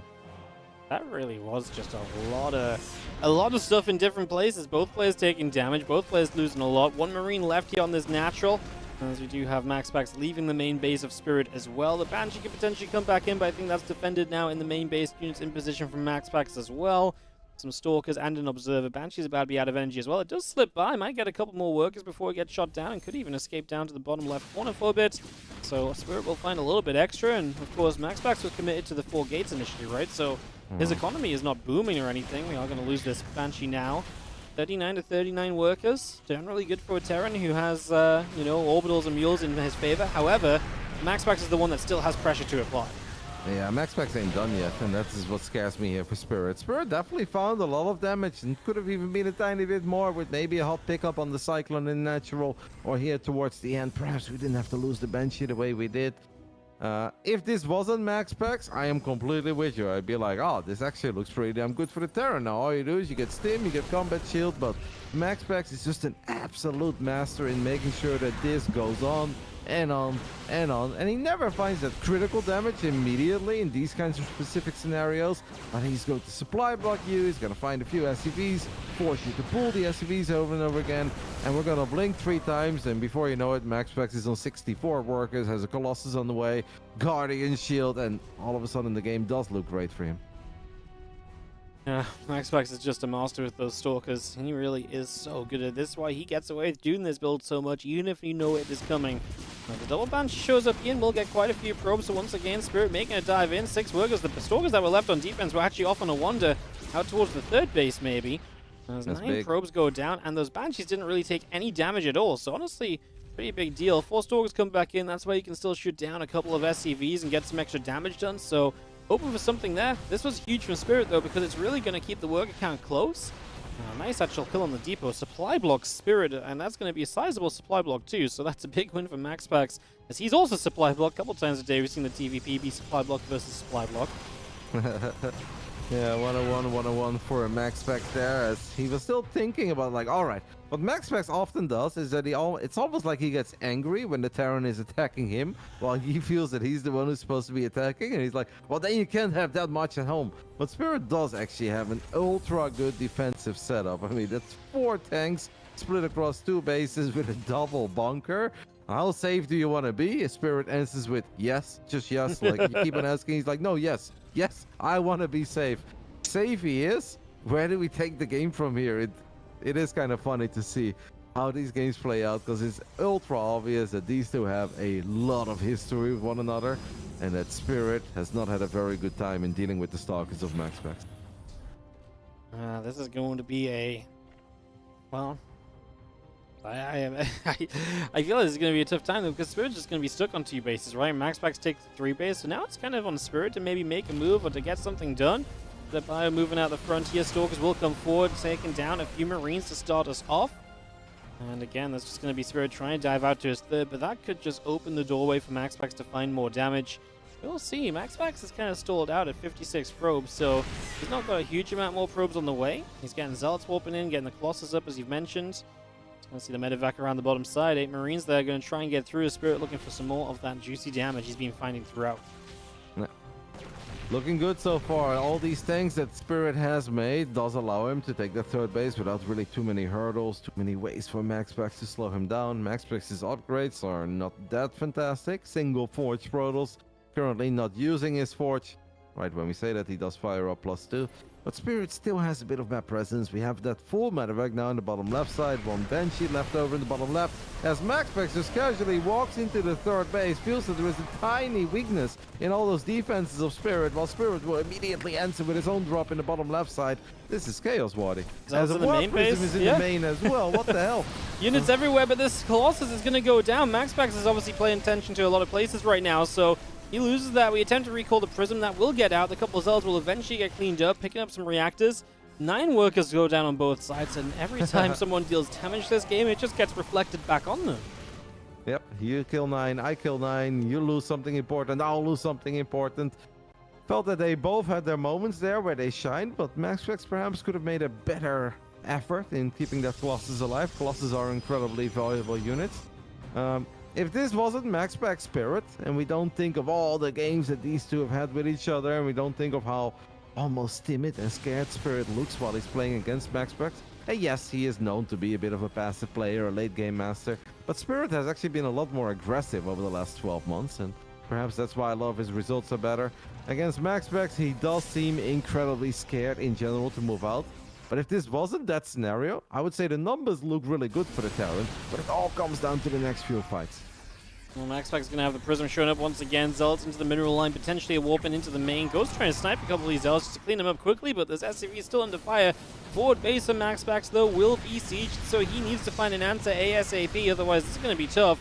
He's got a couple Colossi, but if they move into that fight, they're going to get target fired by tanks, and that's a problem. And once again, it's 8 for 8 on workers killed. Both players will strike at each other, and obviously right now MaxPax is getting the benefit of shutting down some reinforcements as well. Yeah, not just reinforcements, he's still gonna get SCVs here too, maybe can pick up something important. I'm not talking about that barracks. Like, Spirit killing this base is awesome, but that's the 4th base. And he's got a fourth command center himself, but that is not a fourth base that has landed already. That's up and running. It is not going to be a planetary for a while. And I am a tiny bit afraid that the longer this War Prism arrest continues, the more likely it is that MaxPax is waiting for his moment to strike and get on top of all of these tanks. Spirit knew about it. Observer gives MaxPax the heads up that everything is on siege. This base is going to be a planetary in the near future, but it's not a planetary yet. However, the Prince of Denmark does not feel that it's the right idea to walk on top of that ramp, as War Prism gets picked off in the top left side, -1 Zealot 2. Fun game, Spirit playing excellent, but the third base is wide open. Yeah, we're just going to jump on this, and this is the problem with the two avenues. You've got to be able to rotate between them as the defender as well. The aggressor is going to come up this left side, and MaxPax gets a good few SCVs. He's going to go for the orbital. Ooh, he hits the refinery instead. I think he could have had the kill on the base there. He backs away a little bit, afraid of getting stimmed into, afraid his opponent was going to jump onto his army. Well, Spirit repositions the tanks. This is definitely kind of, time to be done as MaxPax, who builds up a fourth elsewhere, does not take the forward position, takes the left-hand side instead this time. Yep. Also, is going to add a second robo. Colossus maybe from the low ground can get in range of these SCVs, so MaxPax will find himself a few more. While he was attacking the third, he also ran a couple Zealots on top of the tanks that were left behind the planetary. Only got a single one, but still that's a tank for just a few Zealots. Very scrappy game, a lot of trading, a lot of battles as MaxPax sees the sensor tower, and apparently he just hates circles. While he blinks forward, guns it down immediately. Feels that this is the moment to queue up a +3. They're both so broke. They've both taken a lot of blows to their economy. Fun game, a very fun game, and an incredibly important game for Spirit. If Spirit wants to make something happen in this grand final, I think it is safe to say that he needs to win here on Crimson Court, because a lot of things did go his way. They did. He found a lot of aggression that worked out for himself. He matched the damage that MaxPax dealt for a lot of the early stages. It's rare to find games where you can say that that was the case, as MaxPax really kicking it up a notch in terms of expansions. Fifth base coming down immediately now. Just realized maybe it's going to get tougher and tougher to attack into Spirit and to find those openings. And so he just says, cool, more tech, disruptors, more expansions. Fifth base coming down where he lost the fourth earlier. If he can get set up across that, then he is going to be rich enough to keep on firing into Spirit's defense and maybe find a way to break him down at some point. Great job by Spirit for the second time. The Vikings are exactly where they need to be, and they gun down the second prism too. MaxPax in return is again going to try to run on top of the third base, but this time around Spirit is a bit more ready for it. And Spirit is going to try to get some value out of his 8 Marines in the bottom side of the map. Marines were going for probes at first and switched over to Zealots. In the end, MaxPax will take care of it. I do think that MaxPax probably hates the idea of a very rich Spirit, of a 5-6 base Spirit that can get liberated and advanced ballistics. MaxPax really wants to avoid it, as Spirit has picked up 2 full medevacs, Wardy. I kind of feel like we need those units at home at this point. Yeah, they might get some serious damage done, but once again, we're losing a third base. Well, we might take down 1 of 5 bases in return. That's if you get the base. We'll see. He's going to fly across here. He's going to see it. He's going to be able to go move into position to try and, well, do some damage. But the recall comes in. And that's the problem. Now you just lost a whole bunch. And, well, MaxPax just recalls home, and he's going to clean this up. Now he loses a Colossus, but he's going to be okay. That's a lot of Marauders. And Marauders are a bit more pricey than a couple of random Marines, since MaxPax is about to get his hands on +3 attack. Still running around with them Blinkstalkers in the center. Was wondering if he can gun down the sensor tower one more time, but this time around, thanks for keeping it safe.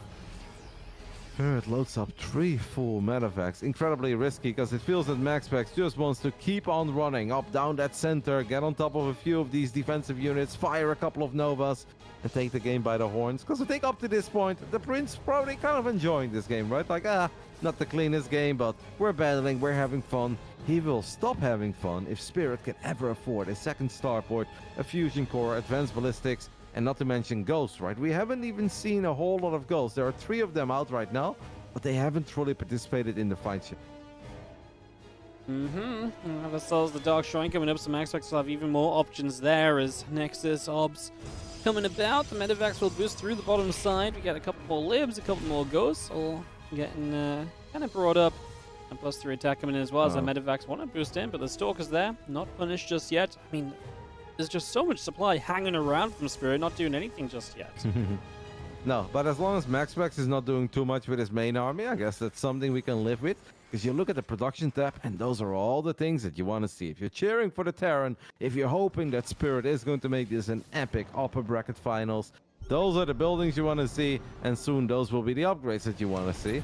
gonna be hard. I feel like MaxPax very often at this point already managed to get Spirit out of the game. Spirit is still in this game and has all the right reasons to be hopeful that he can really turn this into something, because he is a bit of a late game master. Ranged Liberators seem terrifying for MaxPax, especially on a map that is typically narrow, has these pathways that are very well defined, so it just feels like Liberator domination in the making. MaxPax having a bit of a difficult time here as well. Only got rid of one of the Liberators there initially. A couple units are going to drop to the high ground, going to start knocking down some probes. So we're going to be taking down 9, 10, 11 of those already. The rest of the units coming across. The Marauders will take some more shots and lift up with the medevac, escape away to the side. And that is going to be more units of MaxPax still running up to the top as DTs are about to show themselves. And that is something we're not prepped for at all. Nope, not too many missile turrets. We're going to take a look at the tab. There are 2 turrets currently completed. I'm not totally sure where they are. Maybe one is on the edge to deal with a War Prism. It's very annoying, right, for Spirit, who, despite the fact that he had so much supply floating around top left, bottom of the map, was doing great with whatever else units that he decided to fight, as MaxPax is now going to jump on that army in the center of the map, and the tanks will get picked off, and I believe a couple of the Marauders and Ghosts have fallen as well. This might still be a bit difficult for MaxPax to run into, but MaxPax says, I'm still going to go for it anyway. Gets the tanks, and Spirit is dropping in the bottom side of the map, but if he loses this planetary, I'm afraid that that's something he can't recover from, but he holds it for now. He will hold. He's doing some damage down at this bottom side. A few more probes beginning to drop.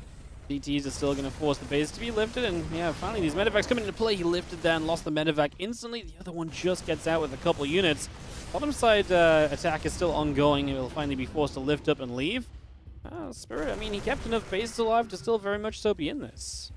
Yep, MaxPax does have a slightly bigger bank, and killing 21 probes, serious amount. What Spirit does desperately need, though, is to get his hands on a new real base. A base that he can actually just mine from for a while. Because even that center base with the rich Vespian guys, the Colossus often get in range. That's a bit annoying. The third base has been under attack for the last 10 minutes. Main and Natural are going to be pretty much mined out at this point, if they're not completely mined out already. So Spirit desperately needs something reliable, something he can count on for the next 5 minutes. I think that's going to be the real next big challenge for him. Yeah, I mean, these continued fights looking pretty brutal. Medevacs falling, Disruptors landing, Zealots and DT showing up on this base, which is still in repairs from before. You blink forward, get the missile turret. That means more scans have to be used to defend against DTs, and that's just a problem in itself. This planetary is getting very close to going down. We mentioned maybe taking this down earlier. Now we do get it as MaxPax. There's just not enough units here from Spirit.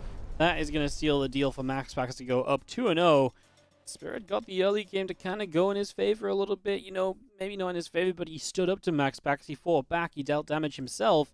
He didn't make this a comfortable game, but at the end, MaxPax was just able to kind of find some good moves, some bigger army pushes onto bases, and Spirit just was never given the time to truly sit there and build, like, the 8+ Liberators that he would have loved to have to really take it late game and into his kind of specialized phase of the game. And he was so close to getting there, but it feels that the DTs really threw a spanner in the works where he just wasn't ready for them. And dealing with DTs, if you're not ready for them, and it's not one base that you have to defend, no, it's 4 or 5 different bases, while you have units at the bottom side of the map, while you have a push in the center, that is just an absolute horrific scenario for Spirit. And I felt that that was the turning point, because up to that point, I kind of started to believe that Spirit was going to get to the place, to his happy place, where he could potentially get a W on the board with that second starport. And I felt like we were a minute or so away from it actually becoming really difficult for MaxPax to take good fights. I'm with you. We were just a few libs out and a few more goes perhaps. Very, very close, but MaxPax makes it work in time. The Spirit now down by 0-2, going to request a minute or so here to gather his thoughts as we continue our way through this bracket here in Europe. Of course, this is the winner's bracket. The winner advances through to the grand finals. Not just will they be top 2, but they start up 1-0 in the grand finals as well, which is a big advantage. A lot of series that could be very close. That is a big advantage to have. So, big matchup here. MaxPax looking to make it to the finals for the second time in the ESL regionals. Obviously, he's one of the few players. Well, he's one of the players who has the chance to win this event when we kind of go into this region that hasn't won it yet. You know, when we think about people who could maybe take it down, MaxPax would be there, but he's one of the few that hasn't done it alongside a Reynor, a Clem, or a Astral. Yeah.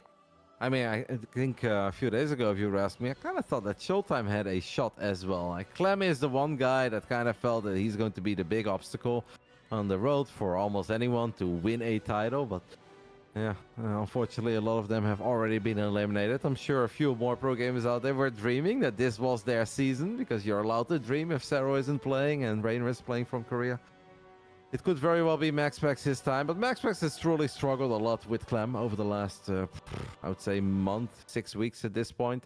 While in the past, historically, it's been a bit of ebb and flow between them. There were periods of MaxPax domination over Clem, then Clem dominates MaxPax again. Kind of feels at the moment that it's a lot more Clem favored than it is MaxPax favored. Yeah, no, I'm with you there. Clem definitely stepped up a little bit in that match, but he really felt as though he started to figure out what MaxPax was very good at, and maybe kind of whittled down kind of MaxPax's kind of available choices and builds, so factor there. But yeah, MaxPax is looking good to make that grand final 2-0 up Spirit. Well, he reverse swept yesterday, Roddy. Can he find the power to reverse sweep once again today? I mean, it's a big ask, but it's amazing. I mean, yesterday was amazing, but right now in the upper bracket finals, that'd be even sicker. I think he played well in that second game. The first game, it almost felt once more as one of these, there are levels to the game, and there are levels to the understanding that these two have, or at least what kind of level they are able to execute their best PvT or TVP. But second game, I think, was pretty damn good from Spirit. It was incredibly competitive, and maybe one or two minor changes, if that scan goes off a bit later, he sees the TTs, he's a bit more ready for it, it could have been his game. So there is all the right reason to still believe that game 3 can go his way. Well, let's dive in. Players are ready, and it is time to send it into game 3. We have got in the bottom left looking to rally it together right now to try and pull us into a game 4 of this series. Can he make it happen? The blue Terran from Na'Vi, it is Spirit.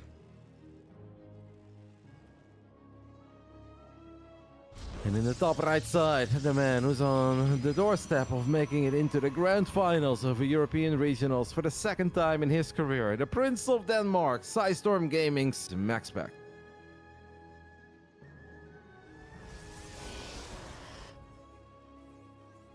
Has been very good PvT-wise in this event, as he's come across a few of them along the way, so has been definitely looking good in that regard. As we have ourselves the early setups here, nothing crazy, no barracks across the map or anything along those lines for the moment.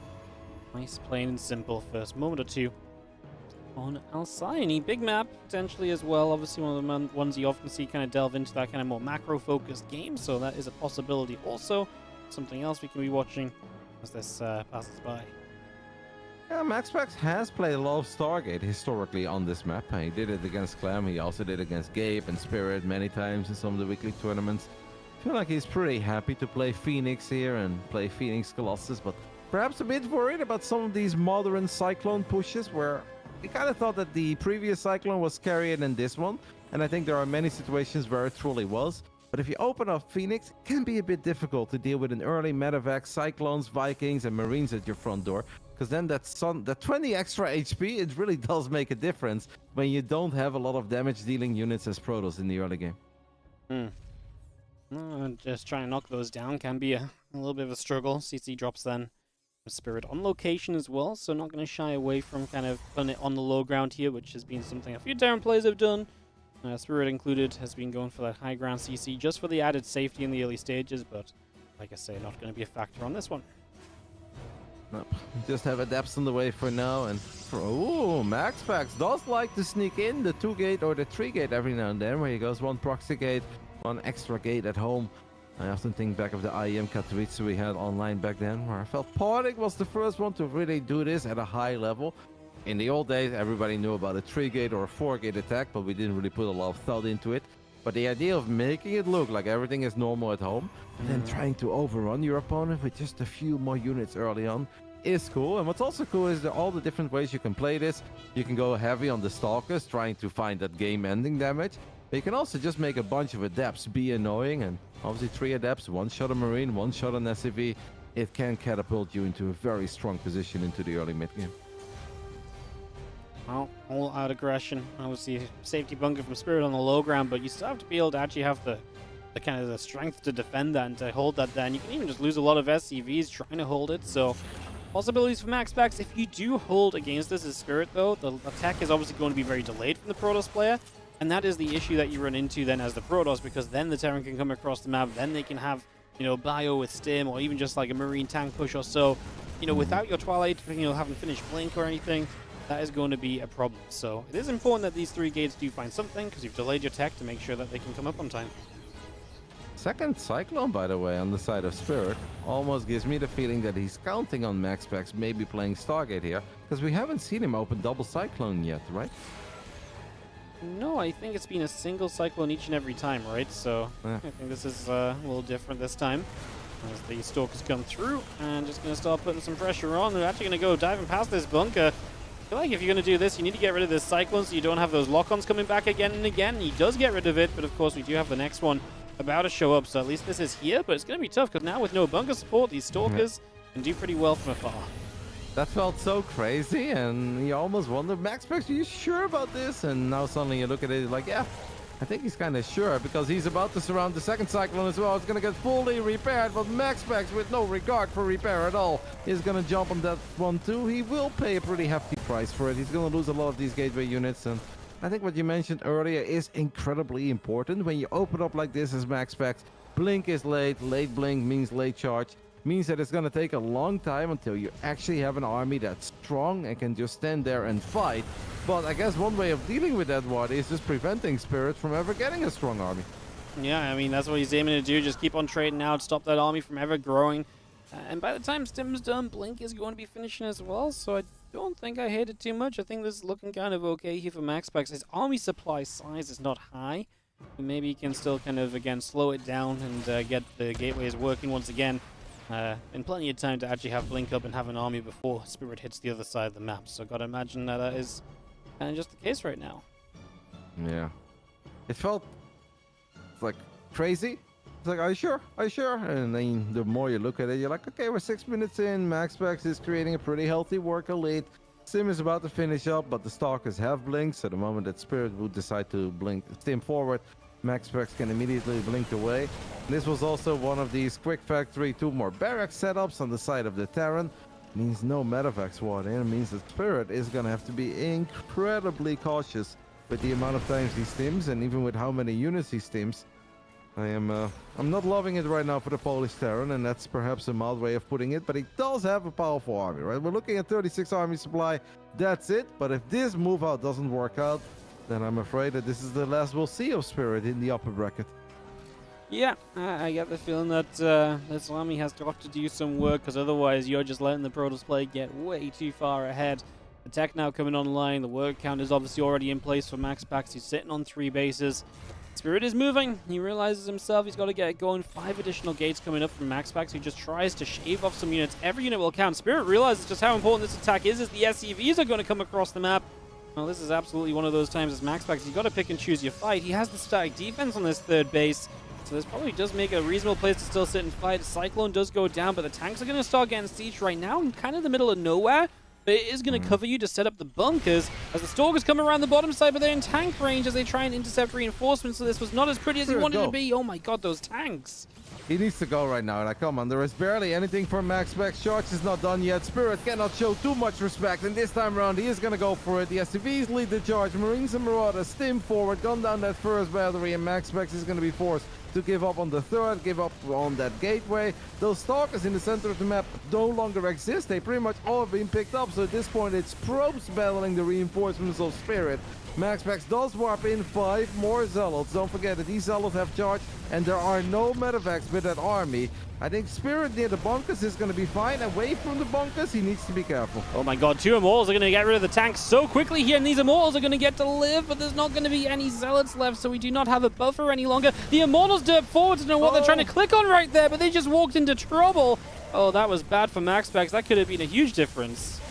Yeah, he might still be fine though, because he's got a decent amount of gates. Even after losing that gate in the front, he still has 7 gateways. Zealot charge against a Terran that's attacking you with a bunch of SCVs, but there are 0 medevacs. I agree with you, that was a big mistake. Those Immortals could have lived. The activated battery overcharged as well. Probably just an unfortunate misclick, maybe accidentally on the minimap or something, who knows. But I still think that MaxPax is okay-ish.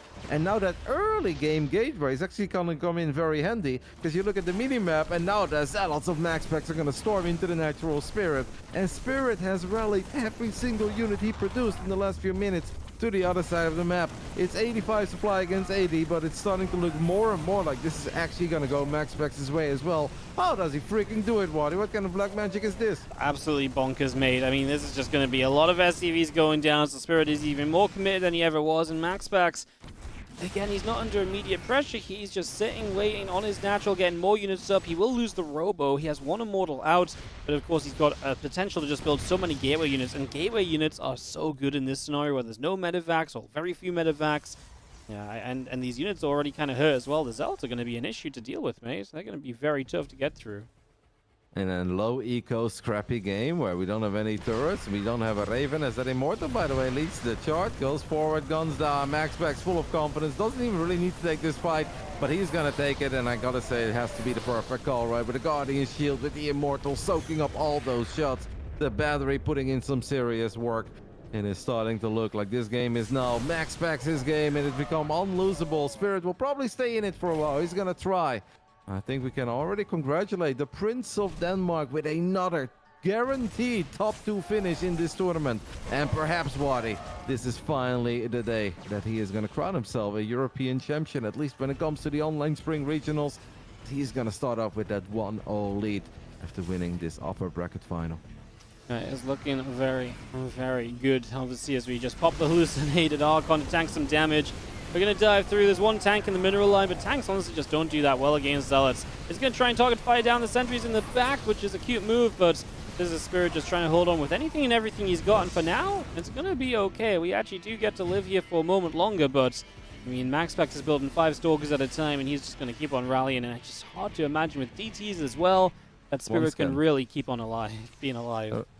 There is one scan available, and Spirit is going to drop a missile turret, by the way, so that's a good call. Loses that SCV. The second DT is going to show up. He will not have scanned for a little while. We're waiting for the Orbital in the natural to have energy. That's on 40 at the moment, so it's 10, 12 seconds. Crazy blink there, by the way, by MaxPax, but Crazy apparently good enough as he does get the tank. That initial fight previously was a little bit derpy, right? Those Zealots were all just stuck. This time around, the Zealots get a little bit deeper in the mineral line. Will they finally get that tank? No, that is a tank straight out of Fury. Now, there is still one more DT in the main, slicing up some SCVs.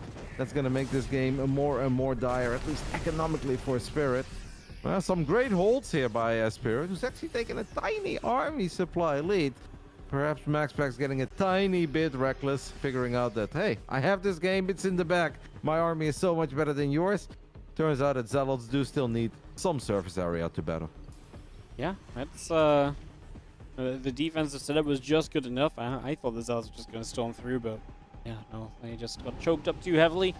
Well, Temple guys coming in, Shadow Stride as well, DT Blink, third base from MaxPax, all the things that basically extend this into a proper lead from him with the worker advantage that he has. So just making sure to more or less do that right now as our Nexus will be coming up. And yeah, with that third base, the pressure kind of comes back onto Spirit now. So crazy that MaxPax, after losing all those Blink Stalkers, where he blinked to pick up the reinforcements, but we're actually still in range with the tanks, that he still turned it into a successful hold, right? And Spirit pulled the trigger, was decisive in the third base, got those Immortals, got those batteries. It's pretty insane. It just feels that MaxPax has a few more units than every other Protoss. When he's supposed to be running out of steam, he seems to never be running out of steam. We do have an 8 Marine drop here, but there is an Archon, a couple sentries, and an Immortal waiting for it. MaxPax should be able to warp in a few units in the main as well. These DTs are now going to be able to blink on top of the ramp and get into the main immediately. And that's so annoying for Spirit. 2 Orbital Spirit, no Raven, barely any energy, no turret in the main, and DTs will start blinking straight into the main like the Stalkers. Yeah, it's not going to be fun as a couple tanks siege up. Marines will try and get rid of this pylon. Stalker's just going to try and get rid of a medevac is the plan. Another DT in the main. I mean, this is just an issue every single time. There's just SCVs going down. It's just so expensive for Spirit. This is rough. Yeah, Shadow Stride is a pretty brilliant investment when you're on 44 probes and it's 2 base against 2 base. Now, obviously, MaxPax does have the third base up and running, but he fired it up and he was still a 2 base Protoss.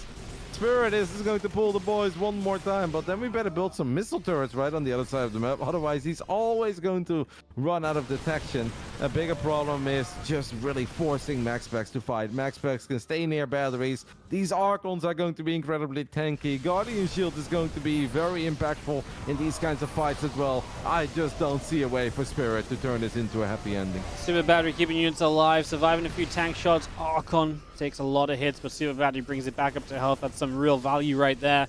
One of the best targets for Super Battery, as we just have still DT is warping in as well, just going to try and strain the scans of his opponent. Blinks forward, even just a couple swipes on the tank, right? Going to get that dangerously low. We're going to bring it to almost death, which is actually huge, because now if it goes down, that's one less tank to deal with. I just don't see where the DPS is coming from here from Spirit to take down this army. I mean, the Archons are just going to be so tanky. The Immortals coming through. We're going to have Zealots, and it's going to be a full 360 surround as well as MaxPax makes the move forwards. The Archons leading the charge forwards. And, well, I'm just going to jump on this. Seal the deal, 3-0, MaxPax through to the grand finals. Very fun third game between these two. An insanely good hold in the end by MaxPax, who not just guarantees himself top 2 in this competition now for the second time in his career, but also gives himself that 1-0 lead. I believe back then when he made it into the grand finals, he did come from the lower bracket. So he actually started down 0-1, right? And still had to turn it into something. Yeah. Now he's going to start off with the 1-0 lead. And yeah, he was one of the favorites coming into it. He played well, was for his own standards, maybe not the cleanest performance ever. But Spirit also just had incredibly defensive openings, which were hard to crack. And then eventually you're going to bleed out some units. And whatever Spirit did, I think he played it with a lot of heart and commitment, multiple SCVs pulls. It's difficult to look mega clean against those kinds of very extreme Terran build orders. No, it's very, very true. Just showing everyone the route that MaxPax has taken in this bracket to get here, as he has gone through Skilless, a Laser, HeroMarine, and Spirit. Only dropped one map on the way in the playoffs so far. Now sits in that grand final. Of course, we do have one more match at Europe, as we're going to start figuring out a little bit more of the lower bracket still, as we are going to be diving into that Clem versus HeroMarine series. So that's going to be the lower bracket to determine who's going to move into the top 3 of the region. And that means that it will lead us into the Americas as well. So that's what we're all set up for. That's what we're doing. We're going to be back with more of this action as we wrap up Europe with HeroMarine versus Clem TVT after a quick little break.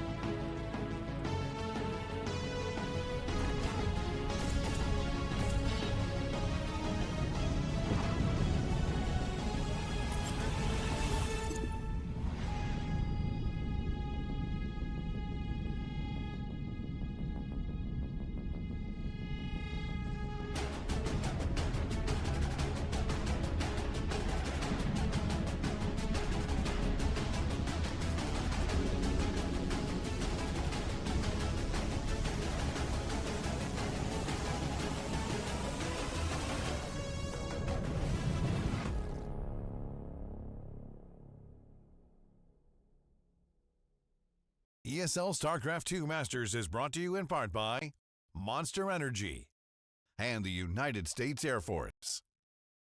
Welcome back, everybody, as we have one more match in Europe today. HeroMarine taking on Clem in a TVT to figure out who advances from top 4 to top 3 in the event.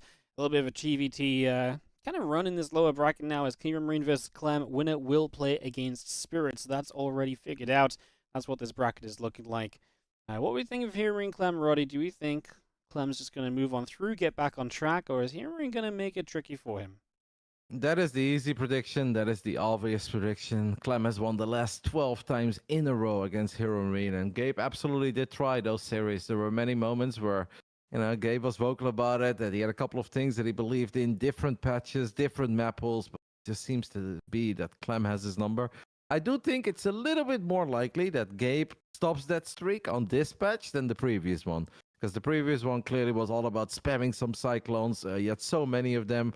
Speed shined like no tomorrow in TVT, where I feel that Gabe historically does a little bit better in the slightly slower paced TVTs, where it comes more down to like good army positioning and a cute build order, surprising your opponent. So if it was going to happen, Wadi, I think it's more likely that it happens right now than 2 months ago.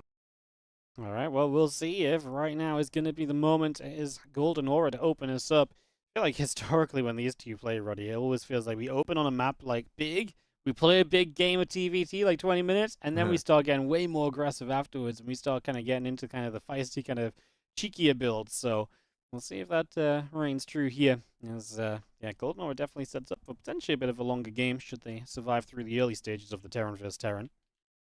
Seen a lot of double starport as well ever since this patch came to fruition, and we've been live on it, but we'll talk about that soon. Let's go ahead and introduce our two players that have both made it into the top 4 of this tournament, and that obviously means that they will be seated into the winner stage in the ESL Masters in Dallas. ESL will take care of their flights and hotels, so I'm sure they're already happy, but this man definitely wants a whole lot more.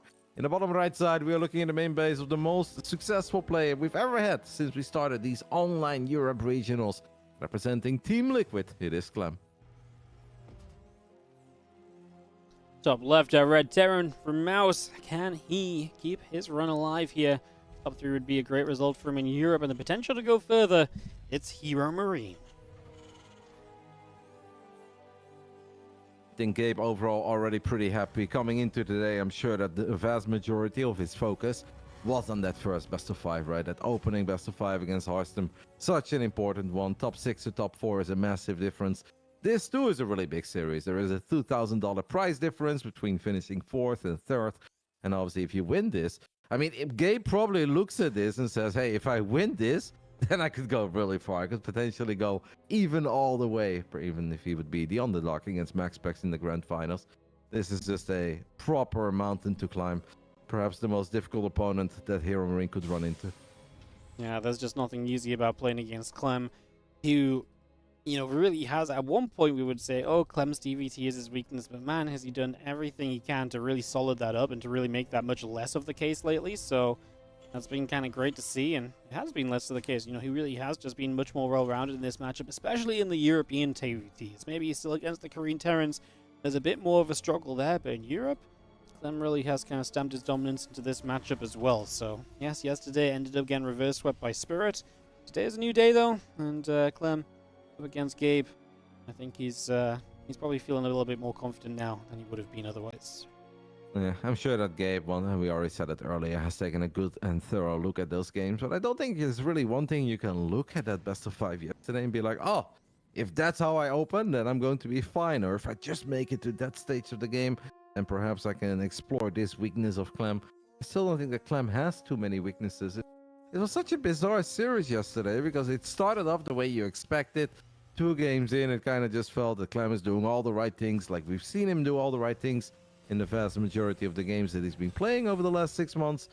And suddenly something just changed. It broke, and perhaps that is a bit of the stress and pressure that these online regionals bring along as well, where if it was a European weekly, things would have gone different. But on the biggest stage, even a man like Clem can, I think, feel the pressure and perhaps start second-guessing himself a little. Well, he obviously never should, because he's so incredibly good and smart and he knows what to do. But a bizarre reverse sweep, like I did not see it coming at all. after the first 2 games and a couple of minutes into game 3. Yeah, no, it was definitely it was definitely a result. I mean, I didn't watch it in full myself, but I also did the check-in on Wikipedia. You know, I was like, oh cool, you know, Clem's doing his thing. But I did the check back, and I was like, Spirit MaxPax is the upper bracket final, like what's going on? So yeah, definitely kind of did the Reynor myself, I guess, as you mentioned that story earlier. No, it's we'll have to see him down here. Of course, get to focus up on this match now, and yeah, it's going to be the medevac already coming through from Clem, so you already see him trying to be the kind of the aggressor, as otherwise it's been pretty peaceful. So Clem going to be the aggressor with the medevac. He'll get to move across the other side, but if there's ever a defensive setup in place, this would be a tank Viking on the way. This should set HeroMarine up to a lot of safety and to really limit what Clem can do. Yeah, it feels that Gabe is expecting this and he's more than ready for it. HeroMarine is the one who opened up SCV Scout. Clem did not scout. And this is the first time that Clem makes it to the other side of the map. A long time ago at a stay-at-home Story Cup, Gabe spoke the legendary words that Clem always opens up medevac, so this cannot really come as a surprise to him. That tank is going to siege up there in a very annoying spot, as Clem actually feels that he can go for the tank of HeroMarine, but tanks are somewhat tanky. They're not as tanky as the name would suggest, but they're still a little bit tanky. In the end, Clem is going to go for the on-siege. I mean, it felt like a bit of an even scrap, right? Gabe lost the Cyclone and 4 Marines. Clem loses 2 Reapers, a Heli, and a Marine, and his medevac is very low in HP, so he's gonna have to go home. And I think any game where HeroMarine can force Clem to go home early is kind of nice. Gabe just needs a bit of time to get whatever brilliant plan that he has going, while Clem would just love to be in the face of Gabe and dance non-stop 24/7, in and out of range over and over again with whatever unit. That's where Clem can still be flawless, and almost every other player will start making some mistakes because they just cannot keep up with the pace that Clem likes to push. Well, that's one point well made, as Clem is actually already kind of back out in the center, so he's at least looking for opportunities, right? A few Vikings out, some air control, tanks and the medevacs to take position. Equal army supplies can be a bit of a false tale in this matchup, because if you can just find the right position, you can get a lot done anyways. Now, Clem scans, so he knows exactly what he's setting up to do here, or what he wants to do. He'll just set up a rough siege on the outside of the natural. Now, he does have one more Viking that just showed up, so he will take the advantage here. He's going to run his units in, though. I think that was a misplay, as he obviously just lost those to the tanks. And Clem getting 4 or 5 SCVs already. We're actually going to be moving the tanks forward here. He's going to lose a bunch more SCVs, pulling them into this, and the target firing of Clem is going to allow him to get a bunch of units as well. He will now be cleaned up, and 9 SCVs further down the line. I think he's going to be okay with it. Not too bad though by Gabe, because Clem has gone for double starport of 2 bases, while HeroMarine has gone for a pretty quick 3rd orbital. And Mass Vikings is obviously fantastic and all, but if you don't have any tanks to capitalize on your Viking advantage, then what are you going to do with Mass Vikings? You're not just going to fly those in and land them on top of the tanks, right? Question mark, and before he does it. So in a weird way, I kind of like that fight for HeroMarine. I think he's doing pretty damn good. Oh, this is another Viking though, and that's going to be really important, because right now, Clem has enough to one-shot a Viking, so that is really kind of the deal breaker. And he's bringing the Liberators across as well, so it really would have been nice for HeroMarine to have as many Vikings as possible, because those Libs are going to be the determining factor here very shortly.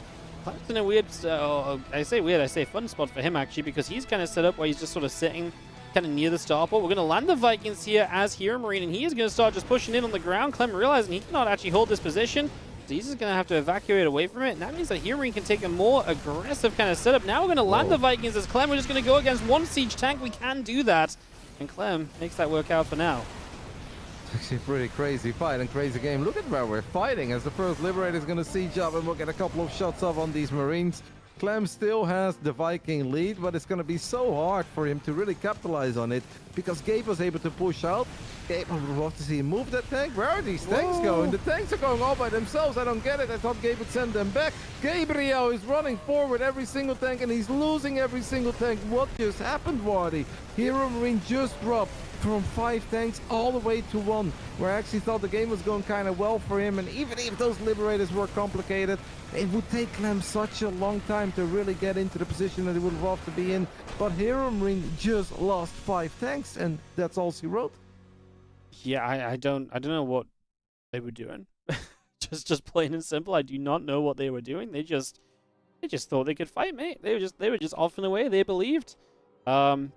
Yeah, I don't know. I mean, I kind of feel like Clem was in an okay spot with the libs anyways, but obviously you pull back the tanks, you buy time, maybe you get another Viking or pick or two, and then you actually can just work on the libs, and then you still have that third CC you're working with. But you lose all the tanks, you lose anything to stop the ground force pushing forwards from Clem, and I mean, yeah, that was one very accelerated way for the game to end. Taking another look at it in the replay, it's very crazy. It almost feels that HeroMarine made a big misclick there too, because I just don't see a world where you would want to unsiege all those tanks and send them forward. Like, there's no way that Gabe thought it would be a good idea to run in range of the circle, or even just fight 4 Marines that are being healed up by a medevac and a landed Viking. Like, that's just not a really good fight for unsieged tanks. And yes, Clem does have the Viking advantage. He had the quickest second starport. He has a couple liberators. But since HeroMarine did a good job in pushing away from his own natural, he basically forced that siege to happen in no man's land. And then I think enough time could go by that defender's advantage would have carried HeroMarine in surviving, stabilizing, and maybe actually getting himself in a very good spot. It's a crazy moment to lose every single tank. Wild stuff, wild stuff. Clem takes a 1-0 lead. We head into Oceanborn for game number 2. Well, Golden Ore is not quite the long drawn-out TVT I might have been wanting myself, but we'll see if Oceanborn can deliver it for us here as the two European Terran Titans continue to go up against one another in the bottom right-hand side. Down a game, looking to bounce back from the disaster with the tanks. Red Terran player from Mouse is HeroMarine. That initial call was so good, I felt, to pull the boys, and yeah, he lost 9, but with triple orbital, I actually really like where the game was going. But this man started off with aggression, and there is a good chance that we will continue to stay aggressive, because that's just when he does his best work. Never crumbles when the crazy gets crazy and intense. He will always just keep his eye on the prize. Representing Team Liquid, this Claymore.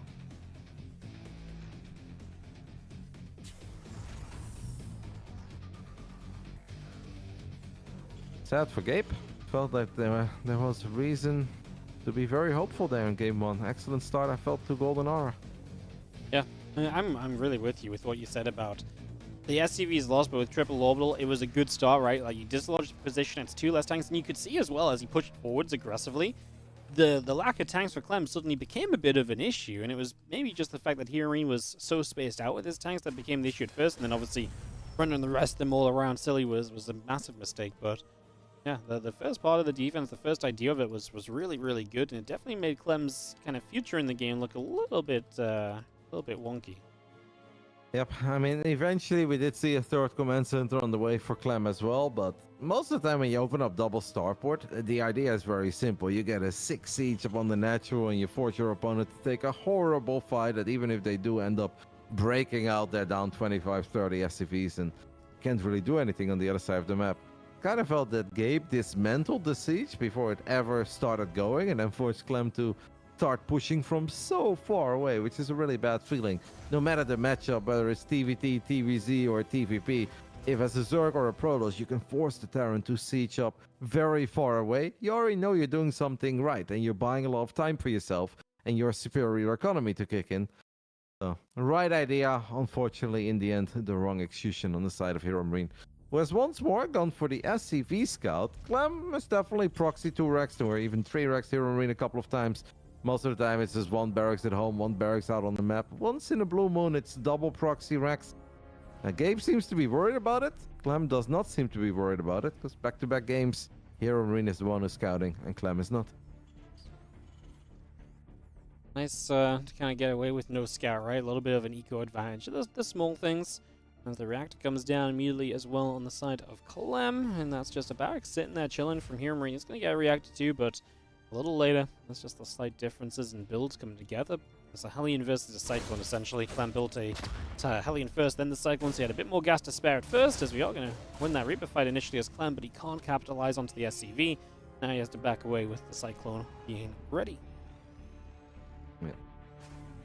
Seems that HeroMarine has a good setup for now, and he doesn't have to worry too much. Gabe, his statement made many years ago, still holds up. Clem always opens medevac. No matter the patch, no matter the map.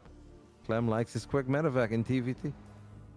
Quick medevac, I mean, it lets you be on the map, it lets you get aggressive, right? It lets you just kind of get out there and start putting in some work nice and quickly, so can understand the idea behind it. It almost feels that Clem is such an adrenaline junkie that he just needs to start getting some battles going as quickly as possible.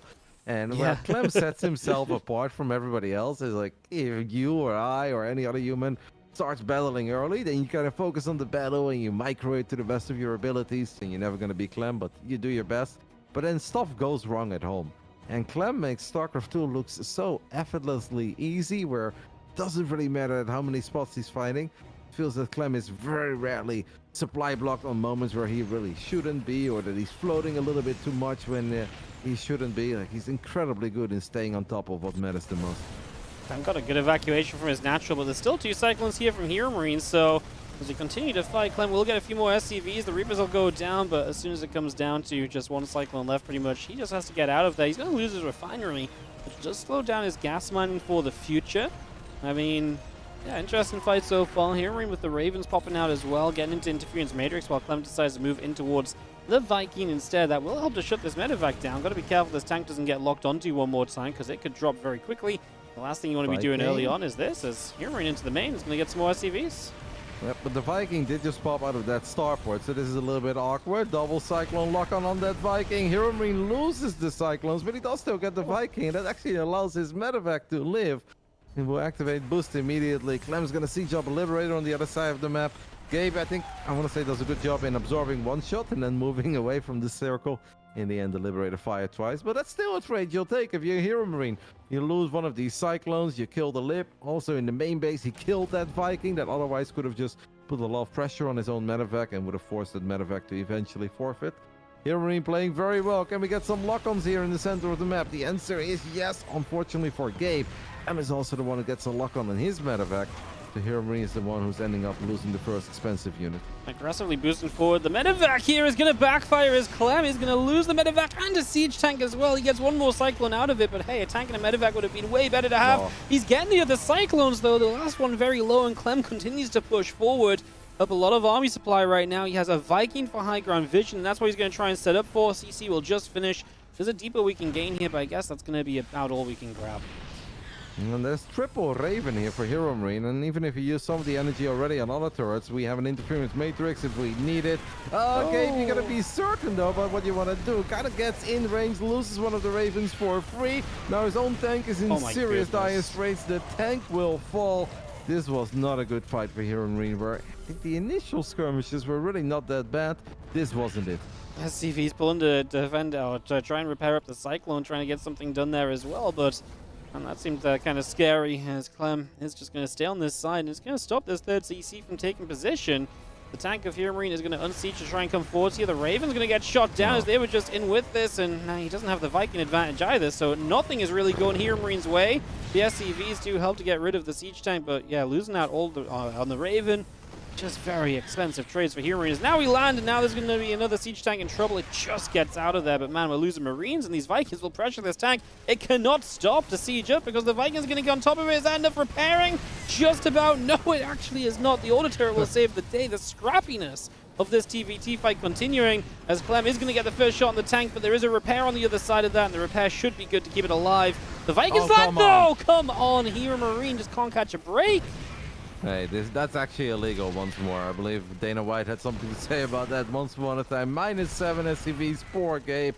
Does not get the tank of Clem. Second tank gets rolled to the other side of the map, and this is everything we said right in the beginning of the game. These are the kind of games that Clem loves. Just non-stop fighting, non-stop battling and microing, because Clem won't make too many errors. Clem won't lose track of what's most important. HeroMarine with some landed Vikings here. At least he's going to get the first tank. Should be able to get the second one now as well. As perhaps Clem got a bit over-eager there. Maybe could have just waited for some of these extra units to show up. So in the end, it's okay-ish for Gabe, but I'm sure that this didn't feel all that good, because he just got the wrong end of a couple of those exchanges in a really sad and perhaps even tiny bit unlucky manner. Having a faster stim will lead to a faster combat shield, so that's something we can at least keep an eye on as a way in which we can maybe maintain an advantage here as HeroMarine, as Clem sends a Lib across the map, wants to try and do more eco damage so you can try and take a better worker lead. He already has a couple workers in his favor right now, as Viking is going to come in, find that Liberator immediately, so that Lib gets turned around, pushed away. That doesn't last long at all. Nope. I mean, the supplies still look pretty healthy for Gabe, and you pointed out wisely that Sim was a lot quicker. It just kind of, I can't imagine that Gabe feels good about it. After making 3 Ravens, researching Interference Matrix, losing all 3, and then being on the wrong end of a couple of those incredibly close tank battles, Viking battles. I mean, that one tank getting mass repaired, you think it lives, one of the Vikings die, then you're like, okay, now it lives for sure, right? And then that final Viking says, no, we still get it. Like, wait, 2 Vikings didn't kill it, but 1 Viking did? How does that make any sense? That was just chaos, mate. Absolute chaos, and so hard to really kind of respond and react in those situations because everything's happening so quickly. I mean, it looked as though HeroMarine wanted to set up a drop, but the Sense Tower comes up. It's going to protect Clem's third and access towards his main up there, so HeroMarine instead is just going to unload and have units, a bunch of Marines moving around in the center of the map. 1-1, just about coming through, about halfway done at the moment. The reactor and more depots coming through as well. CC also coming up. And the army of Clem still settling up on the top side. As you have Marine Medevac moving out over to the left. Yep. Gabe can be a very decisive player in TVT, and if you want to make life hard on Clem, you're absolutely going to have to be one of those. Sensor Tower is online now, makes it a little bit harder, right? You can't really surprise Clem. There is 1 missile turret that is covering the corner of Clem's expand. Okay, so Gabe wanted to go for the double drop there. There isn't really an opening now, so now I guess it's all about just scouting, getting some map control, having a good idea of where your opponent is moving their forces around, and waiting for the right moment to strike. 10 Marines at once, by the way, on the production tab for Gabe. 5 racks is pumping. Clem is on 5 racks as well, but Gabe having a few more Marines out. Not much shield finishes for Clem, so he catches up in that regard. As HeroMarine just catches up on the +1 armor, and that means the upgrades will be even for the foreseeable future. Still got the triple medevac drop just kind of looming. There's a couple of Marines at Clem, just see a couple of tanks. Not much to be gained from that. HeroMarine does have command center number 4, and so does Clem moving across in positions. These guys are really kind of speeding up towards 4 bases. Clem needs to be careful not to lose it to this group of Marines, but he comes in from the other side, and he's actually going to come in for all sides, so HeroMarine's going to lose 2 medevacs of Marines. Painful once again for Gabe, as it just feels everything goes Clem's way at the moment. Yep. It looks like, indeed, Command Center could be in trouble. Nope, it's not. It's actually Gabe who's in trouble, losing 2 out of those 3 medevacs. HeroMarine also wasn't truly on point with his upgrades. Eventually fired up +2 attack, never started +2 armor. Well, I feel like a little while ago it was a little closer than that. Gabe is now gonna have to focus on his own defenses. He's got his own sensor tower to work with, and that should help him a tiny bit, giving him an idea where these forces of Clem are coming from. Clem also still has a Liberator in the mix, and a single lip can be very annoying. Gabe really has to go for it. He uses the Interference Matrix on the Liberator. Lovely little move there by HeroMarine. I don't hate that, because that frees up the kind of siege on that tank, and that could have broken the position. Matrix is actually going to be an anti-armor missile, but Clem has so many more Marines. -3 armor does not matter when you have that much more. And he gets rid of the tanks in the front. Problem is there's still tanks in the back from HeroMarine. Clem taking the supply lead, but we're far from being done. 2 extra starports go down immediately on the side of Clem. So Clem already thinking of the next phase of this TVT. HeroMarine doing the exact same. I mean, Gabe holds. Gabe successfully pushes Clem back. That could have been really scary after losing those 2 medevacs in the top right, that you're just a couple units short. Or that 1 Liberator could have been incredibly annoying, but very solid defense by HeroMarine so far, but he's going to have to continue to keep that up a little while longer, and soon he's going to have to do it while working with an upgrade deficit. So that's going to be harder, but hey, good tank positioning can absolutely make up for being down 2 upgrades when it comes down to those Marines. Marine tank going to come back over to the left-hand side as we do have tank's going to just try and siege aggressively here. He's going to take a lot of splash from those tanks. Can he clean up the tanks of his opponent quickly? Not really. Clem losing out as he just tries to be so aggressive with his position. Kind of backfires. He loses a lot of tanks here, and HeroMarine's going to keep a lot of ground of his own. He's actually going to push forwards aggressively as the drop comes in to soak up some of the tank shots. Marines trying to hold the ground. It's back and forth at the moment. It is looking as though HeroMarine is good, though, to push out, even up supplies, and keep himself here in this game, too. Good tank positioning was the final word I said, right? And those tanks were excellent by Gabe. A perfect strong D-line there with all the tanks on the high ground. Clem thinking that it was okay to siege up there, be kind of in range, take it slow, but HeroMarine was ready to pounce immediately. And even when he was down in those Marine upgrades, really took a good fight there. Defending in general is a little bit easier than attacking, though, if your units are this close to one another. So I don't know if HeroMarine can just unsiege and run to the other side of the map, because if he can take a good fight defensively, I'm pretty certain that Clem can do that as well, especially since Clem is already working on some extra Ravens. Does not have interference matrix, by the way.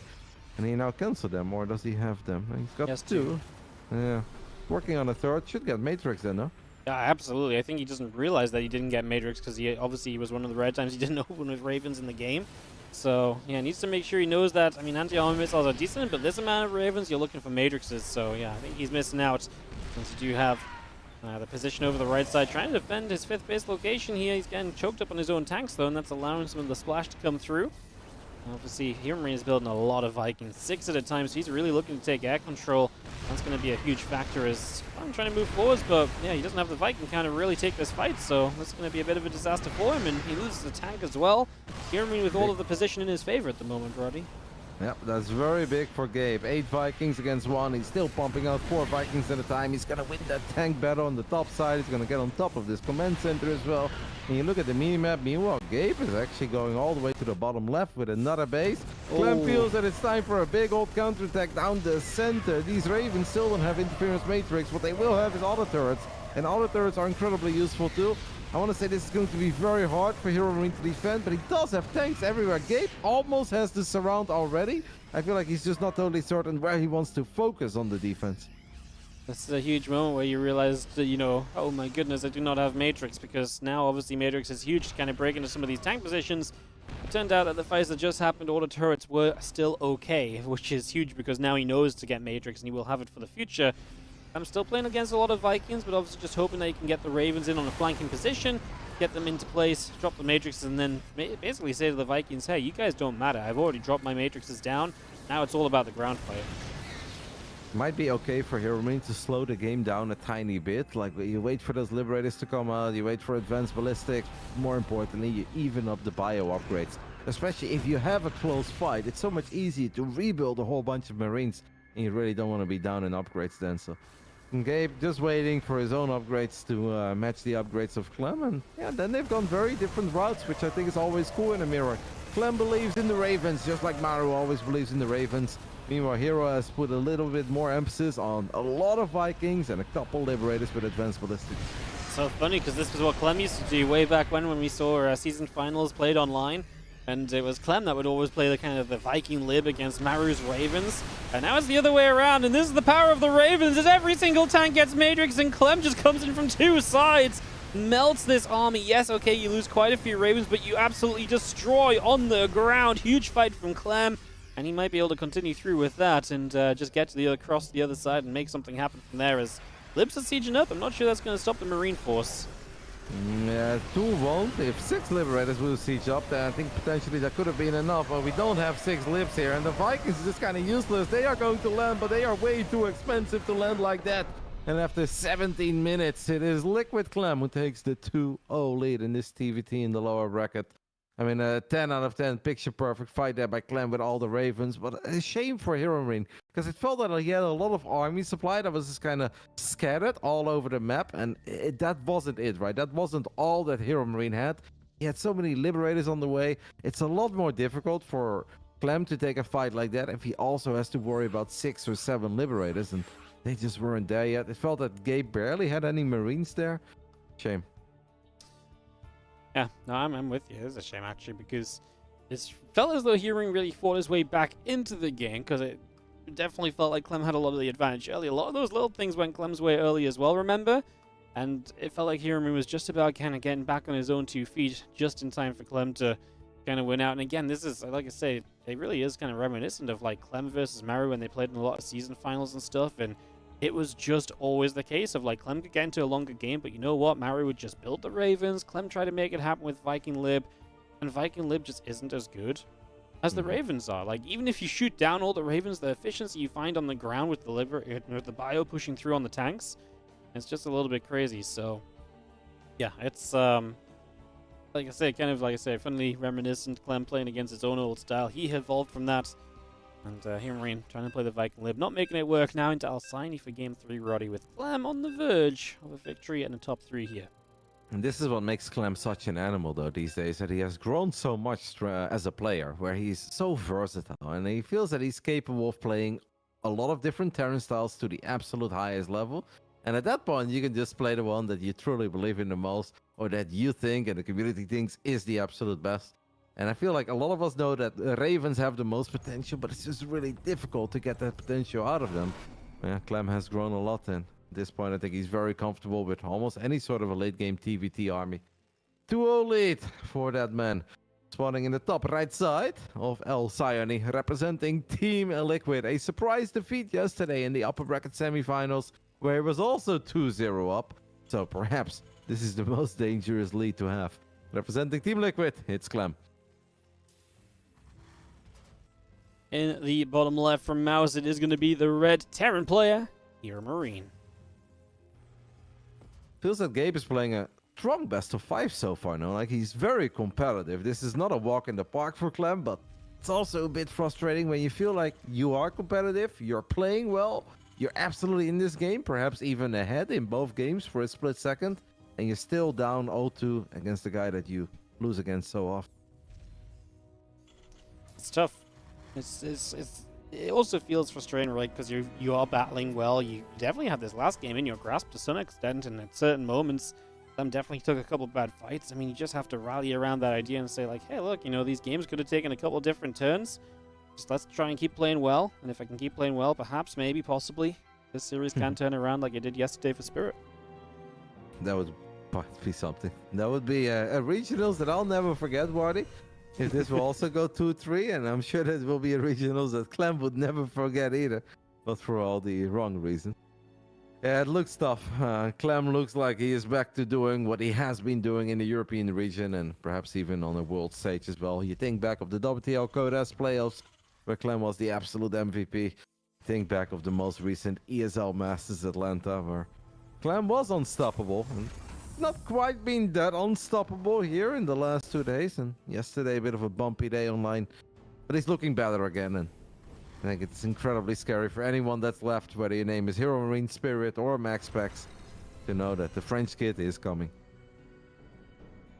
Nah, I would not like to be any of the guys left in the event in terms of like knowing Clem is on a bit of a streak and powering back up again. I mean, Spirit beat him yesterday. I feel like the last thing Spirit wants is to have to rematch him, because it feels like Clem's not the kind of guy that lets, you know, that loses twice as... Yep, SCV got the shot. That's terrible for HeroMarine. He's going to have a new Reaper in a sec, but it does slow down a CC building on the low ground, and that means that Clem is just off and away to a faster command center. Just little things already for Clem, already going well in this game, and there's going to maybe be a slight time with 2 Reapers. I guess the Hellion should be out. Clem's going to take a shot, so actually we'll have his Reaper regen reset. It just has to fall back there, and HeroMarine will clear this up for the moment. It might give Gabe some false confidence that he doesn't have to worry about anything, but he absolutely does. This is the second Reaper is here. Yeah, I guess that Hellion is good enough. Well, I respect the grenades. Could have been a lot worse. Oh, there's a side blocker there, Gabe. It could have been a lot worse, and if you take this fight in the wrong way, it can potentially become a lot worse. That's a 1-for-1 trade. I guess that's something that HeroMarine can live with. Hellions are a little bit quicker, but don't fire as quick as the Reapers. But Clem's micro is so freaking good. We know it's so freaking good. Clem gets every single Reaper. What is happening, Wadi? Oh. Cyclone spawned, but it's not going to be here in time, as now we're going to have a further delay on the command center. So Clem, with a cute bit of micro, even the little things, he moved the Reaper out of the way so the Hellion didn't get blocked in chasing the Reaper of his opponent. It was very cute, and yeah, the Cyclone pops out to save the day, but this is Clem CC, halfway to being an orbital command center, while HeroMarines is still yet to complete. So that's a significant difference. It's going to be adding up. SCVs are having to long distance mine already. You're not producing SCVs. You're missing mule energy. I mean, it's lots of little things very early in the game when little things really matter. Yep, they add up so quick, and you feel them as well for a long time. It's not like, oh, 20-second delay, that means that, okay, 20 seconds, it's been a bit run off. No, everything else is delayed, because your second mules are later, you get that income a bit later, you cannot transition as quickly as you would like to. HeroMarine is still going to pick up these 2 Cyclones and fly them to the other side of the map, but Clem is already here. This is not a base raid that HeroMarine should ever start, but even now just being out of position is already incredibly problematic. I'm afraid that this could very well be the end of our German Terran, as he just boosts those Cyclones in. He's going to lose one of them, loses the medevac, has 2 more Cyclones spotting out of the factory, and that may be good enough to stabilize, but -5 SCVs once more. Yeah, don't even try to save that Marine there, and he will just load up everything now and get out. But yeah, I mean, it's 5 SCVs on top of the economy that we were already missing from the little things we mentioned earlier. Clem has the mobility with the medevac. Into the main we go, and he's just going to sit in the corner and pick at a depot. Cyclone's coming across, and yeah, Clem will not probably do too much, but he just keeps HeroMarine on edge. He keeps him moving around. And when you're doing this, and then the Raven can come across the map comfortably, drop some auto turrets, there's more dead SCVs, you can see the snowball starting to tumble down the hill. Yep, it just feels that Clem is going to get further and further ahead, and he's obviously not going to let go, because these are the games that Clem likes to play. Clem loves attacking, and if he cannot attack in the main, he's going to attack into the natural, or he's going to delay your third base. Here comes that auto turret. May not seem like much, but that's lost mining time, and that's actually 2 SCVs. I thought it would just be a single SCV. Out of the 3 games, this is the start that I hate the most by far, looking at it from HeroMarine's point of view, and I'm sure that he feels the same way. Still has a tiny chance, right? We can say it's not all doom and gloom, but it kind of is, because nothing really has gone good for HeroMarine. I guess the only saving grace is that it's still a TVT, and tanks are very strong in defensive positions. That's right. Yeah, tanks can definitely keep a TVT alive when, you know, it should really not be alive, and that's something which is very typical of TVT, so maybe we're not going to be done yet, but Clem finishes his 3rd CC, he's got a lead on that. That's a good indicator of kind of like where things are at, right? Like Clem's 3rd CC finishes sooner, and you know what he's also invested into? 2 engineering bays. Like he's just had so many more minerals that HeroMarine has just not had. As HeroMarine takes a 4th gas, we might even, well, he's actually starting to. I was wondering if like maybe he's just far enough behind. He's like, you know what, screw this. I'm just gonna play mech and try and play super defensive and hope Clem like makes too many misplays into me. But no, he's just gonna take that extra gas and just tech as much as he can while moving into bio. Clem is just waiting for those upgrades to come online so he can continue being Liquid Clem, and he can continue being in the face of his opponent. HeroMarine's got very little map vision. Knows that this has been a rough early game. Well, one great fight is perhaps all he really needs. Vikings early. There is always a world, right? Clem throws down a scan, gets a good idea of probably everything that he already knew. Alright, A, the setup is standard, and B, I am ahead because my 3rd orbital is already up and running on location. Meanwhile, yours hasn't flown over yet. Clem just confirming that things is the way that he probably assumed they would be. Well, Clem is just going to come pushing. He's got Ravens, he's got energy. He has, in fact, got himself the Interference Matrix upgrade early this time, so I mean, if you get some matrices off, you have Stim to kind of get in on top of the tanks and just clean them up before they're out of matrix. I mean, this could be brutal. Even with matrices available from here, Marine, this is going to be like a Marine count check, and Clem's Marines 28 to 10. I think he's going to win the check. Yes. That is a beautiful check body, one with a gold ribbon and a circle. And a little extra drawing, as 1-1 upgrades are about to come online as well. Triple Raven against double Raven, we can't forget about that. So more auto turrets available for Clem, more interference matrices available for Clem, and perhaps a guaranteed top 3 finish in this edition of the Year of Spring Regionals for Claymore, who finds himself in the lower bracket, but he's dominating here, buddy. He's sure all of his tanks do get disabled, but he kills the Orbiter. He kills each and every single SCV that HeroMarine had left at the 3rd base. For Gabe, his journey ends here. A top 4 finish it is. Clem will move on for a very spicy and I think highly anticipated rematch against the man who sent him into the lower bracket yesterday, and that is Spirit. Yeah, it's great to see Clem just kind of, you know, bouncing straight back, right? You know, he just kind of moves on through very comfortably, very calmly, just looking good in the matchup. And I think you're right, just kind of comes in and says, you know what, rematch tomorrow? I'm kind of okay with that. I just, you know, he was looking good yesterday against Spirit and it all fell apart. I think with the data reset, I think Clem is going to be feeling absolutely great about it all. Once again, as we are going to be able to have a quick look at our lower bracket here, Roddy, of just where things are standing. Of course, with tomorrow only 2 matches played in this region to round up the well, the entire season. It's going to be Spirit versus Clem. The winner takes on MaxPax. If you have to give me a couple of predictions for Europe, what's it going to be? I think Clem is going to come out swinging. I think he's out for revenge, so I think Clem is going to win, making it into the grand finals. And I said it earlier in the beginning of the day, so I'm obviously not going to change my prediction after the 6-0. I think Clem is still the favorite to win it all. Even if it's far from easy, we know it's never easy in StarCraft 2, right? Sometimes you really take for granted how good and consistent some of these guys are. And it's kind of unfair that we always just expect them to show up and bring their A game, but you know, it's their own fault, buddy. They're so freaking good at this video game. They set the bar so high. We get impressed. We become fans. it is what it is. But yeah, I think Clem is still the favorite to win it all, but clearly he's got his work cut out for him tomorrow. I think he does indeed. Well, obviously, all of this is building up as well. Obviously, to Dallas, and also as part of the Esports World Cup, guys, as we just about changed region, I just want to remind you all that we have had the announcement, $1 million prize pool for StarCraft 2 at the Esports World Cup. All of the information about the format and more can be found over on the Esports World Cup Twitter, so check that out at ESWCGG on Twitter, or X, I guess, nowadays as well. Still not used to saying that one. And that leaves us with, well, a region swap. Now, we've got about 24 minutes until it's officially time to begin Americas, and as always, we're not allowed to start early. So it is going to be Americas coming up next. Roddy, out of these few matches for Americas, Disc versus Future, Estrella versus Kalazur, Trigger versus Scarlet, what are we most excited about?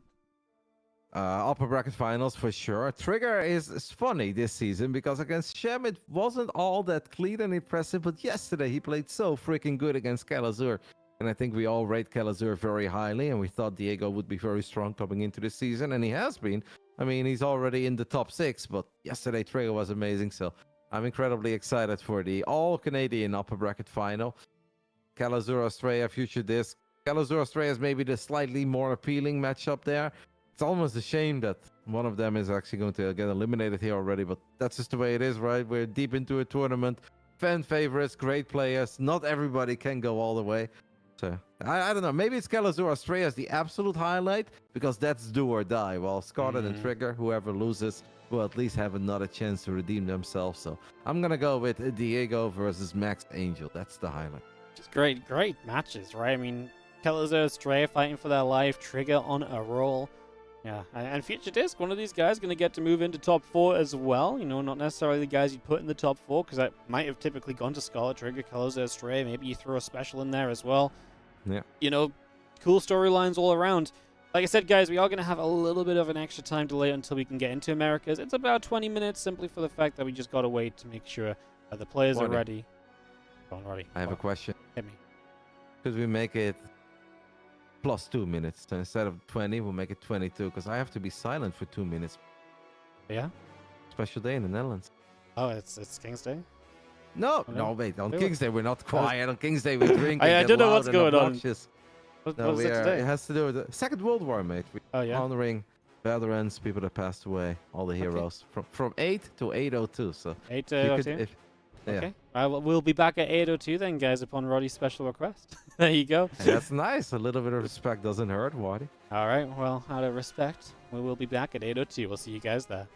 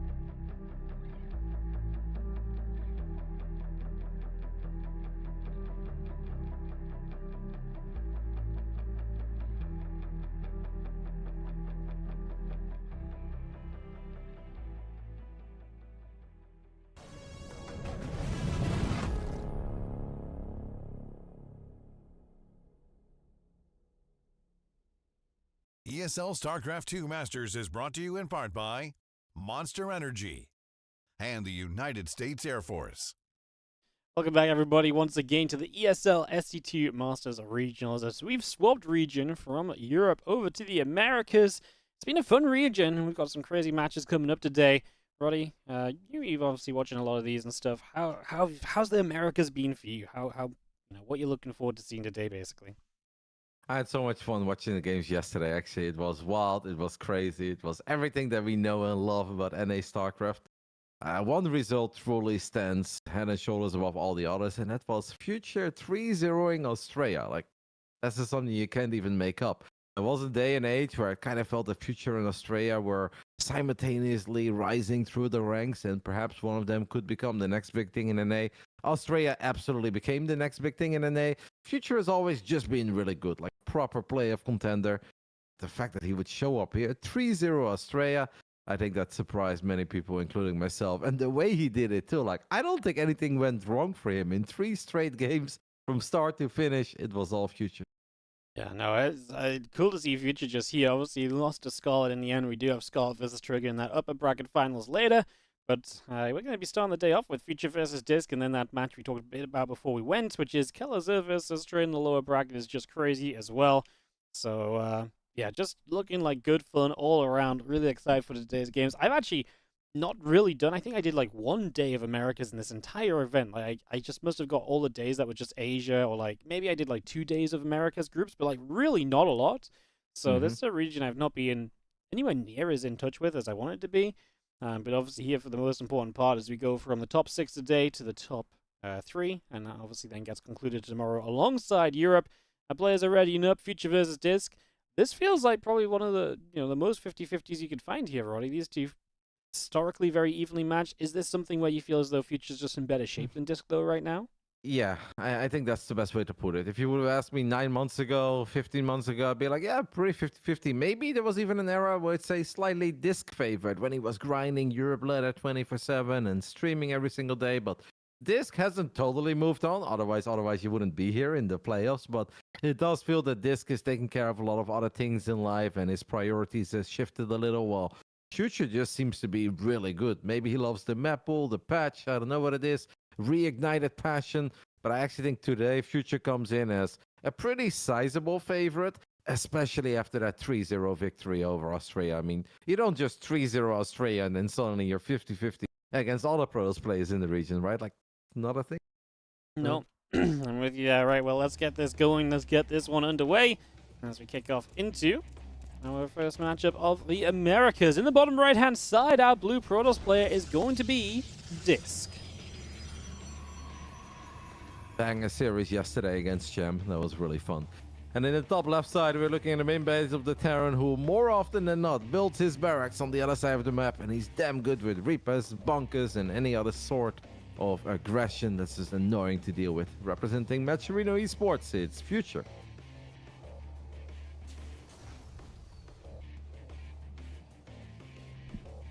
Look at that already. Future again aggressive with the barracks out in the front of site Delta. So just going to slap that in the front in the middle. Really obviously forward towards Disc. Disc is checking nearby for proxies. Will you find that one? Yeah, I think from here they're likely just to go across the map and check the base. And then you will see that there's a barracks missing, of course. So expecting that to be a factor here very soon. As our barracks is obviously coming up. The more that Disc scouts around the edges, though, the longer it is until he figures out that it's missing, Roddy. It is funny to think about this stuff because as a Protoss or as a neutral spectator, you may be like, if you know that your opponent always proxy, can't you just open up in a safe way and be ahead? It's like, yes, you can. You can take 2 gases on one base. You can delay your expand a little, but you really don't want to overdo it because then A, all your timings are super different, and B, one base Protoss is not just going to win the game unless it is an all-out one base aggressive opening of the Terran. But most of the time, Future just opens with something that is aggressive that he can then transition out of, and it's really hard to have a proper read on how committed he is.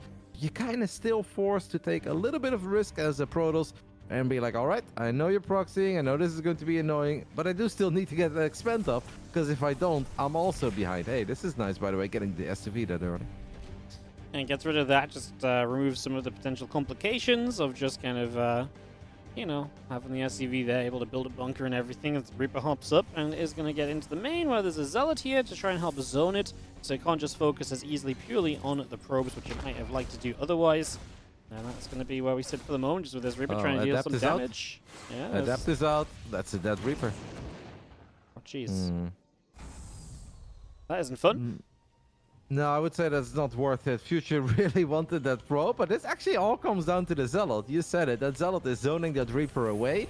And that Reaper is like, oh, come on. If it's just a Zealot, I am supposed to get a probe here. I know that I can get a probe. I'm absolutely going to get one. Then you just stick around a little bit longer than you know you should. And the gateway unit comes out, and the moment that Adept gets the first shot off and the Reaper is already a bit better than Bruce, you know you're going to get it, because then the Shade can just finish on top of it. So actually a really good start for our Canadian Protoss. He's gonna need more. What I have realized or noticed from Disc, watching him throughout the NA first group stage and now the playoffs, is that as long as things go at his pace and he can slow it down a little, Disc is still a very good, I think, late game player. You give him a couple bases, a lot of gates, double forts. He's very good with the large armies. But obviously one of the biggest complications of StarCraft 2 and one of the biggest tasks is getting there without being too far behind it. That's where I wonder if he can just keep up with the pace that Future is going to push, and I am sure in many different ways the Future is going to look for economic damage, as I feel like that is going to be the decider of this best of 5. Especially Future, who is just such an aggressive player anyways, right? I mean, if you're Disc and you just want to get into the later stages, Future was not the opponent you wanted to draw, so he's got to know that going in. We'll see what preparations he can make for it. The Widowmine drop is coming, so Future looking for his first chance to deal some real damage here as the CC moves to the low ground. Disc is on the way to blink, but it's not going to be anywhere near being done to help defend this medevac. And the SCV is transferred to the low ground too. As the Hellion runs in, trying to break the Stalkers, maybe a bit out of position for the Widowmine drop, but doesn't work too well. And now the Widowmine is just going to sit on the right-hand side and now make that dive into the mineral line. And it's now already the third little victory that Disc is finding in this game, as that Widowmine didn't burrow immediately, but still has potential to get a decent shot there, and absolutely does. That's -3 workers. Second Widowmine burrowed in the main, and Future will just let it fire.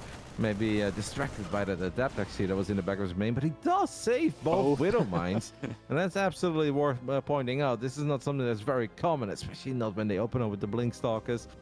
Saving one Widowmine, sure, that's possible, but unloading 2 mines in 2 different bases, letting both of them fire, and then somehow being able to save both of them, it feels all those little victories of Disc disappeared immediately. Oh no, absolutely. It's kind of crazy that this just has to come back in. These Stalkers are just out over there trying to watch for the medevac leaving, but yeah, that means you're just out of position again, so it's another full probe pull. You're going to see this Widowmine back into the main base, unload. Stalkers will blink and clean that one up, but one on the low ground is likely going to get away. Medevac has a boost, Stalkers won't catch it, and that means we're going to get a third shot from one of the mines. This is just incredible setup from Future and Disc already. Feeling the pain, man. Work count is not as far ahead as it should be. Doesn't feel safe to get out to his third super quick. It's not ideal. No, it's not ideal. It's not the end of the world, but it's just not ideal. And I'm sure the Disc is not very happy either. If you take a look at the income graph, you can really see that pulling those probes away is hurting him as well. You have to do that a few times. He's also just working with a double gate setup, by the way, so dealing with that first move out of Future is going to be hard. He can't warp in that many units. It basically all comes down to the Colossus. Perhaps not the worst unit to rely on, but we know there is a Raven on the other side of the map, and if the interference matrix lands on the Colossus, the rest of Disc's army is going to be almost useless.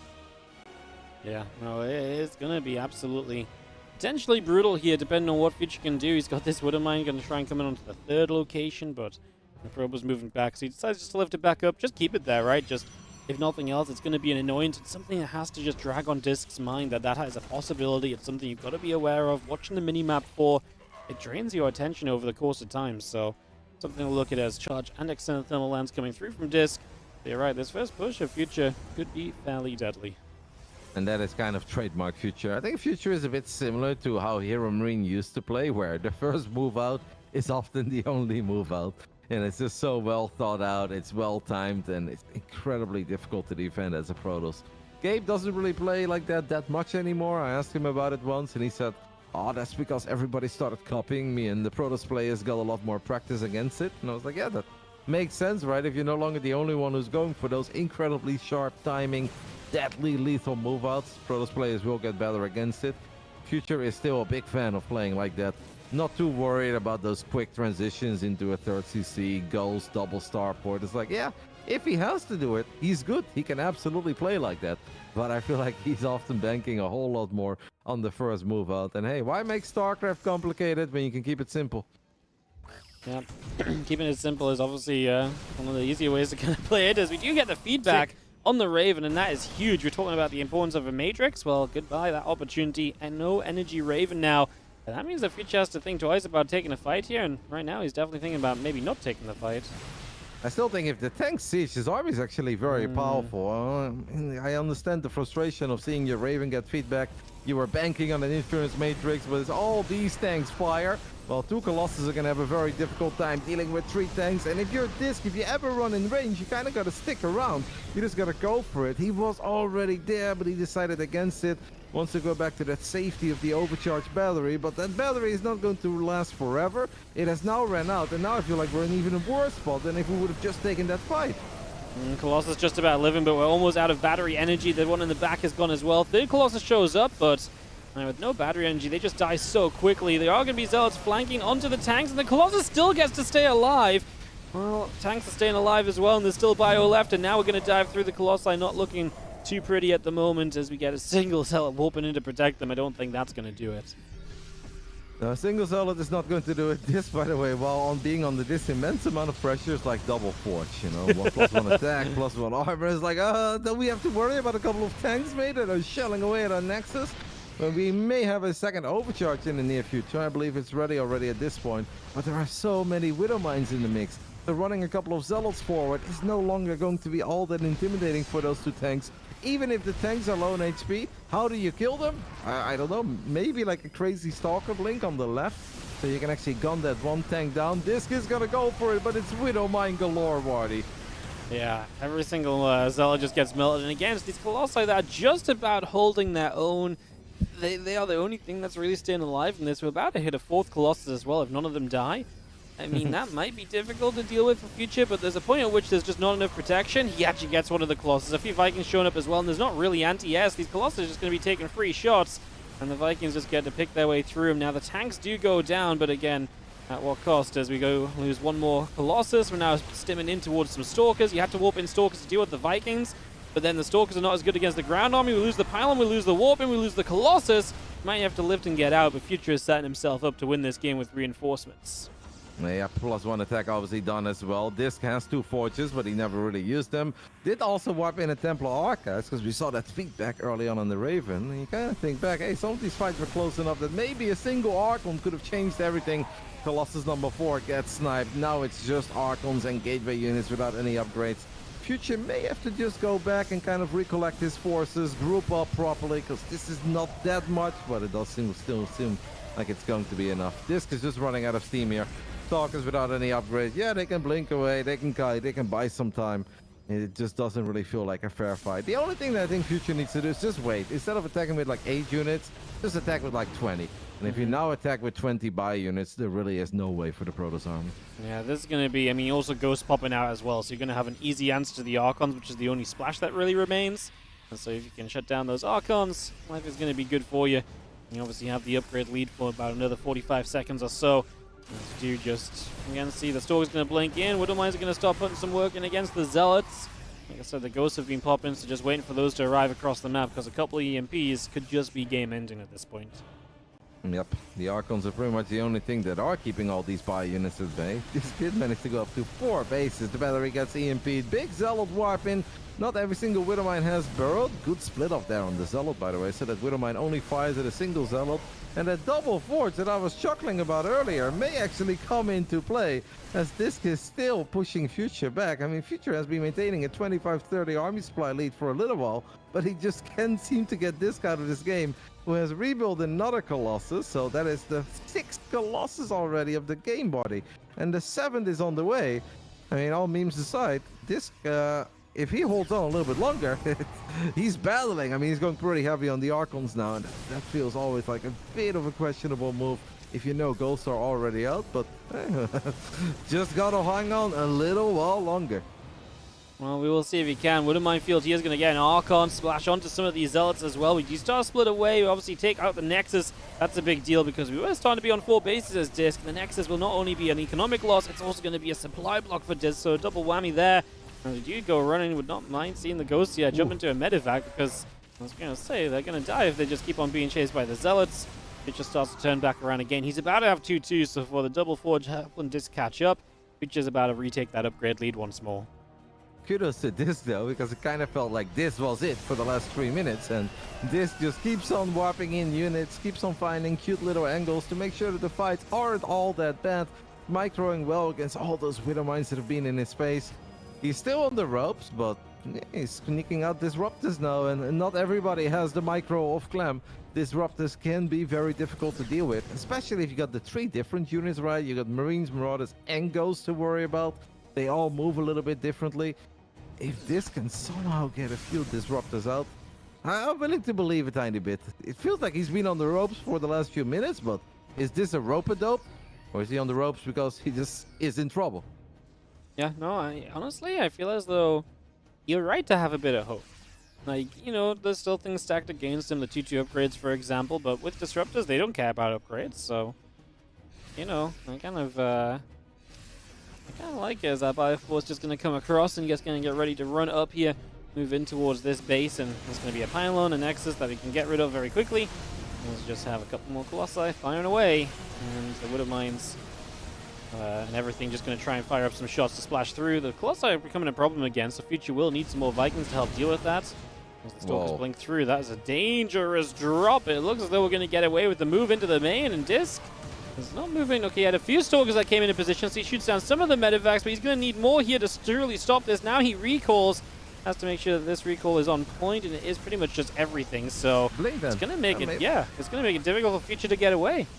It's a real shame that he blinked towards the top side of his main. I mean, he's just trying to make sure that the Archons and the Colossus can participate in the battle. Felt that he needed a few more Zealots. He's got the Zealots now. Laser beams coming in from the top and bottom side of our screen. Such a hectic, chaotic game. As Future was temporarily floating a few too many resources. Supplies closer than they've been in a little while. But we are about to look at a Terran that is 4 upgrades ahead and has Vikings to deal with the Colossus. Has Ghosts to deal with the Archons. Like, the deck is really stacked against Disc. But it kind of feels like it has been for the past 7 minutes now. And Disc is an absolute warrior who just keeps on hanging in there. He will not die, and, you know, the longer he survives, the more he can stay in this, the more problematic it may become for Future, who, again, he likes that mid-game, he likes that early aggression. He's going to pull around over to the right at the moment. A couple of Widow Mines getting set. A couple of Zealots going to get caught as well. As we see the bio stemming up, a couple of Zealots will begin to go down. I mean, Future is about to be on 3-3, and he will be 3-3 to 1-1, so the next couple of fights have the potential to be hugely devastating on the side of Disc, so that could be a big, big problem. Those upgrades could really come into play. His army is actually about to become pretty sick, and this is where I start worrying a tiny bit. Like, I do think that Future is a good late game player, and he's getting the Fusion Core +2 ship weapons, already working with 2 starports.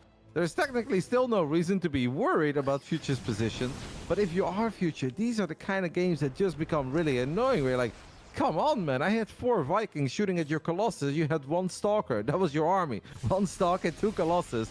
Why am I in this game? Why do you have so much stuff? Why are you getting extra upgrades, Disruptors? And, you know, this is not probably what Future signed up for 8 minutes ago. An absolutely heroic effort by Disc, and yeah, it wasn't easy, but I'm so impressed, Waddy. Me too. I really, we all thought it was over, right? But the greed of the double forge, that 4th base coming down during all that pressure, really finally paid off for him with some clutch holds, and this game is genuinely going. I mean, again, it still feels as though Future has all the opportunities. Already he's getting liberated, +2 ship weapons, the upgrade lead on the ground units is still a big deal. He just needs to transition that into kind of winning a big fight or two. But that's the problem. Disc has been great defensively, so winning a big fight or two is more easily said than done. This little run by units on the right side should not really do much with battery pops, but that's just going to be the defense made, so nothing else to be done there. And it could just be that Future is saying, like, alright, I've tried so freaking hard to get you out of this game, and I thought I had you on wobbly legs, but you ain't fooling me. I am not going to throw this game. Let's slow it down a tiny bit. Let's max out on the Dream Terran army. Liberators with advanced ballistics, and that's super important. Blue upgrade on the top side of our screen. Those +2 ship weapons. Maybe once those are done, that's where Future says, all right, let's go again. I don't know about being here, by the way, when you're 25 supply away from being a maxed out Terran, you got so much money in the bank. Like, yes, the army is sick, but he could have 27 army supply more, Wardy. Yeah, he is. Yeah, honestly, his army is tiny compared to what it could have been, and not dodge away from these disruptors. Right now, 20 plus 20 army supply feels like a pretty big deal when you're looking for these big fights. He sets up the Liberators, wants to try and utilize these in the fight. And don't get me wrong, the Libs are going to be a really good zoning tactic, but the Stalkers get rid of one right now. A Lib for a couple Stalkers seems reasonable. Why is he not building units? All right, 3 Liberators. That's 4 Liberators. What if he just wants to max out on Liberators? That's the only thing you want to build. Difficult, by the way, for Disruptors to really participate in these battles. That flank that Disc had in mind was also a tiny bit risky. Imagine if there are 4 Marauders and a Ghost standing there. You drop an EMP, you kill everything. As Future feels that he needs to split off a couple of Marauders, is still nowhere near maxed out. It's almost like he accidentally ungrouped all of his racks or something. Like, he hasn't built a buy unit in forever. No, he's not been building anything at all. Finally, some Marauders and the Marines start to step up. We are going to recall into the base. Is it going to be enough? Yeah, it's going to be absolutely everything. The Liberator is getting shot down, and the Disruptors could now maybe participate, as we're going to see a Colossus from the low ground. Feel like we've seen this one before, as Disc clearing up this army of Future. Stalkers blinking across the other side. Additional Warpins continuing through. And it looks as though we should just about get there. The supplies actually evening up. Some Vikings are showing up. No, we're not going to get the... that's just the upgrades, man. 3-3 at the end apparently showing up finally. I mean, these fights are absolutely chaotic. We just have projectiles flying in from different angles. No idea who's flanking who. No idea who should pick up, who should leave, who should have recalled more.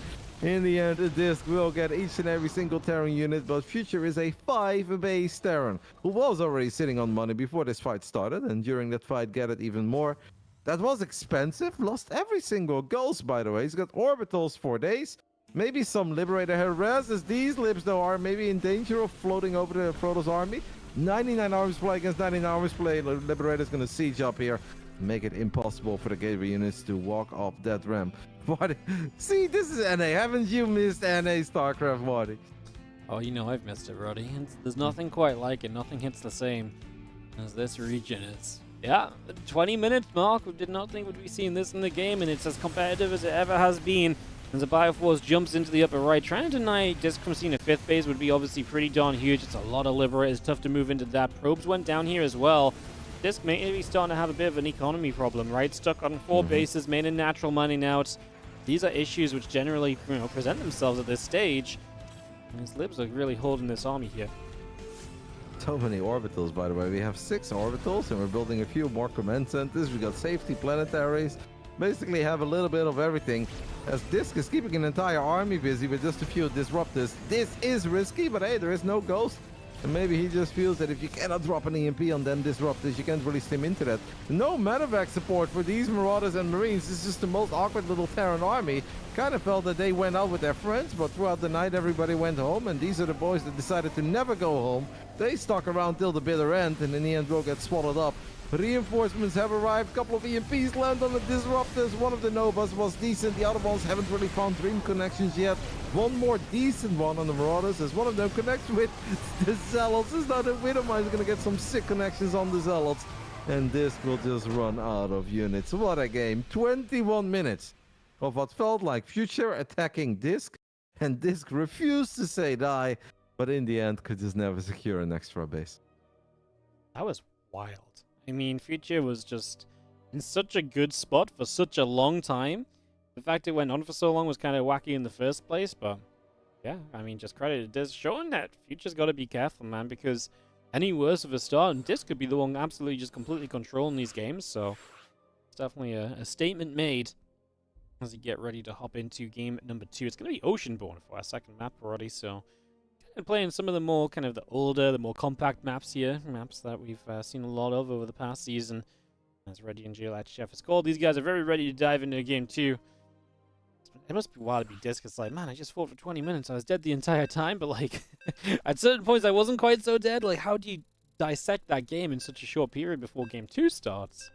Yeah, that's difficult. And I was just thinking, I was like, I feel that I've seen Future play a similar game. It was a bit different already in the group stage. And I was like, was that against Disc? And I do really think it was. Future Disc game 1 on Ghost River. Future had a dream start, man. It was Omega over. And Disc had only a couple of storms, 2 base protals, no upgrades. We're like, yeah, okay, that's a rep. That's a rep. That's a rep. And then the 7-minute game turned into a 25-minute game, and I had people coming in and out of the stream. They're like, what the hell? This game is still going? Like, I went to walk my dog. I had food. I had dinner. Why is this game still going? So, seems to be something about these guys going up against each other. But Future gets incredibly far ahead, but has a hard time actually closing it out. Well, the man of the hour, the defensive master, apparently in the top left. In the blue, it is going to be Disc.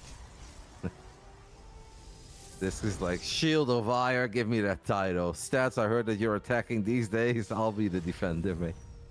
In the bottom right side, we're looking at the main base of the American Terran, who's played a fantastic season so far of the ESL Masters Spring America Regionals. Can we continue our journey and break into the top 4? This is Future. And by the way, I don't want to get too ahead of everything, but there is a pretty realistic chance that we get a rematch of Future and Australia, right? If Future wins this, Australia wins against Scarlet, which will not be easy, obviously, because Diego is a god. But that would be a spicy one. That'd be a really cool rematches, especially right when Australia's had some time to think about what happened in that previous series, and Future has to come out with a whole new set of builds, perhaps. Those are really fun matches to watch, and especially so in the Americas region, because Americas hits different anyways, so the crazy kind of doubles, and 2 different reasons for a series to be crazy is a big deal. I feel that Future made a deal with the devil a very long time ago, and he just said, I will promise to never, ever, ever build a barracks at home. Not all of them are aggressive, not all of them are proper proxies, because this one is fake proxy. Yeah, Future just maybe plays to his image as well, where he's like, all right, everybody thinks that I'm this crazy American aggressive Terran player. You always have to worry about a Reaper in your main base immediately. I'm going to make sure that even if you guys scout, you always have to worry about it, whether or not this barracks is actually built on the other side of the map. Obviously, getting your opponents afraid throughout the game is not a bad way to play it, and just keep your opponent guessing, and it means that sometimes they get lulled into that false sense of security. They're like, oh, I can't find it. I'm sure this time it's just that one that's just nearby his base. It's like, nope. Actually, this is the time he's building everything on the map, so keep them pros players guessing, make it as difficult as possible for them to choose their builds and to be as efficient and as effective as they want to be in the early stages. One gate fast expand Twilight Council once more for Disc. I mean, Disc didn't have the worst start, right? The tiny initial skirmishes in that previous game went good. Against the Widowmine drop, it wasn't too hot. It wasn't a total disaster. We saw a devastating Widowmine connection earlier today, and it had to happen against Harstem as well, out of all people, right? Like, oh no, poor Kev. But, Disc didn't deal with it properly. He kind of took care of it, but he didn't deal with it. He didn't kill it. And it just lingered on, stuck around for a long time. And it's just annoying to worry about that Widowmine drop. That's always there. Sometimes it's even better to just lose 3 probes once and get it over with than losing one multiple times and losing all that mining time and always having to worry about it sneaking back up and just distracting you. It's taxing you in your attention spot. It's so frustrating when it just sits there and it just waits.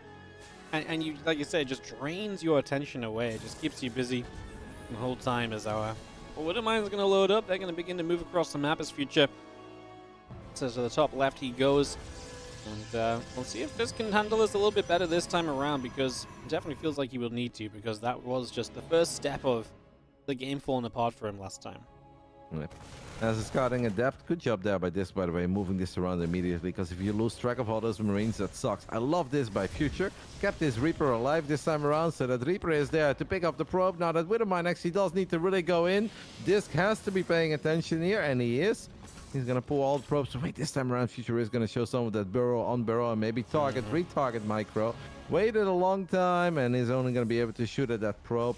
Will unload the second mine in the natural. First one has fired. The second one is going to go for the Unburrow. Blink not done yet. Stalker so close. Still not able to actually gun it down. And in the end, one Stalker will fall. I mean, it just kind of feels that Future is handling this a little bit better than Disc is, eh? Yeah, just little things. I mean, getting a Stalker from a Widowmine is honestly pretty darn good as well, as now the Nexus goes down. The Future knows about it. He saw the probe moving across, so he gets all of the info he possibly could have done up until this point. And, yeah, now we continue into the next step of this, which is still a Widowmine drop available. And Future just starts going into extra barracks, so just really starting the power-up phase of this game. We're 5 minutes and 20 seconds in, and Future went for a Rex into factory, and he at the moment has the worker lead. It's only one, but that just shouldn't happen. Like, Proto should be 4, 5, 6 workers ahead. Even if you end up losing 1 or 2 against the Reaper, as this is supply block too, 54 out of 54. We do have a couple of pylons finishing up, but yeah, perhaps that has just happened a few too many times, or the moment he's so occupied and busy trying to deal with that medevac, preventing the deadly Widowmine connections.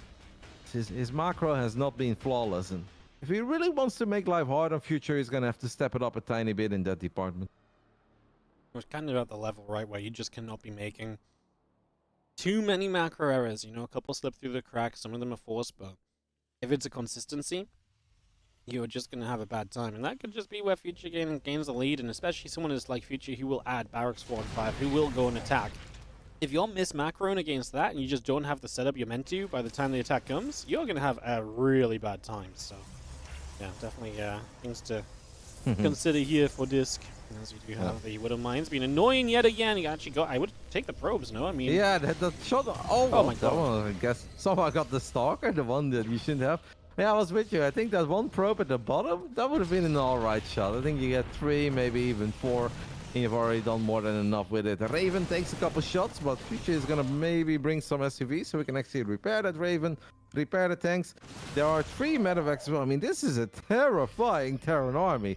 There really is only one way to conclude this, that Future has just macroed a bit better than Disc. You look at Disc's army, 6 Zealots, 5 Stalkers, 2 Sentries. That feels like it's incredibly early game. This Terran army is that serious. That's a lot of Marines, Marauders, multiple medevacs in the mix. That Raven has a lot of energy, and 3 siege tanks. I mean, it's like Future took the last game. He's like, right, you know what I'm not going to do this time? As he kills the Observer as well. Nice catch. He's like, I'm not going to let you just survive. I'm going to make sure I have so much stuff, it's just not possible. We do give him a few more moments to finish up Warpins, but we're also finishing Terran upgrades as well, as we actually unsiege the tanks. So if there was a time to go, this was it from Disc. I genuinely don't even think we need the tanks, though. I actually think the bio alone would be fine. Obviously, still a step from the Zealots. And now we landed the anti-arm missile. Retake position, push further forwards. I think Future is kind of respecting this army a bit more than he should. He is that far ahead on army supply, and maybe he's just not expecting to be this far ahead on it. Yeah, maybe worried about a storm flanking here or something. I'm not totally certain what it is. Battery overcharge has been activated very early, so that's awesome. These tanks are low in HP, but it doesn't really matter. 1 HP, full HP, they will deal the same amount of damage. And these tank shots are absolutely going to add up over time, even on the Zealots. As the Marines and Marauders are still so healthy, there are a bunch of Widowmines in the mix, and that blink cannot possibly be it. This Terran army is simply too big, too powerful. Future with the superior macro and finding some economic damage with his opening takes a convincing 2-0 lead there. I mean, those 2 armies, Wadi, that did not look comparable. It did not feel like we were in the same phase of the game. 11 gateway units versus that. I mean, that Terran army meant business. Future just kind of messing Disc around a little bit, right? Like, he's just keeping him super busy straight away. He's getting so much value out of 2 Widowmines. It's not like a 4 mine drop where it's like, okay, I get a lot of value because I've just got more than usual. It's 2 mines. They're getting so much. He's so quick to transition into the aggressive follow-up as well because it's just the 2 mines and everything else. There's no nonsense included. And Disc is just down 0-2. And, I mean, this could have very easily been like a 2-0 in 15 minutes. Instead, it's a 2-0 in like 30 minutes because Disc really drew out game number 1. But if Future keeps getting into these positions, he's going to win games. And Disc just has to find a way to stop it. Sorry. Well, one thing I thought was very cool, no, sorry, Matty, I thought you were done, is that he had that one Widowmine left over, and he waited for such a long time until he saw the Stalkers show up at the bottom side of the map. They poked one time, and he's like, oh, you're looking here? That's my moment to actually send this medevac in immediately. And that Widowmine just kept on targeting, retargeting forever, eventually got that Stalker. But I just love that by Future. Not blindly at a random moment send it in. No, wait until you feel it's the right moment, because your opponent is paying attention to other stuff. And that's right. Disc will always be looking at his Stalkers if he's poking your natural. So that's the right moment to go for it. There's excellent timing in that regard by Future. On top right hand side, our red Terran player, it is going to be Future from Reynor, and we're playing on Ghost River. Map you mentioned they had a little bit of a tussle on in the group stages, Roddy. That was a banger, mate. An absolute banger. You should go back. Maybe you were casting it even. I don't know. But it just went on forever, and I thought it was awesome. In the top left side, we are looking at the main base of the Canadian Shield of Ire. Put up a heroic effort in Game 1, even though he was playing from the grave. Can we turn things around? Can we at least get one W on the board here in the playoffs in the lower bracket? Hailing from Canada, Apprentice Esports Disc.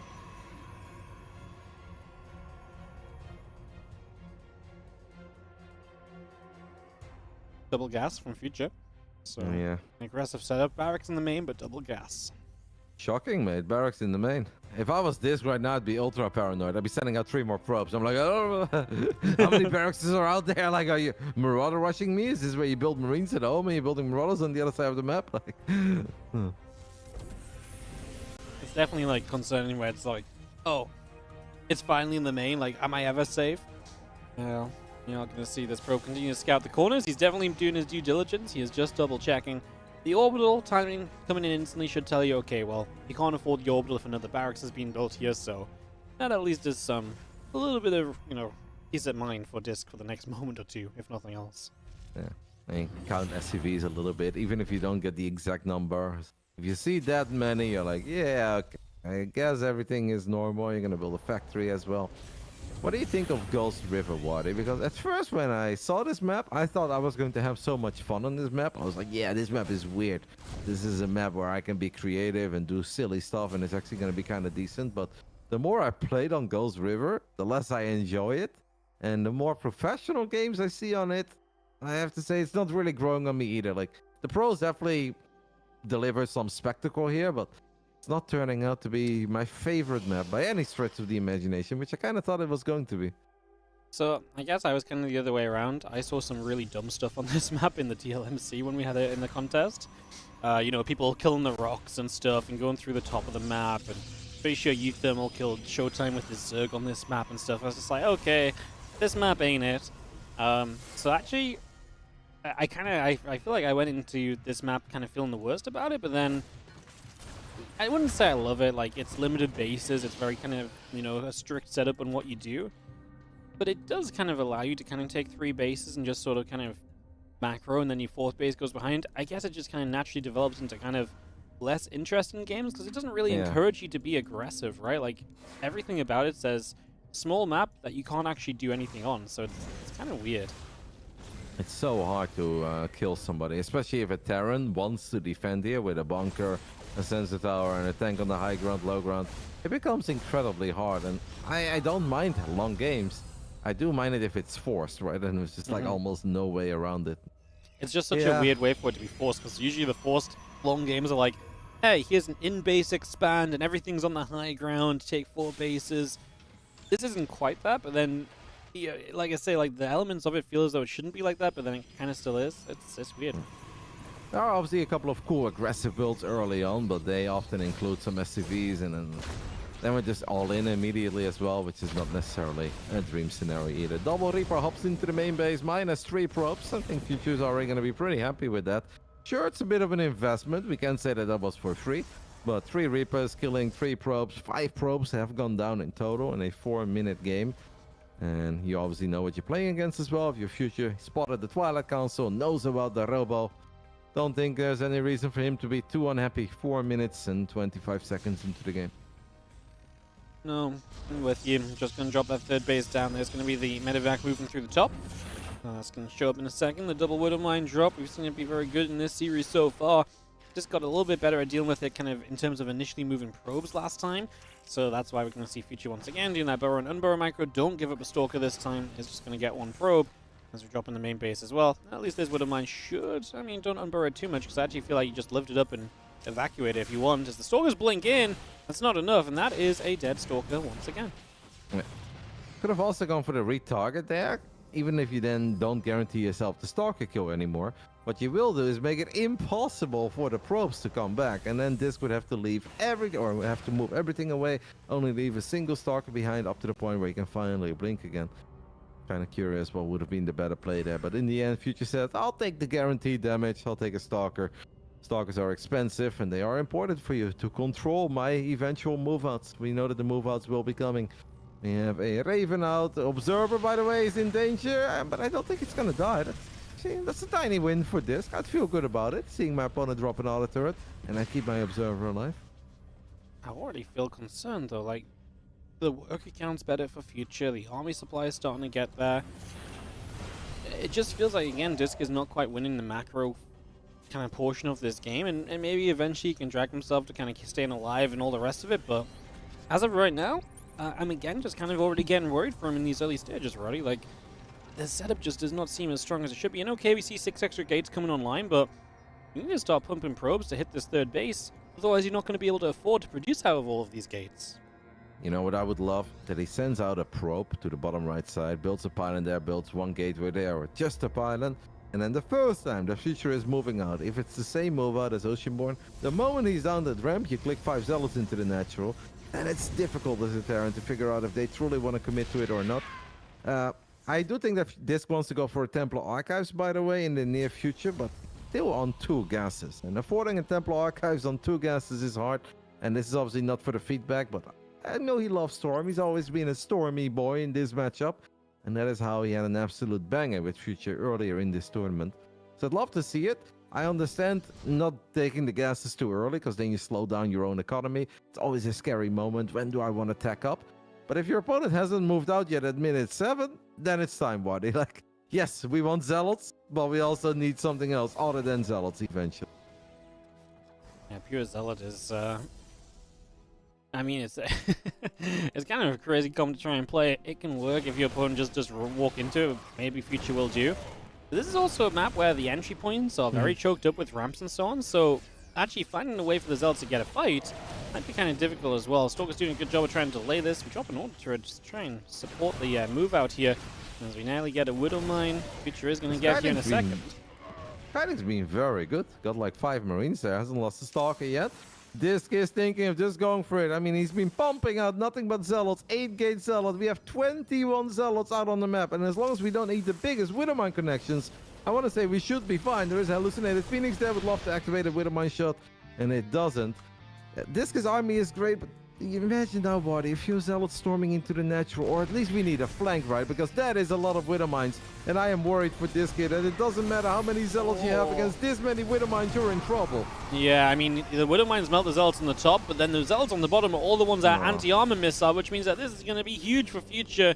He can just continue forwards, and right now there's nothing to really stop him. Yes, you cleaned out the tanks, the Widowmines on cooldown. I actually think Future had a moment there just to chase with the anti-armor being active. He's going to turn around, just fight on the ramp. That's good for him as well. And now he's got even more Widow Mines available. And he should go up the left side. He does not want to get stuck behind a single force field here. This comes from a place with a lot of experience, but there is nothing worse than when you're spamming gateway units, you take a fight against the Terran, all the Widow Mines fire, and you don't actually kill the Widow Mines. If they are still around for the second part of the battle, you're always in trouble. If the only thing you can do is build Zealots and Stalkers. I think Disc knows that he's in a little bit of trouble. He's gonna go for it, is forced to disengage once more, gets 1 or 2 of the mines. Went okay-ish, but he needs more than okay-ish. He needs something to truly go his way. He's got a Robo-Bay on the way at the moment. He's gonna warp in a few more sentries. Raven is low on HP, but the reinforcements have arrived for Future. The Widowmine count is 9, and it's so difficult to battle 9 Widowmines if the only thing you have are Zealots and Stalkers. It's the tech that's missing here for Disc, and that is the part of this that's going to make this a problem. Those force fields actually help Future. They're going to protect him from Zealots, and the Widow Mines are going to further forwards, going to knock down a pylon there that cancels the warp in, by the way. Widow Mines now all across these Zealots. They just disappear. That was a magic trick. There's the Bio Force Fields just going to stand. I mean, the sentries are dropping. Force fields will not matter. Future storms his way through an extremely convincing series, apart from where Disc managed to somehow drag game 1 out to 20 minutes, which is even more impressive after watching Future just demolish in games 2 and 3, actually. The end of Discus' journey this time around in the ESL Masters. Top 6 is still a result I think to be very proud of. There's a lot of cool players in NA, and especially ever since the regions were combined. I mean, we have players like Special who dropped out in the group stage. So a top 6 finish, something that I think Disc can absolutely be proud of. This wasn't really a match here for Future, who has been historically, I think, pretty good in this matchup. And he showed it once more today. So he breaks into the top 4 already. What a season for him. If you would have told me in the beginning of this season, Wardy, a season where you've got Kelazur, Trigger, Scarlet, Chem, Special, Eric, Australia, that future would be top 4. I'd be like, I mean, it's not impossible, but I'd be very impressed. Well, it has happened, and I'm very impressed. Me too, man. It's awesome to see, just coming in, just doing very well for himself, top 4. Chance to play against someone he's potentially already beaten in the tournament as well. I mean, he 3-0'd Australia once. Can he do that again? That's a tough ask, but you know what? At this point, let's not doubt any possibility. Anything is really possible here in this event. Bracket is on the screen so you guys can see just where we stand at this point of the competition for the moment. And obviously, what's coming up next is going to be that movement into the next portion of the lower bracket, which is going to be Killers taking on Australia. So we're going to have that coming up in just a few. So we'll get that underway, get that all set, and we'll be back with more StarCraft here from the ESL SC2 Masters Regional Spring in the America region.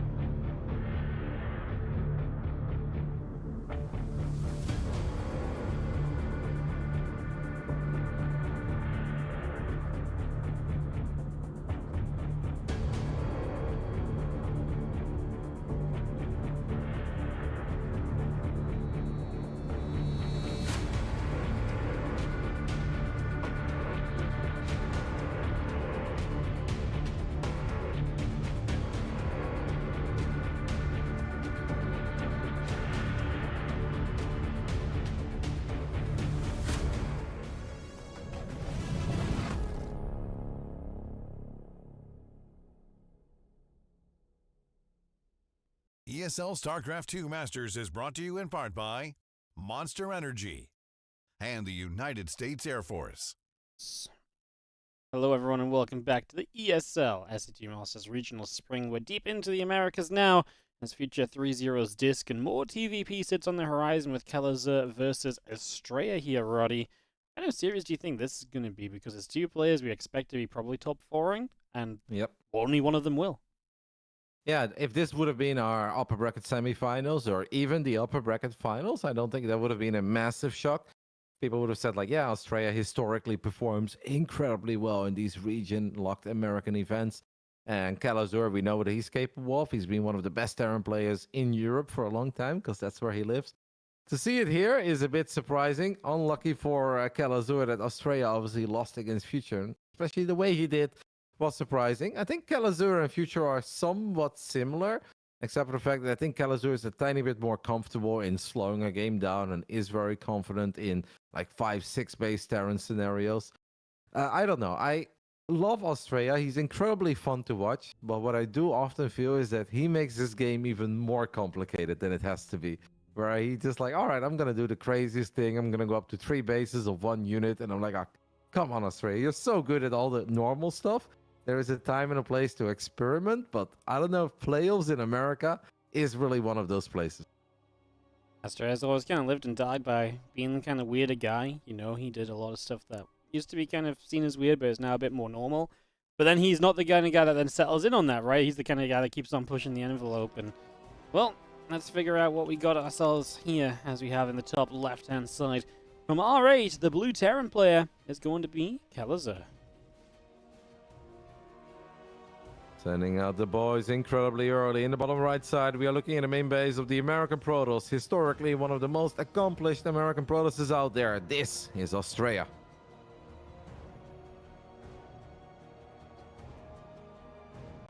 Is this the cure? Is this the Roddy killer, as our good friend Benjamin Baker likes to call it? Is that what we call it? I mean, killer. Ben just kept on calling it the Roddy killer because he had a day where he kept on proxy maraudering me a few times in a row. Australia, by the way, with the sickest scout. Unbelievable. And I wonder what Kalazur is going to do here. This is really awkward. I mean, you can fight this probe, but if your plan was to build 2 barracks, you can't really do that anymore now, right? Because then there is a chance Australia is going to send out more probes. You look at the minimap body, those probes are already coming. So now Kalazur basically has to change his build altogether. And then it might actually be okay. Instead of going 2 Rex Marauder, you just say, all right, F it. This is going to be a 1 proxy Barracks Reaper. As long as this barracks comes online, first SCV will fall. This is where you pray to the Terran RNG god. Second SCV is going to fall. What a start for Australia. Oh, the scenes. NA scenes. NA scenes indeed, as now Kalazur starts up a barracks at home, but this is a horrible start. Extremely delayed. We're actually going to send another SCV on the map. He might still believe he can finish that racks up, which is kind of a wild thing to do just in general. But, I mean, you're kind of off the deep end at this point. There's no guarantee of what you should be doing or what's going to work and what's not, so yeah, why not? I actually have no idea. I think you have to just cancel that and just let your own barrack. Because even if you finish it, what are you going to do with it? Like, there's just...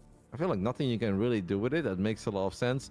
Kalazur has money to build a command center at home, and I'm sure that is what he will be looking at as he takes a little look at the setup of Australia. Went for a low-ground pylon, by the way. We didn't even talk about that yet. Low-ground pylon, low-ground gateway. Do you like it in PvT? I think it'd be fun if you want to kind of get some pressure across the map, and obviously it's great if you need to like wall off against some of the early pressure, but man, you can get in some trouble with it as well. You've got to be so good at making sure the Terran just doesn't get to come siege up across here, as actually blocks the add-on positioning with the pylon as well, so Strata just being as annoying as possible in the early stages. What your experience? Do you ever kind of go forward wall off in PvT early? Only when I play against random, because I'm worried that it's Zerg. Yeah. I mean, I don't hate it. It's not something that really excites me, as we get a shield battery as well. Australia just continues to do Australia things. Is this necessary? Is this mandatory? I don't really think so, but the Adept is here. Another SCV gets picked off. This SCV should be able to finally finish up this factory as the first Cyclone is on the way and the shield battery will get cancelled. I mean, it's just a nightmare start for Diego. This is not something you ever practice. Nobody ever goes into a game with the idea of, I'm going to go for 2 Rex Marauder and you know, not even a minute later, you have a pylon in your main and there is an adept shooting at the SCV that's building your factory. It's like, yeah, you probably wonder how I found myself in this situation, and that's because Australia found his proxy immediately. Good stuff for him as he moves in. Probe is going to be in some trouble there. Will go down. Whoa, misclick on the probes. They hit the assimilator, so that's a little bit of friendly fire. As we do have the pylon finally cleaned up. The Adept coming in to save the day against this Reaper. Reaper will make the getaway. Obviously, Adept has already used its shade. Don't get greedy for the probe. We're going to get greedy for the probe. He wants one more, though. There's one more that's very low. Perfect grenade. Oh, if he gets out, come on, that would be illegal. Stay on the high ground. Stay on the high ground. Oh! So close. Sick. All right, actually, that went really good for Kalazura. And if this was a normal game, we'd be like, oh my god, this is so bad for the Protoss. But yeah, Australia was far enough ahead that he can afford to lose a couple probes, lose a bit of mining time, and still be in love with his position. I mean, you just compare the worker counts, Wadi, to the PvT we've just seen. We're not even 5 minutes in, and Australia's enjoying a 10-worker lead. Yeah, big stuff as the Cyclones are going to come across and try and apply some pressure, but Blink's halfway done. Third base coming up. Hallucination sees the Cyclones coming too, so they can actually just relocate and still get across the map while also now knowing the Cyclones out and about. So that's some good information to have as the medevac will load up both Cyclones, and forward we go into the bottom right. How many stalkers does Australia have? Actually, he only had one, but he has just warped in 2 more, and he does still have those adepts from the early games. So I don't think that Diego can really accomplish a whole lot here. Actually misclicked and accidentally dropped one of the Cyclones on the low ground. Needs to be careful, man. Blink is pretty far along. He's going to get a few probes here, but the medevac could be in danger. Blink is very close to finishing up. If he unloads the Cyclones in the natural, he's going to lose them. Yeah, he needs to be super careful right now. Stalkers warping in on the left side as well. There's the unload, there's the blink. The medevac is going to go down immediately. The Cyclone's just going to target whichever probes they can, but, well, we get 9 workers, so honestly, could have been made worse. Now the worker count's evened out. As long as Kalazur has an army to defend Stalkers at home, he's okay. Yep. We really are full NA. What a start to this lower bracket best of 5 between 2 of the best players of this region. 2 players that a lot of people looked at potentially winning it all. I mean, I know Kalazur has never won one of these regional events. It's kind of sad. Every single season, we always hyped him up to be the guy to beat Special when it was still just Latin America. Never really did it. When Special finally did not win, it wasn't Kalazur. Somehow it was Chem who took the crown back then. Since we started with the Americas, obviously a bit more difficult because now it's not just Special that Australia, that Kalazur needs to worry about. He needs to worry about the likes of Trigger, Scarlet, and still Special as well.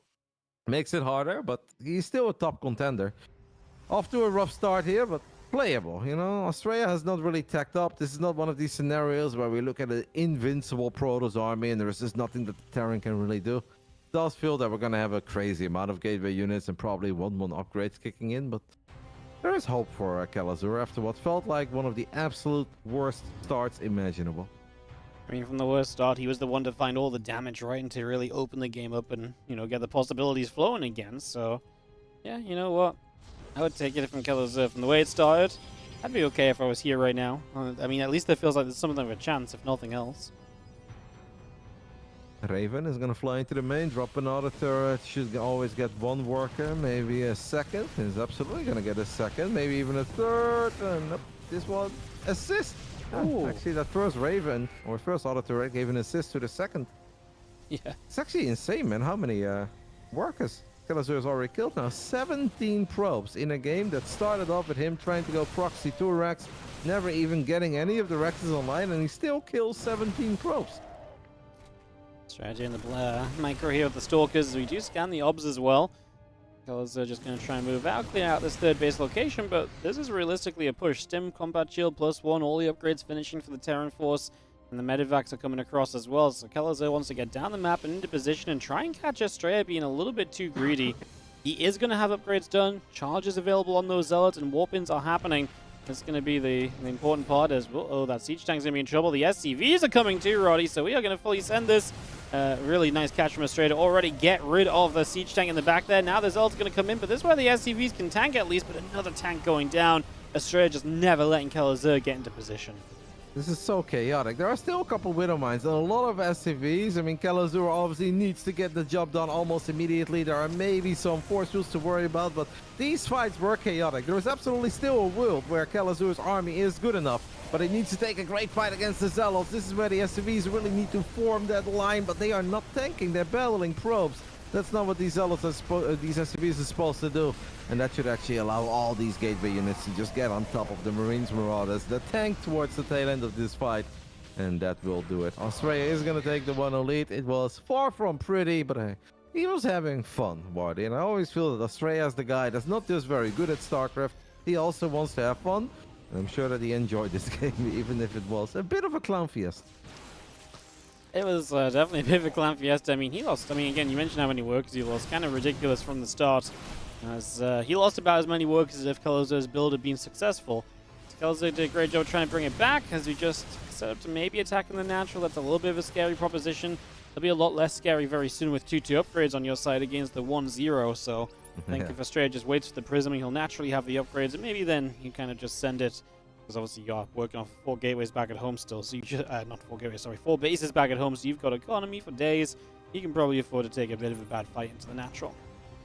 Kalazur never saw the 4th base. I think if he did that, he would have already left. But now he probably felt like, okay, it was my 2 base all in against your 3 base setup. But you lost almost all your probes in the 3 base setup. So maybe there is still a world where my bio army can scale well enough that I'll take a great fight against nothing but gateway units. If Kalazur would know what we knew, he'd be tapping out, he'd be leaving. But he's going to give it a shot. We have a double drop in the center of the map. Stalkers are nearby, not close enough to kill it. I think the moment that Kalazur is going to see not just a 4 base setup, but a 5 base setup, his heart will sink. And I think he knows that he's just way too far behind. This is not happening, is it? I mean, drop into the main. We try and do something here as Kalazur. Australia, she's not let this main base drop do too much. Just maybe moving straight on forwards. A couple of probes already beginning to go down. A couple of stalkers getting shot away at. And again, a couple of these zealots will also start to drop off. As you do see the bioforce eventually will get cleaned up. The zealots are going to take it a slow way. Now zealots in the main base of Kalazur, though. Realistically, this is Kalazur just hanging about, not really turning the course of this game around. We have a bunch of Widowmines hoping for sick connections. Widowmines obviously don't really care about your upgrades, but these Zealots on the other side of the map, they will just not die. The Widowmines can take care of a couple of them, but the SCVs are all going to get sliced up. Australia's got 1,500 minerals in the bank, so we could warp in 15 more Zealots. I almost think that he wants this game to go on a little bit longer so he can have +3 armor. There is nothing more fun than having +3 armor Zealots with a Guardian Shield against a Terran that only has +1. But this is an unfair fight. Australia with a picture-perfect scout to kick off this lower bracket series. Denies the first barracks from going up, and after that, did Australia things to take the 1-0 lead. Did Australia things include making the game much more difficult than needed, as you mentioned at the start. Definitely was a little bit of a... It got dicier than, like you say, maybe ever had to be, but he got there in the end, and Australia does have the 1-0 lead here over Kalazur. As again with a win, Australia would be setting up a rematch against Future to round out the night in a little bit.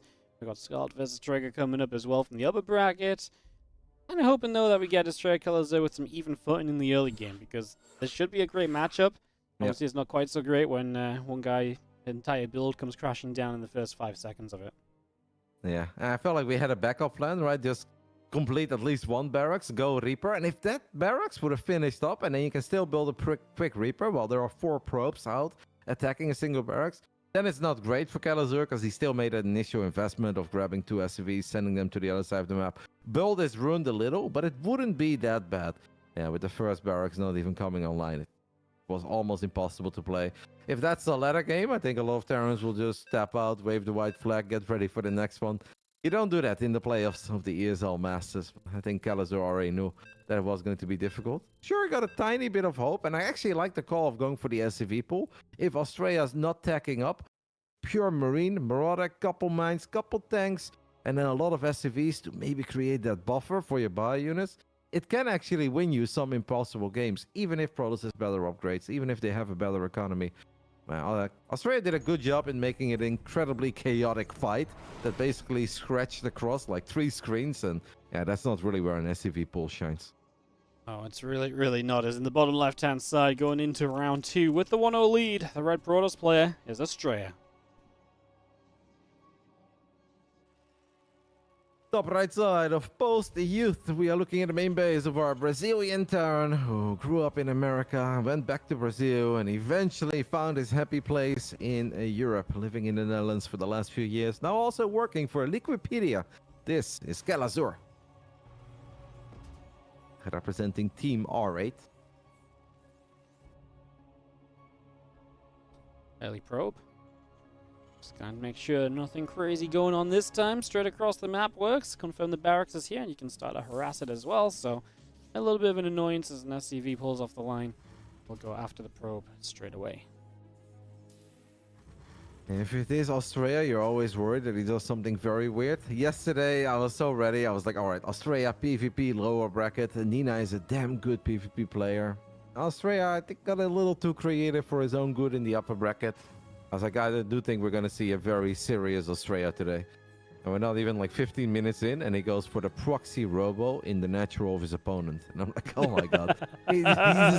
Australia just can't help himself, can he? This is a double gate opening, by the way. This is not that standard in this matchup.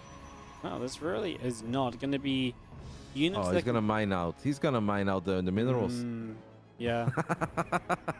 Why can he never have a normal game body? I mean, I love it, but at the same time, I kind of hate it. Where I'm like, he's so good if he just plays normal, and he just does not want to play normal. It's just like absolute utter refusal to do anything that makes sense. I mean, it makes sense, but he's got to go about it the wackiest way. It's the sort of thing where if like Calazur just spots it, he shuts it down. It's like, okay, this is so easily held, but obviously you've got no clue. The Reaper comes to get this probe and doesn't quite get it. 1 HP getaway there, so that probe is good. Apparently he's going to go instantly back on the map. Yeah, because the depots were erased and he clicked the Reaper to the low ground. I don't think he saw it before, unless he maybe just knew immediately that this is something they had to worry about. But now he knows that those minerals have been mined out. Probably not too worried about one adept at a time, but it's not one adept at a time. It's a double gate opening. Australia still on one base. The Reaper is about to hop into the main and be like, oh my god, Diego dropped another command center. Another command center against a one base Protoss with multiple gateways. What if he just didn't realize how his Reaper left the base? It's like, that'd be crazy, no? I mean, I think so too, but I mean, we're sat here with an extra CC coming up against a one base 4 gate. He just has no idea, man. Look at where he's building that bunker too. Like, that doesn't make any sense. No. If you know that the minerals have been mined out, why would you be building your bunker there? Because that's not where Australia is going to fight. Oh my goodness, Diego. Did he just not realize that? I really thought he noticed, because he just clicked and he saw that the Reaper didn't hop down anywhere where it would normally hop down. It went past the minerals. I mean, Calazur is omega dead here. God. He's so dead. I was about to say, the Reaper just went down, the Marines are going down, and this is going to be disaster for Calazur as this Adept gets away. We kill off that last Marine, and there's only one barracks. You cannot keep up with production here. There's just no way. It's about to be 4 gateways. Warp-ins are ready in a moment. The Adept falls, but we are 2-shot Marines with these 2 Stalkers. That's all the production, pretty much just there. Now we build a pile on high ground, because this is only going to get worse. This is permanent high ground vision now, but I think it already would have been even without that pile. And it is a 1 base 4 gate. People often say, I really miss Wings of Liberty. Well, Australia is giving you guys a blast from the past. A good old-fashioned 1 base Protoss 4 gate. Not 4 gate Blinkstalker, not DTs or anything, no. Just a 4 gate as he mines out the minerals on Post Youth. Gets in there, and Calazur, I thought he was paying attention. He clicked his Reaper, he went through the gap. And I was like, hey, you know, that's supposed to be a mineral wall. I'm sure that Diego is going to immediately either build a depot there or keep it in the back of his mind. And then he dropped another command center. This has not been his series, mate. This is absolutely disaster town. Yeah, first you get aggressive and you get scouted, then you actually scout that your opponent's probably up to something, and you don't realize you noticed it. Oh, rough time for Calazur as he's now down 0-2, and he's going to have to dig. I want to say dig deep, but honestly, he just kind of needs to get into a normal game, maybe, to even see if we can just get a map win and then work from there. Put these first 2 behind you. It's very unlikely something similar happens again, so just get into Oceanborn, try and get a win, and like I say, play it out from that one point forwards as we get ready for this Oceanborn game. As Australia could just be moving into the top 4 just like that. No mineral walls on Oceanborn, so we've got that going for ourselves, and pretty large map, so we don't really need to go for a proxy. But I do think you hit the nail on the head there. It's just so annoying. If you have 24 hours to get ready for the next series, obviously Kalazur is not happy to see Australia staring at him from the other side of the lower brackets. Like, come on, you. A bit like what Reynor had earlier today. It's like, oh, really? I have to play Clem here? Like, come on. Anybody else other than that guy? But then you still craft up some plans. You think about what you want to veto, what they veto. You play out the games in your mind. You play a bunch of practice games, and I can guarantee you that not a single game that Kalazur practiced has gone like game 1 and game 2 played out. And that is just an absolutely horrific feeling. Well, let's get into game number 3 as it's time to try and turn it all around for our blue Terran player. In the bottom right-hand corner from R8, looking to keep himself alive in the playoffs, it's Kalazur. And in the top left side, we are looking at the main base of the man who just can't be normal. We love him for it, but sometimes as a fan, it can also be a little painful because he makes life so hard on himself. But hey, if it all works out, isn't it just fun and awesome? This is the currently teamless, but I'm sure not for long, American Protoss player, Australia.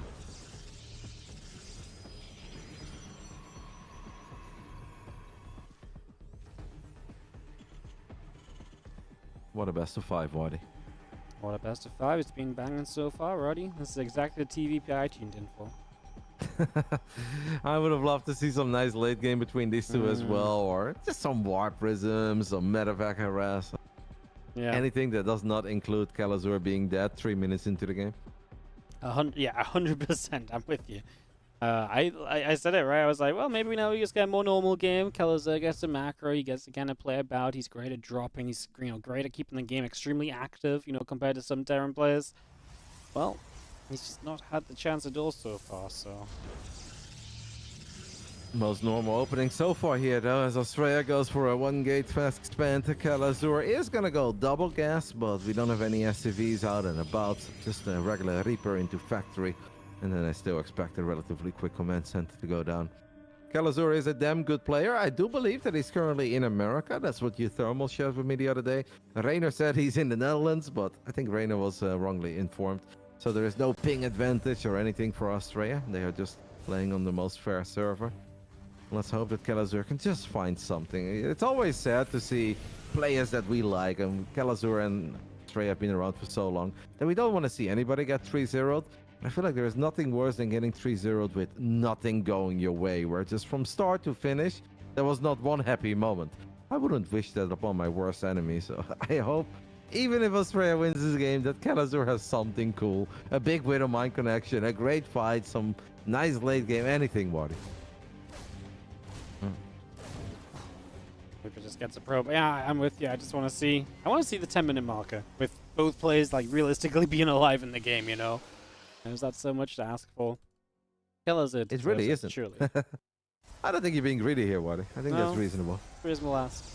We don't have to go super ahead of schedule. We're already kind of going fast today, This is one of the openings, by the way, that Australia tried to do against Future, and it did not work out at all, because Future didn't just go for a proxy barracks, but he actually went for a proxy barracks, proxy starport. The factory was at home.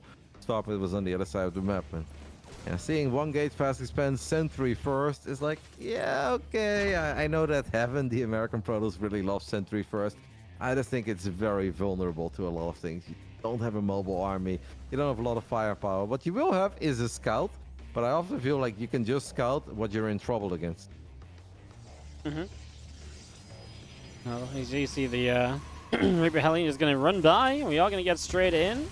Hit you on the sentries. So we are in the mineral line, and this is where we get to do some killing. Kalazur is in to get some damage done. 5 workers dropping. The probes will pull around from a couple different directions, and well, this is a very successful opening. 8 workers going to make it 9 to finish up. Kalazur is rocking and rolling.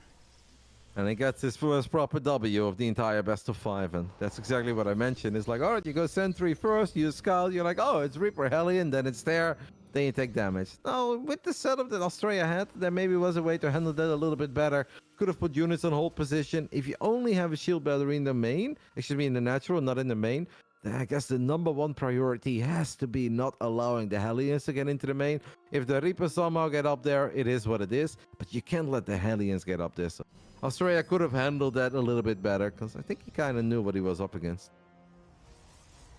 Yeah, Doesn't need to let it kind of go so crazy as now. You take a lot of damage early, your work count is not great, and as you move into Blink and all the rest of it, you're just going to be a little bit depowered. Liberator Marine tank as the setup from Kelazur's. He's got the potential for that Liberator swing in if he wants to kind of poke forward and threaten with the Marine tank.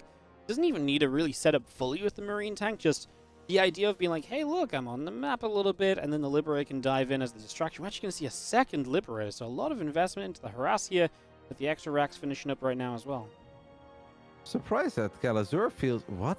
Okay, he's going to get a second bunker.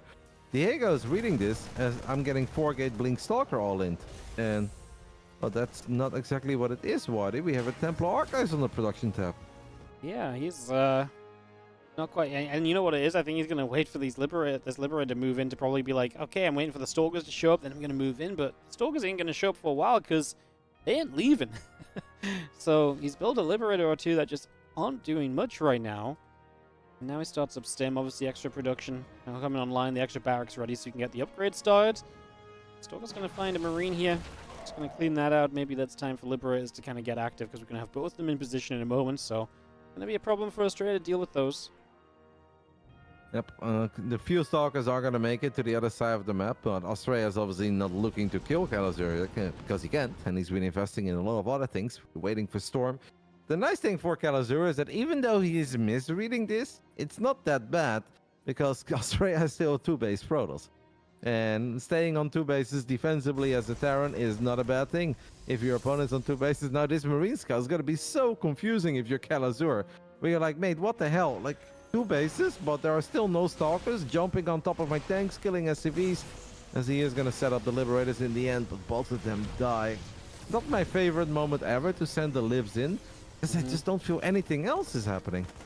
It's almost like he was so ready for something to happen that when it didn't, he was like, well, what do? I guess I got to send the Libs in because this was the whole plan.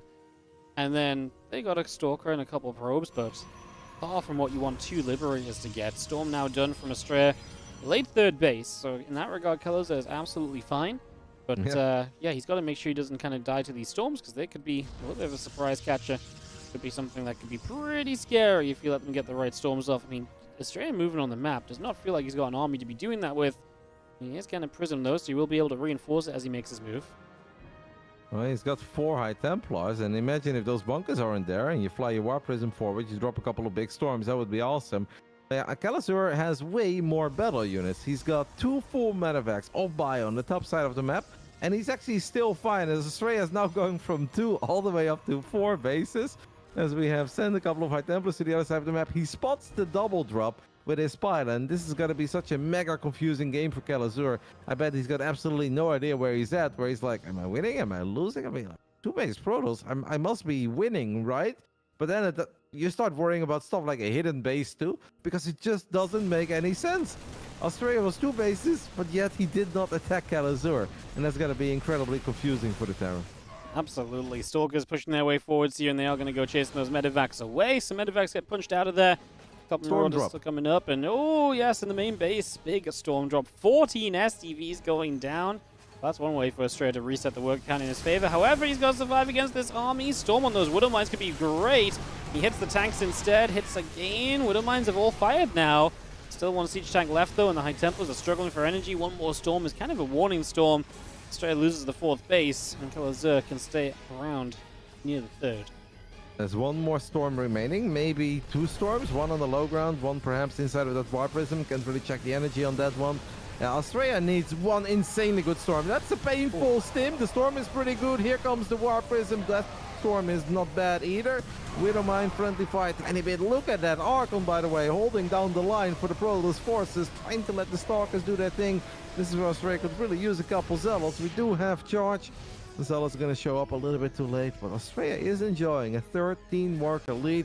And he, of course, still has Templar Archives. He still has Storm Tech available, even if he doesn't have any storms at the moment. Calazur, I think, needs a little bit more than he's been able to get so far. Not that big of an army, eh, Wadi? Australia, I feel like it's just sitting on, I mean, money. 700, 500 is a huge deal at this point in the game. We blink in. That's going to be dead Stalkers to the Widow Mines. We try and micro with the Prism, but it's a little bit off from as good as it could have been, honestly, right? It could have been a bit better. I want to just, praise it, but it was kind of not quite it. As now we're going to see another Stalker. Oh, not dead. This time the Prism micro is on points. This time we're going to see Australia kind of making up for lost ground. And he does get the cleanup, now pushing this back, and now with a bit of freedom, that worker lead, not quite as high as it was, but he's just got money to spend. If he could spend all of their minerals on Zealots, he'd be in a great spot. He's going to expand too. Yep, he already tried that earlier. Back then it got denied. I would love to see a few more High Templars though, because that Ghost Academy, yeah, it's on the production tab, but it's still going to take a little while before Kelazur truly has a bunch of ghosts to work with. And I feel like it's such a shame that if you do find yourself in one of these rare spots where you've got quick access to Storm, why are we now giving up on Storm? Like, that was the great equalizer. Without Storm, we would have been in serious trouble. So, a little bit sad not to see Australia wipe in a single High Templar in the last 60, 80 seconds of this game. I don't really get it. No, I honestly, I feel like it was such a shame as well. There's a couple High Templar you could have saved with the Prism initially as well. And if they just regened energy by now, then that would have been huge. I'm with you. I would have liked to have seen some, I mean, you've got 4 High Templar now in the Prism waiting to kind of go, so... But maybe could have just seen that a little bit sooner. As that I was going to jump in on this base. The unit's actually off to the right-hand side. The Storms are coming from the left. The Prism is not able to get close enough just yet, so we're waiting, we're lurking. Stalker's blinking with the Widow Mines on cooldown. We can come into this more easily. The High Templar will be able to surely go now as we drop out, and there's a good catch. Gets a lot of the units. Yep, that's going to push the Terran force all the way back, and I think at this point, Kelazur has to pick up the remaining units, go home, heal everything up. Maybe even that awkward moment of repairing some of your medavacs, because I don't love the idea as a Terran to start another fight a minute from now with all these medavacs this injured. And one more Storm, a forward blink, winning long fights without any medavacs seems almost impossible. And no, it's not something that Terran players really enjoy, but I really wouldn't hate a tiny repair on some of these medavacs. I am absolutely with you. Just, they could do with it. Absolutely. Just the sort of thing that's so easy to do. Now we do have Ghosts ready, so EMP is available. High Templars maybe going to come in from the flank, but now the Prism's in trouble. We do get the High Templars out of the Prism. We morph the Archons, so somehow that's a save. Prism down though, so less flanks to worry about. Now you know where the High Templars are likely going to be storming from, and that's a big help. It does feel that Australia is slowly but steady starting to hit his stride here. He's on 77 probes. He's working with double forts. He's cranking out some Immortals. I wouldn't hate a Robo Bay and a second Robo. But it kind of feels that Australia is doing what he loves to do the most, and that is playing a very scrappy, messy game of StarCraft 2 that is very difficult to read for his opponent. Facing out High Templars. Nice EMP there by Diego as he lands another one that connects with 2 High Templars at the same time. So Australia has to be a tiny bit cautious. No Storms available yet. Is forced to morph those High Templars into Archons as well. It's actually turning into a really good start of the fight, at least for Kelazur. But how long can he stick around? Yeah, this was a great start. You're not wrong. These couple of Mauls are going to be packing a punch. 3 of them now available. The High Templars just all getting EMP'd. No Storms ready to go. And Kelazur doubling army supply, but just running out of steam to keep it going right then and there. Gives Australia some time to maybe get the rebuild started. He's got money in the bank once more. A lot of Zealots. There's kind of this stage where Kelazur's obviously been so aggressive for so long. If Australia could just sneak some Zealots to the other side of the map, God, it would be so good for him. The ability just to kind of get in the other side, force Kelazur to kind of turn around back home for a bit, give Australia some more time, and potentially get damage done as well. I feel like that's what Australia needs. Right now, Kelazur is going to catch Australia with, no idea of where this army was at. Runs up this ramp. He's a little bit afraid of the Storms once again, so he's playing very cautiously, and Australia is not going to be forced into a fight just yet. What a pylon, by the way, in the natural of Australia. A Robo, a Gate, and double Forge, all by one pylon. But he doesn't care. Australia is just living his best life, looking for some Storms. Does land a fat one in the middle of the Terran army. Needs to respect the Widow Mines. That is another good Storm. So these 2 Storms already way better than any Storms we saw connect in that previous fight. I'm just kind of worried for Kelazur that the upgrades, the ability for Australia to warp in those High Templars and flank from different angles is going to be a little bit too much if we stick around there. He is going up to 4 bases. He's got Ghost. And it's kind of saying, like, maybe get a couple Liberators or something, right? Slow the game down a tiny bit. Doesn't have any Widow Mines anymore. Actually has 3 of them apparently remaining. So can we really be here, Kelazur? Kelazur thinks the answer is yes. Nice EMP on those bottom High Templars. That's going to help. Yeah, getting rid of potential Storms is huge. The Immortals having to pull their weight right now as we do not have a Storm available on this High Templar. There it is, comes through finally. It does hit nicely, and it's just low HP units that are going to get cleaned up. We blink forwards, and there's the Medivacs. Not quite fully, like you mentioned, but the idea of, hey, they're low, a Storm and a blink, and we're going to start to see some droppings, so it makes the getaways very scary. Actually, really good EMPs by Kalazur, because that fight in the end didn't go poorly for him, but I feel like it had potential to go really bad. But he handled the first 20-30 seconds almost perfectly. In the end, Astral is just so rich. He's got a lot of gateways, 9 gateways in total. Those are immediate reinforcements in the middle of the fight. So Kalazur is not just battling the army that he's looking at, he's battling another additional 20 supply, maybe even more when 4 supply shows up out of that robo.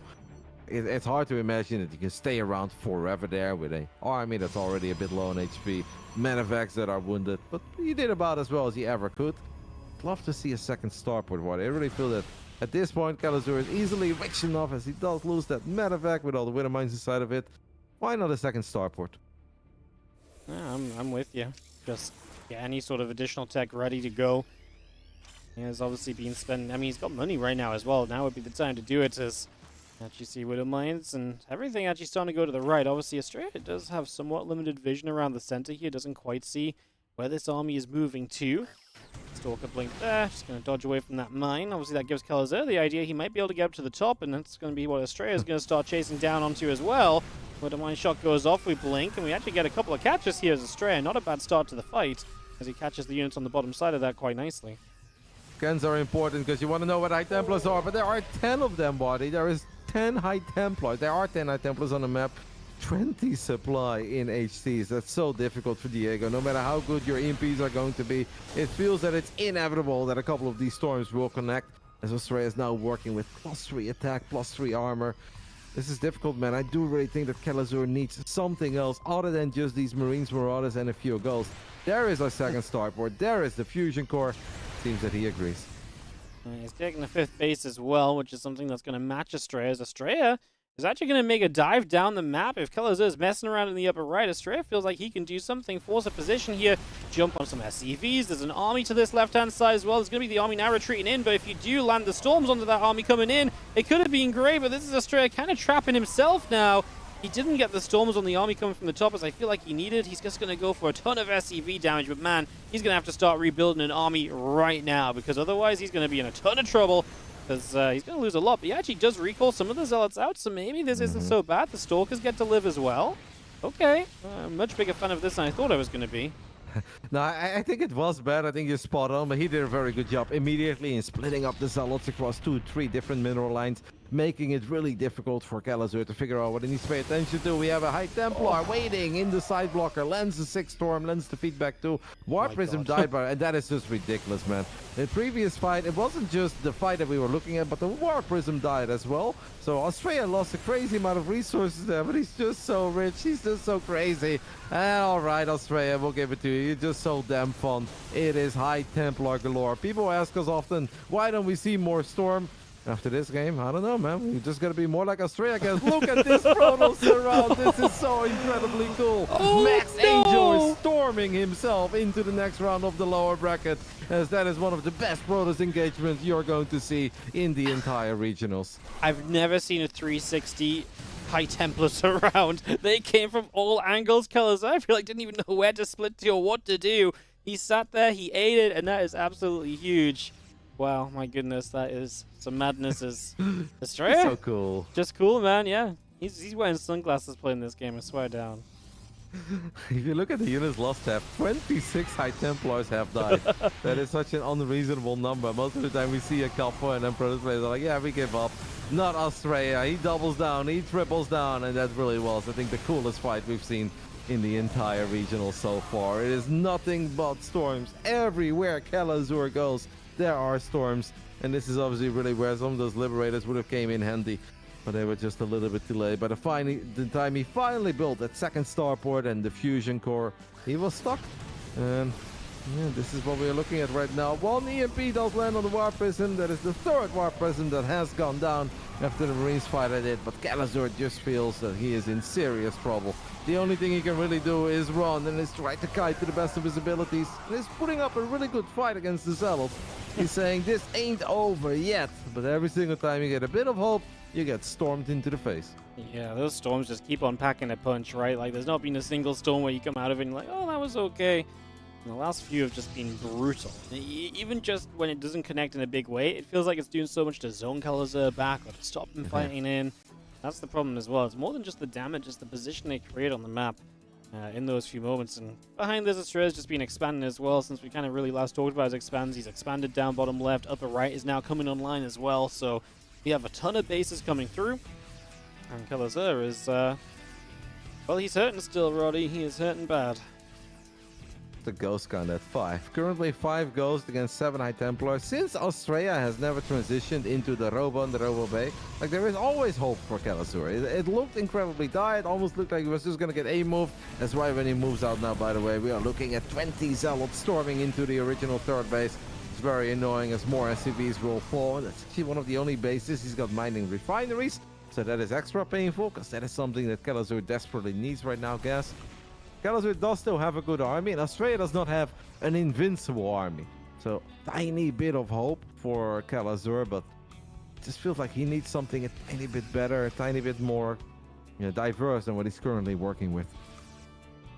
If Australia had the Robo transition, it's so dangerous too, because then as the Terran, you're constantly playing the guessing game of what they're rebuilding into, right? Like, what tech is it going to be? Do I need Vikings against Colossi? Missing that is something that gives Kalazur a bit of hope, like you say, but he still has to win fights, and well, he's going to try and chase down these odds on the left-hand side. Storms show up onto the center of the bio again. How does he keep getting the storms to just land so perfectly in the middle of these units? It's absolutely disgusting. That was a mental storm. It's so good. In the dead center of the Terran army. Kalazur in the end does get a few of the units out there. Throws down a scan looking for EMPs. Lands the first one. Drains 2 of the High Templars of their energy. That's nice. Astraeus is so freaking rich, man. He's got so many bases. Every single time he is nowhere near maxed out, you immediately see 12 plus Zealots. That is a slow Zealot warp, and that pylon is a bit too far away. So it takes a couple of extra seconds.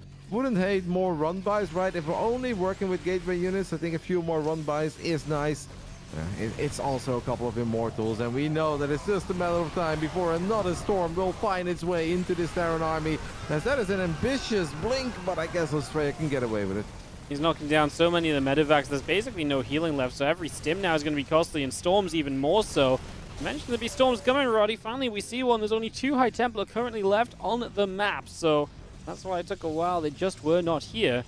And Australia still has money to spend and to rebuild with a little bit. They just need to do that. As I'm totally with you on the run-bys. I do think that's the way you create chaos in this situation, and you know, when you're working with mass gateway units, you're going to benefit from just causing your opponent to have to split apart and kind of make their bioforce smaller to defend. That's something you can always capitalize on. For sure. And it's also a lot easier to control Zealots that you don't have to look at than it is to control Marines and Marauders. Kalazur is going to have to respect those Zealots in his natural on the third base. There's our Robo Bay, by the way. There's our second Robo. After 23 minutes, maybe Australia is having some flashbacks of the game that he had on Oceanborn last season against Kalazur. And he's like, wait, didn't that end badly for me? Wasn't I winning this game and then somehow I lost it? Let's make sure that that doesn't happen anymore. As maxed out Australia is willing to transition after all. He's also about to get the very rare and incredibly beautiful Protoss 333 upgrades. Not every day you see those, Wadi. Nope. It is not, as a couple of storms going down. Ooh, Zealots are kind of sitting in their own storms as... I was going to say, I'm not sure we're actually breaking through this planetary, but hey, 15 more SCVs going down. Kalazur is broke. Then Australia just has money to spend. And as Kalazur camps out on this orbital down over here, he's pre-split. He's not going to eat a big storm here. At least he's hoping he doesn't. Prism is actually going to get caught. I don't think Australia's going to look at that, because there's a lot to look at on the map. So he gets a little bit punished there for setting up preemptively. And Kalazur actually finds a High Templar kill in the top right. We've now lost 5 War Prisms and 35 High Templars. I cannot remember for the life of me the last time that I casted a game where 35 High Templars went down. Oh, well, Marines gonna come about it. You're right, 35 High Templars is kind of ridiculous, taking a moment to process just the ridiculousness of that unit's lost tab. It is kind of crazy. Kalazur still somehow competitive despite eating so many storms in this game. There's one High Templar on the right side. If he doesn't find the EMP, he's going to eat a big storm, and that's exactly what happens. Australia That's going to eat a couple Widow Mines as well. He is back with the Zealots on the right-hand side, so he's really wanting to get rid of that base. He is desperate to remove it from the game, but he needs to actually get rid of some of the SCVs. That's where the Storms would be good again, and he does drop them now. Is it enough to get rid of the Planetary? Yes! High Templar auto attack as the Archons and Immortals. Perfect hold position here, by the way, by Australia. It's impossible for Kalazur to attack into this Superior Concave. All the Medivacs are running out of energy. There will be a couple of Widow Mine connections. War Prism number 6 or 7 is going to join in the fun. There's a few High Templars coming from the top, and Kalazur actually temporarily takes not just the supply, but look at the army supplies, Wardy. What on earth? I felt Kalazur lost a lot of units there. I'm sure he did, but he still has 112 army supply. He does, and Estrella is in a big spot to bother right now, where he actually just doesn't have an army to fight with. He is missing out big time. A couple of static defense cannons here are going to have to help. He's going to clump up. He's going to recall out of this position to save what he can. And Estrella loses in the bottom left. I mean, fortunately, he has a lot of movement ability around the map, so he can actually go to other bases and buy time. It's taken Kalazur a long time to clean the base out, so that gives Estrella a chance to rebuild up a little bit, if nothing else. Man, this is what a... Is there a world? I think so, man. 136 army supply for Kalazur. He does still need to worry about High Templars that are sharking around every single corner, lurking, waiting around inside blockers and whatnot, as Australia does get his hands on this top right side base. Don't forget that Australia has 3 robos. Australia has a Robo Bay. And he says, nah, let's just go ahead and get the job done with gateway units for now. That is originally what I set out to be. And that's what I want to do. Triple cannon, double battery. Could be difficult to attack into. But this Terran army suddenly looks a lot more healthy. At least it did until that storm connected.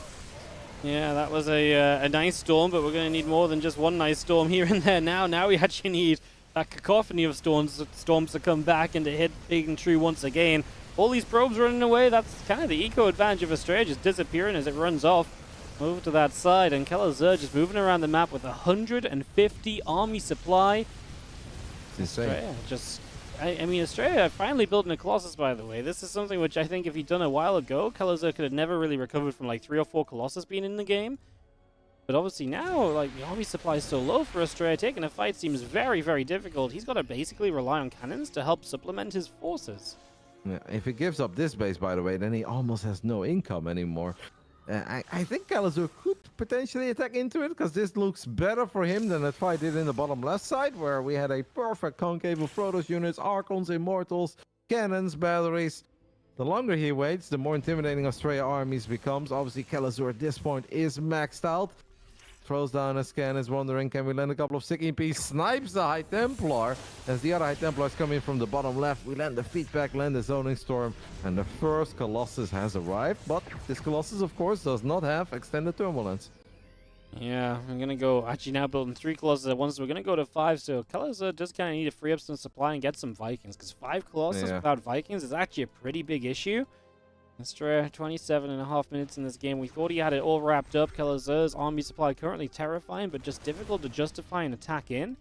And that's the problem. If you can't attack in, you're giving Astrea the time to get those additional tech units out, and that could be the turning point back into Astrea's favor. So difficult as a player as well to have a read on the economy of your opponent. Like in Kalazur's mind, Astrea is probably omega rich, because he's only been building gateway units and he had all these bases. He didn't know that that base in the top right, that was basically Australia's lifeline. If that one would have gone down, this is the only income he has, and there's only 4 mineral patches left there. But Kalazur did not know that, could not possibly know that, decided not to pull the trigger. Now gave Australia some time to remax, and 5 Colossus against 3 Vikings. That is going to be incredibly difficult. Now 1 Colossus might actually run into the Terran army. Who's flanking who? Who's surrounding who? I feel like we've seen this before, Waddy. Yeah, well, the Prism told Astrea that this army was here, but that was the only warning. It was too late for him to turn around, so now he's going to try and hold up the ramp. Archons will get rid of the couple Vikings that exist. So you get rid of these Vikings, the Colossus can just hold the ramp, and Kalazur's got to try and decide what he wants to do. As army supplies are going to get extremely close, and Astrea realizes, hey, I can go for this army, right? And Kalazur running through the choke, takes a bunch of damage. He's going to get away, but you can see the problem, and that's why Vikings need to be made. And again, that's the power of just imagine if Astrea had built these Colossi sooner, right? Like, how could Kalazur have really dealt with this at an earlier point? He couldn't have. These Colossi are absolutely slaying right now. SCV's caught in a transfer as well as Kalazur tries to get to the upper right. We still have Storms apparently dropping a couple of those. We turn back around. This Bioforce is pretty hurt as we stim yet again. Every stim means these Colossi are going to be feasting. I don't know if either player really knows what sort of fight they want to take right now. No, it's so awkward as well because all those rocks are still up in the center, so it's so narrow, and it just felt really awkward. Am I flanking you? Are you flanking me? Is this good for me or you? Felt like neither player really know where they were on.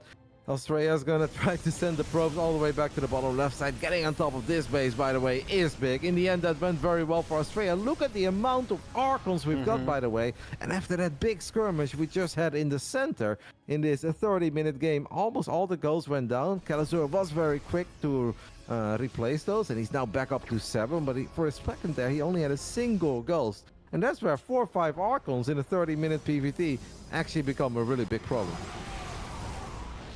Well, we get rid of that prism. That didn't really do much. There's another prism here with the army. So we have got High Templar inside, ready to find the storm. Straya's reaching out to that bottom left base. Kind of feels like a base he might need just to keep his economy going. Kalazur only has 21 SCVs. He does now have a good Viking count. I mean, Straya's army is just so tech heavy suddenly. Just so Archon heavy, Colossus heavy. Crazy. All the Widow Mines, by the way, were left behind in the top right side. Do we have any observers? We got a single observer in the center. Don't have any observers here, but I guess we can clean up these Widow Mines anyway if we want to just let them fire.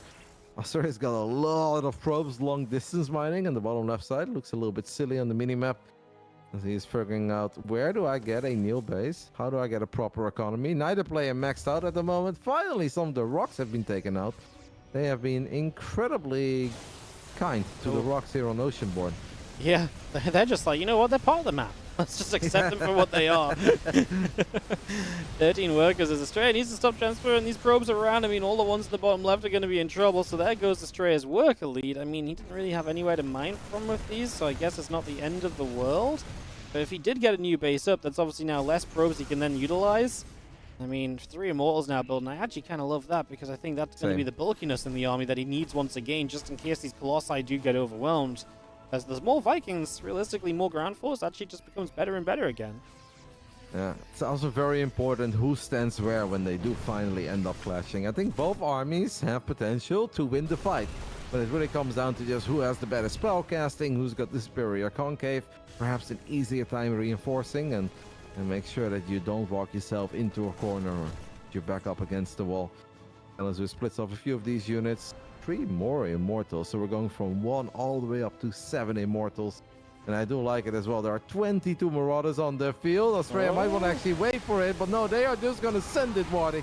Well, Storms do find their way into the center of this army again, but the Colossi going down. Kalazur has a bit more army supply to work with than Australia does, and it's that lasting army supply that seems to be the issue as Kalazur is going to eat one more storm. We drop some feedbacks now with the High Templar onto the Medivacs. Trying to remove healing is a big deal, and look at what it is. It's the Immortals that are standing strong at the end of this fight, Roddy. The Immortals are more or less going to save the day. They are going to be the 1 unit remaining.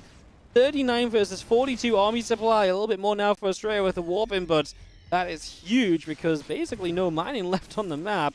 What a critical time to win the fight.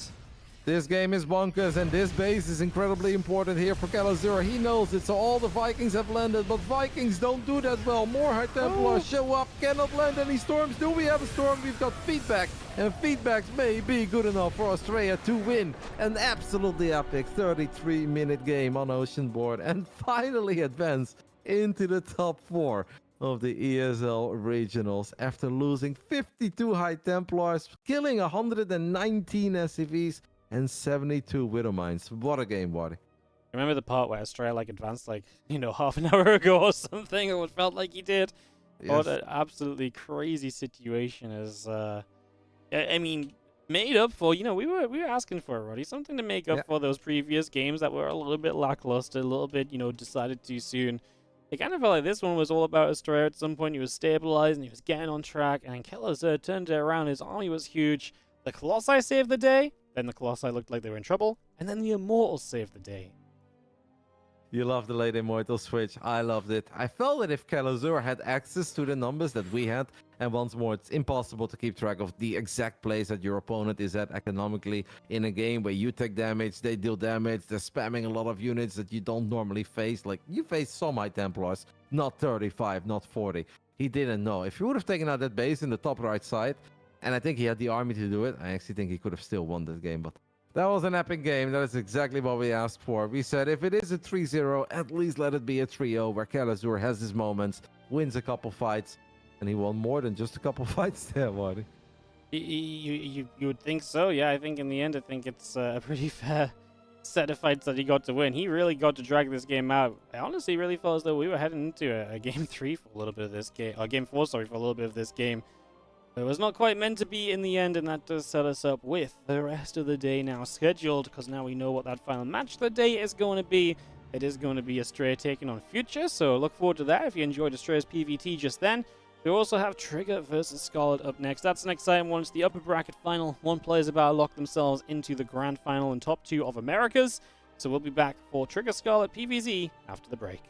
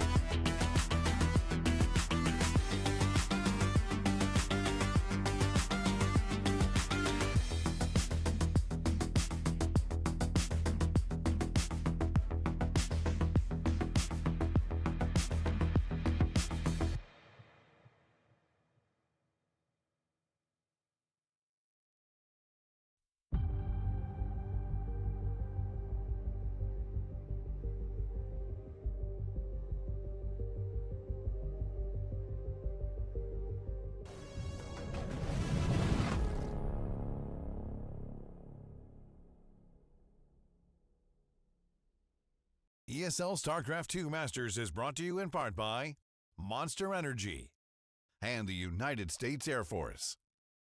We're back once again as we continue our way through the Americas. ZVP time, though. In the upper bracket finals, it's Scarlet and Trigger going up against one another here, Roddy. Exciting to see Trigger here. Guaranteed top 3, potential move into the grand finals and get top 2 already. Guaranteed top 3 is awesome, but Trigger is obviously having his eyes on finally winning one of these as well. Just like many other players dream of winning one. He's good. He has improved a tremendous amount over the last 18 months. He's here. He had a very rocky, bumpy first match in the playoffs against Chem, 3-2. If that's the one that people saw, they may think that this one is not going to be that competitive, but I think Trigger can play a lot better than that. And Chem is also just so weird and crazy. And now we know that Scarlet is capable of everything because he's just incredibly good. I actually think that maybe if Trigger plays against a better Zerg, his PvZ overall will look a lot better. And I'm still recovering from that game we just had on Oceanborn, by the way, Wadi. That was chaos. We saw some of the most epic fights that I feel like we've seen in a while in a PvT. You know what? Chaos is absolutely it. It was just absolutely ridiculous. I mean, the first time those High Templars around 360, whatever that was just insane. And then Kelazur just winning outfights as well. I mean, Astral multiple times over tried to kill a planetary on the right side with like 15 zealots. It refused to die, and then Kelazur wins a fight on the back of that, and obviously the game turned around. It looked as though we might actually have the continuation of the series. Absolutely mental across the board. As just waiting for one player to ready up here, and we'll be good to go into this upper bracket final. If this series is half as cool as that previous match, I think we're gonna have a good time. I loved it, and on the other end, I'm also still a tiny bit sad because that makes us think back of those first 2 games where just nothing went Kelazur's way, and he was dead 3-4 minutes into the game.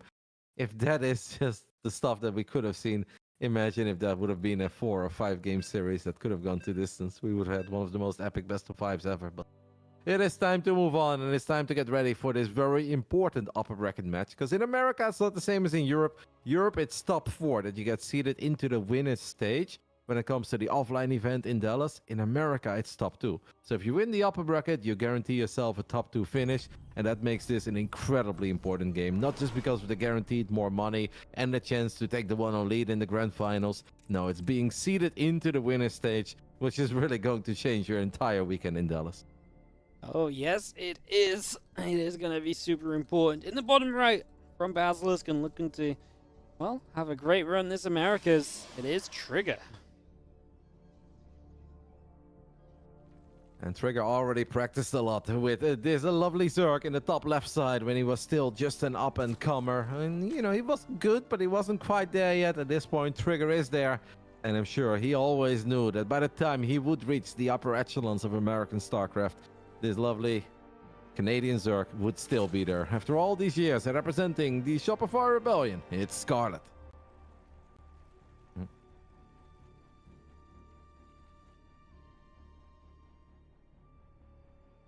Well, I'm excited to see what kind of series we get, because, you know, sometimes I think of Scarlet in this Americas region, I'm like, man, yeah, you know, I really think back to, like, the days she played against Neeb, and she was doing all of these, you know, she had super long games, middle of the map, kind of, you know, spore crawler walls versus cannons against Estrella as well.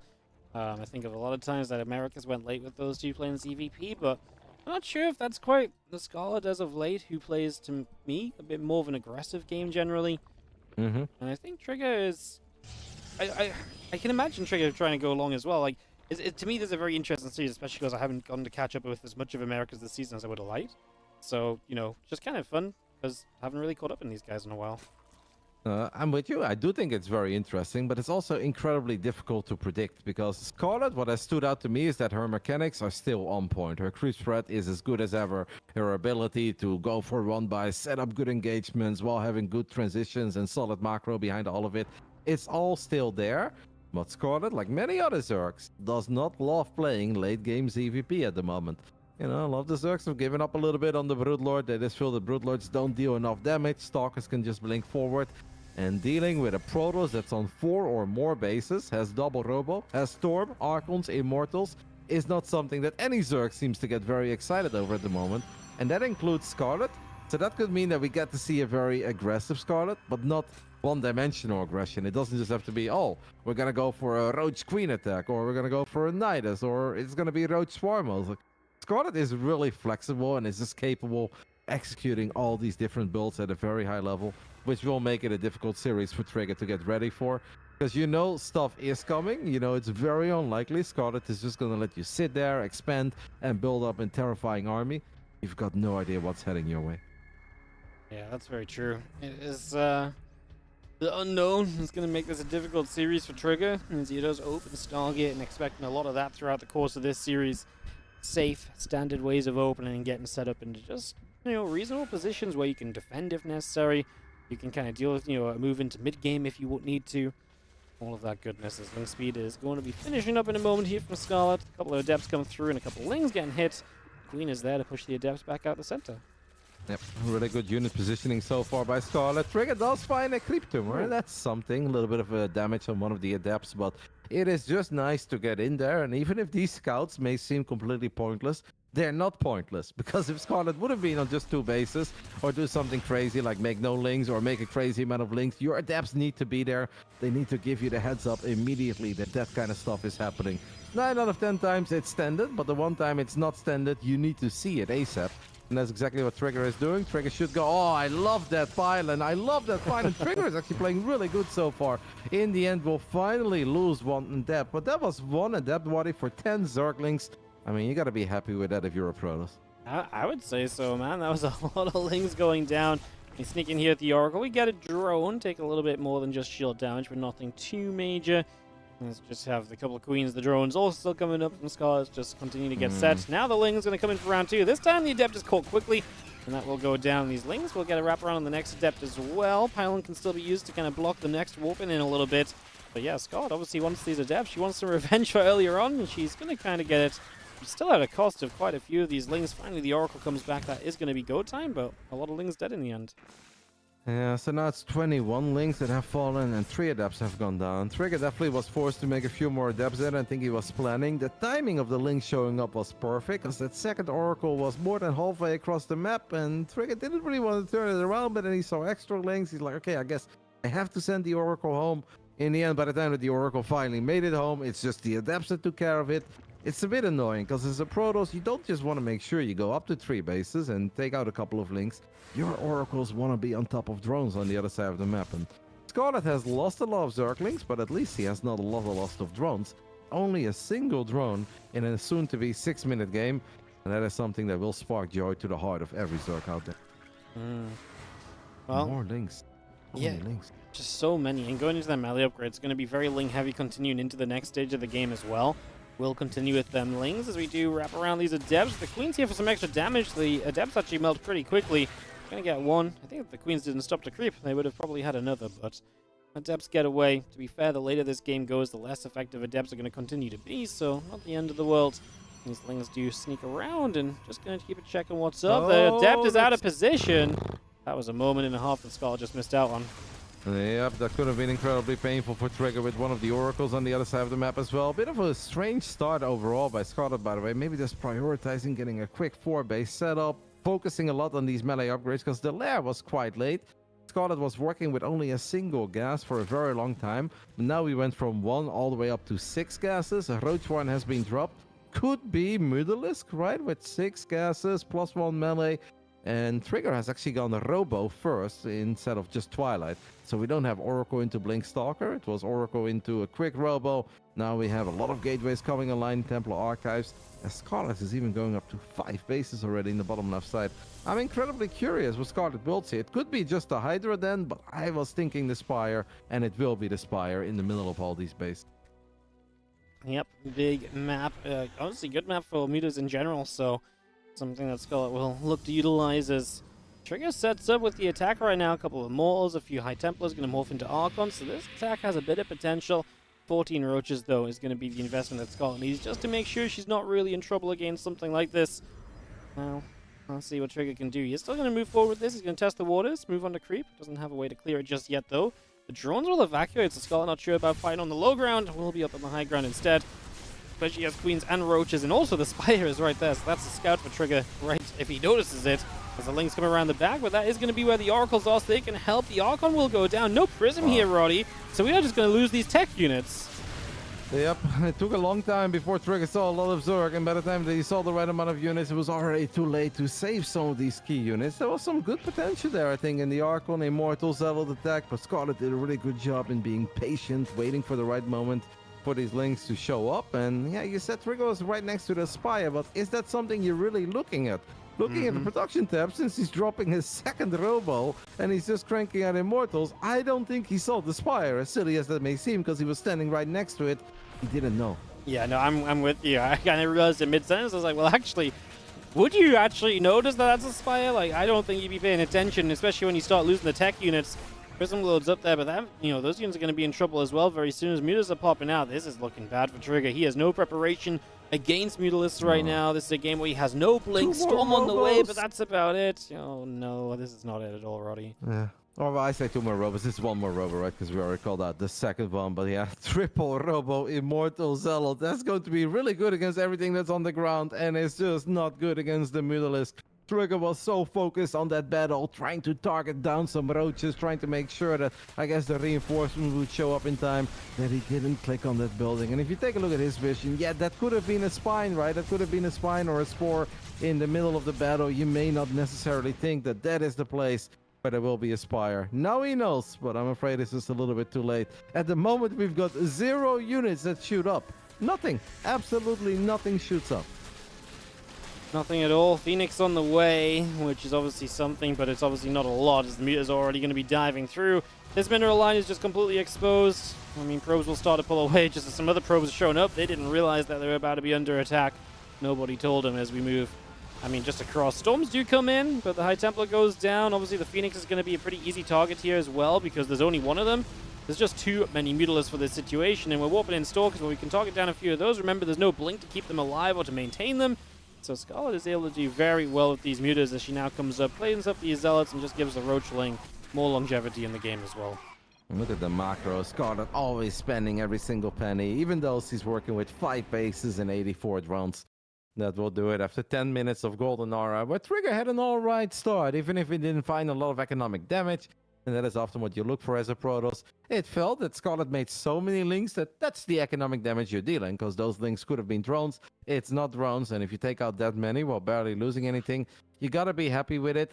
Maybe the attack could have been a bit better, right? If Trigger brings the War Prism, instead of keeping it very safe in the back, if he brings it a bit further forward and he starts juggling those units, A, he takes a better fight, and B, he sticks around long enough next to that Spire that eventually he may look at that and be like, wait, that's taking forever to build. Yeah. That's not a spine or a spore. That's a Spire. So yeah, maybe if he brought the War Prism to the front, it could have all been very different. Yeah, could have been a completely different situation as we get ready for Game 2. Crimson Court is going to be the map. What do you think about Crimson Court on ZVPs, Roddy? Anything you like about it? It's been one of the maps I've been enjoying myself just a lot, just kind of watching, so... I like playing on it when it was double and triple rocks, because I'm like, yeah, I can open up Stargate. I don't need to get Warp Gate. I can just go straight into Mass Phoenix Carrier and having the time of my life over here.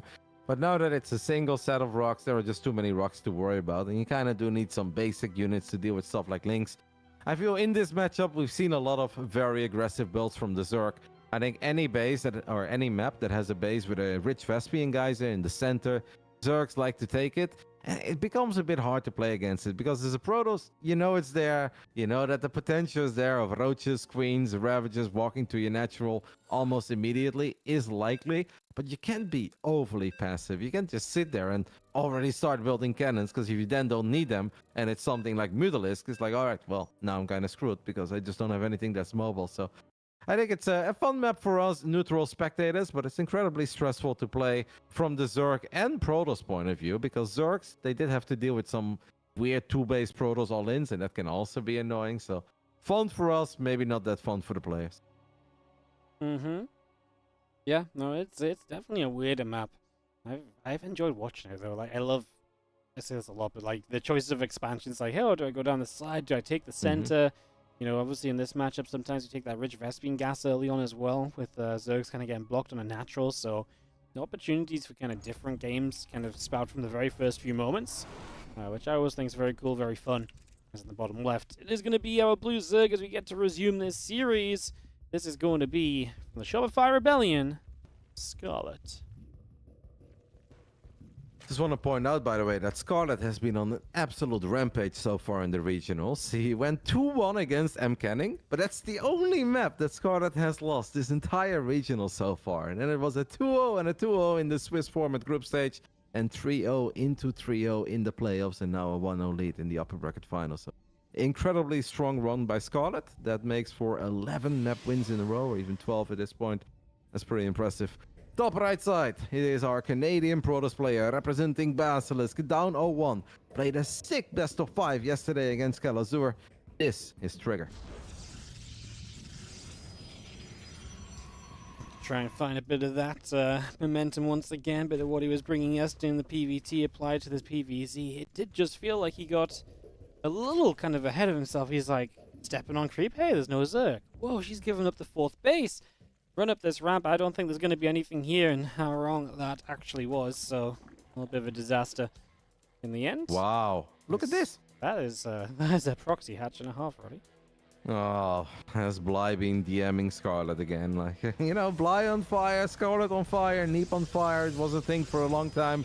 And Trigger has scouted a little. Trigger knows that this is a pool for us, but that's kind of the only thing he knows. Since that hatch is so close, what Scarlet could do here, by the way, is a Queen Zergling Spine Crawler rush. I know that sounds ridiculous, but that's actually a play.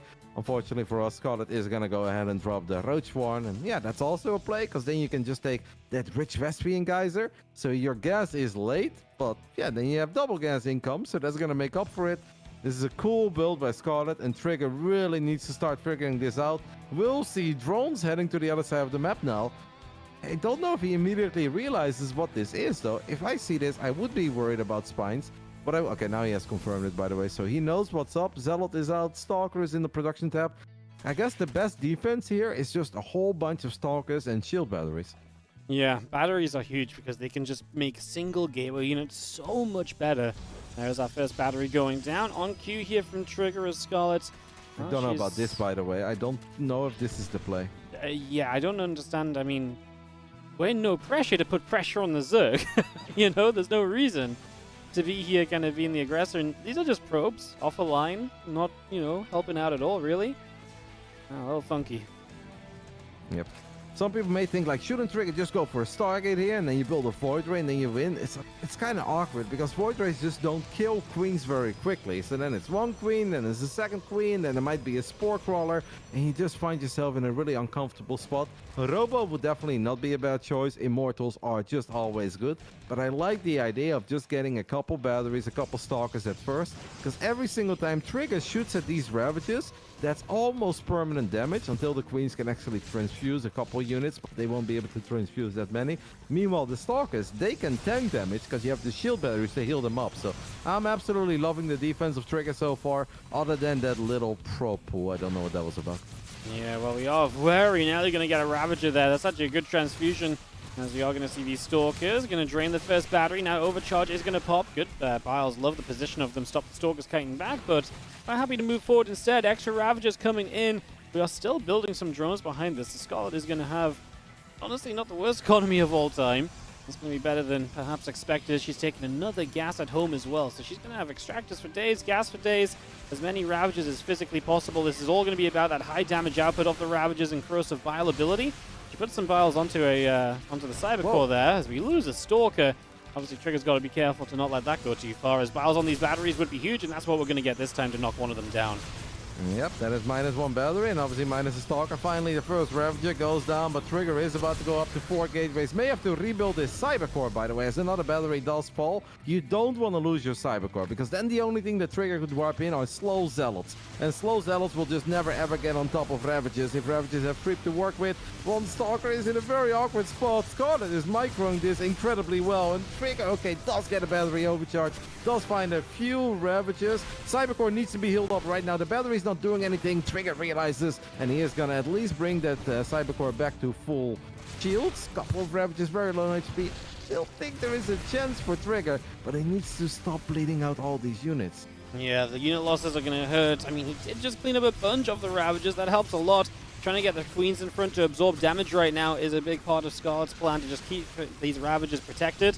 There is the Cyber Core now dropped, by the way. So now we do have another one up already. Apologies. So that's all good. As we have this Ravager on the top side. Chase, but doesn't go down, and losing Stalkers again. Every time you lose a unit, it's so painful. You're right, though. 4 gateways should help a lot here. Scarlet's army supply is growing and growing.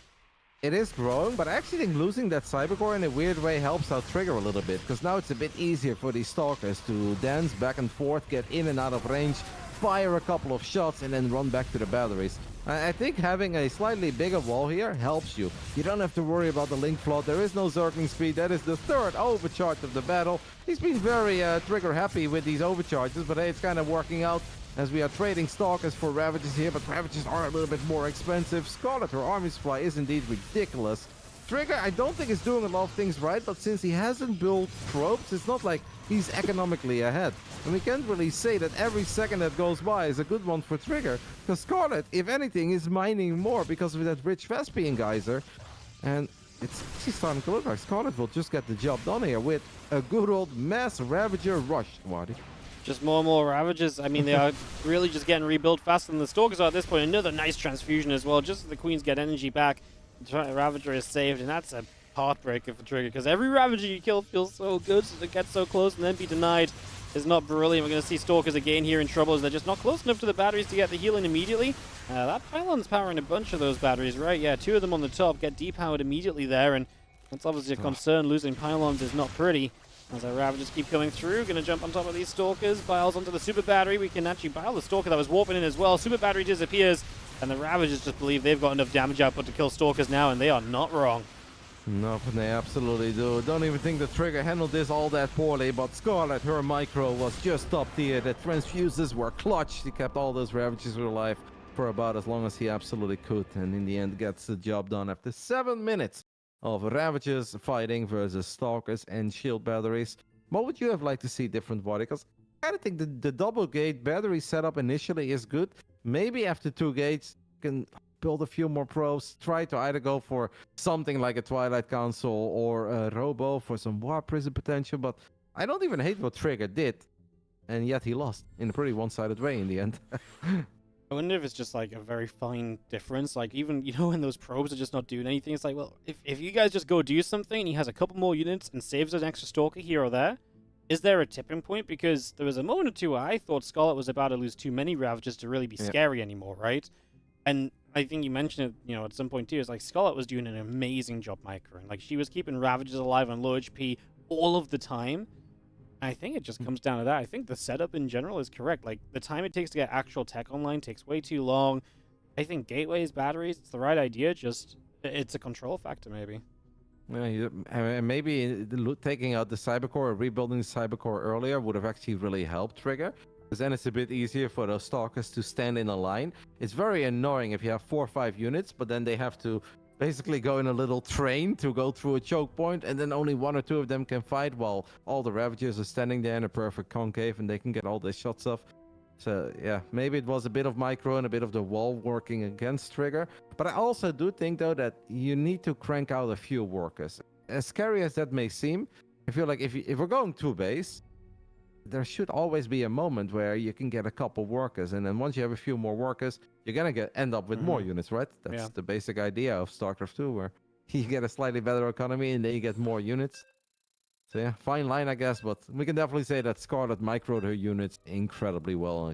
Clutch savers. At one point I was like, did even a single queen die? And apparently 1 queen fell, but those queens, they just stayed alive for so long. And it's not that they were AFK in the back, sitting pretty, saying good luck to the Ravagers and we're here to transfuse you. No, the queens were tanking, they were battling, and yet they survived forever. That's really impressive. Yeah, that's actually a huge point, because the Queens tanked a lot. I'm surprised only 1 died, because they were constantly in the front. But that makes sense why there was constantly, again, more transfusions and more moments in which we did not see those Ravagers dying, when it felt as though maybe we'd broken through them. Impressive all in from Scarlet as we get into Game 3 and hoping to turn this series around. It's now or never for the Red Protoss in the top left. Trigger. 8 map wins in a row in the playoffs, and quick math, 13 overall at this point in the entire ESL Americas. Master, Spring, Regionals, an incredibly impressive streak.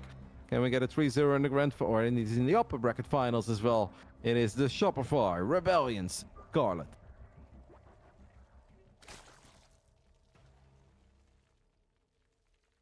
Well, this time the drone is gonna go build a hatcher on the natural, and it's not gonna be blocked from building it on the natural either, so worth noting that that does just get to go into the normal location, no problem at all.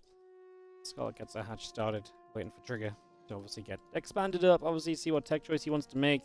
This map I feel like is pretty fun for PvZ. You can encourage a lot of cool airplay. The base layout kind of works quite nicely for this matchup.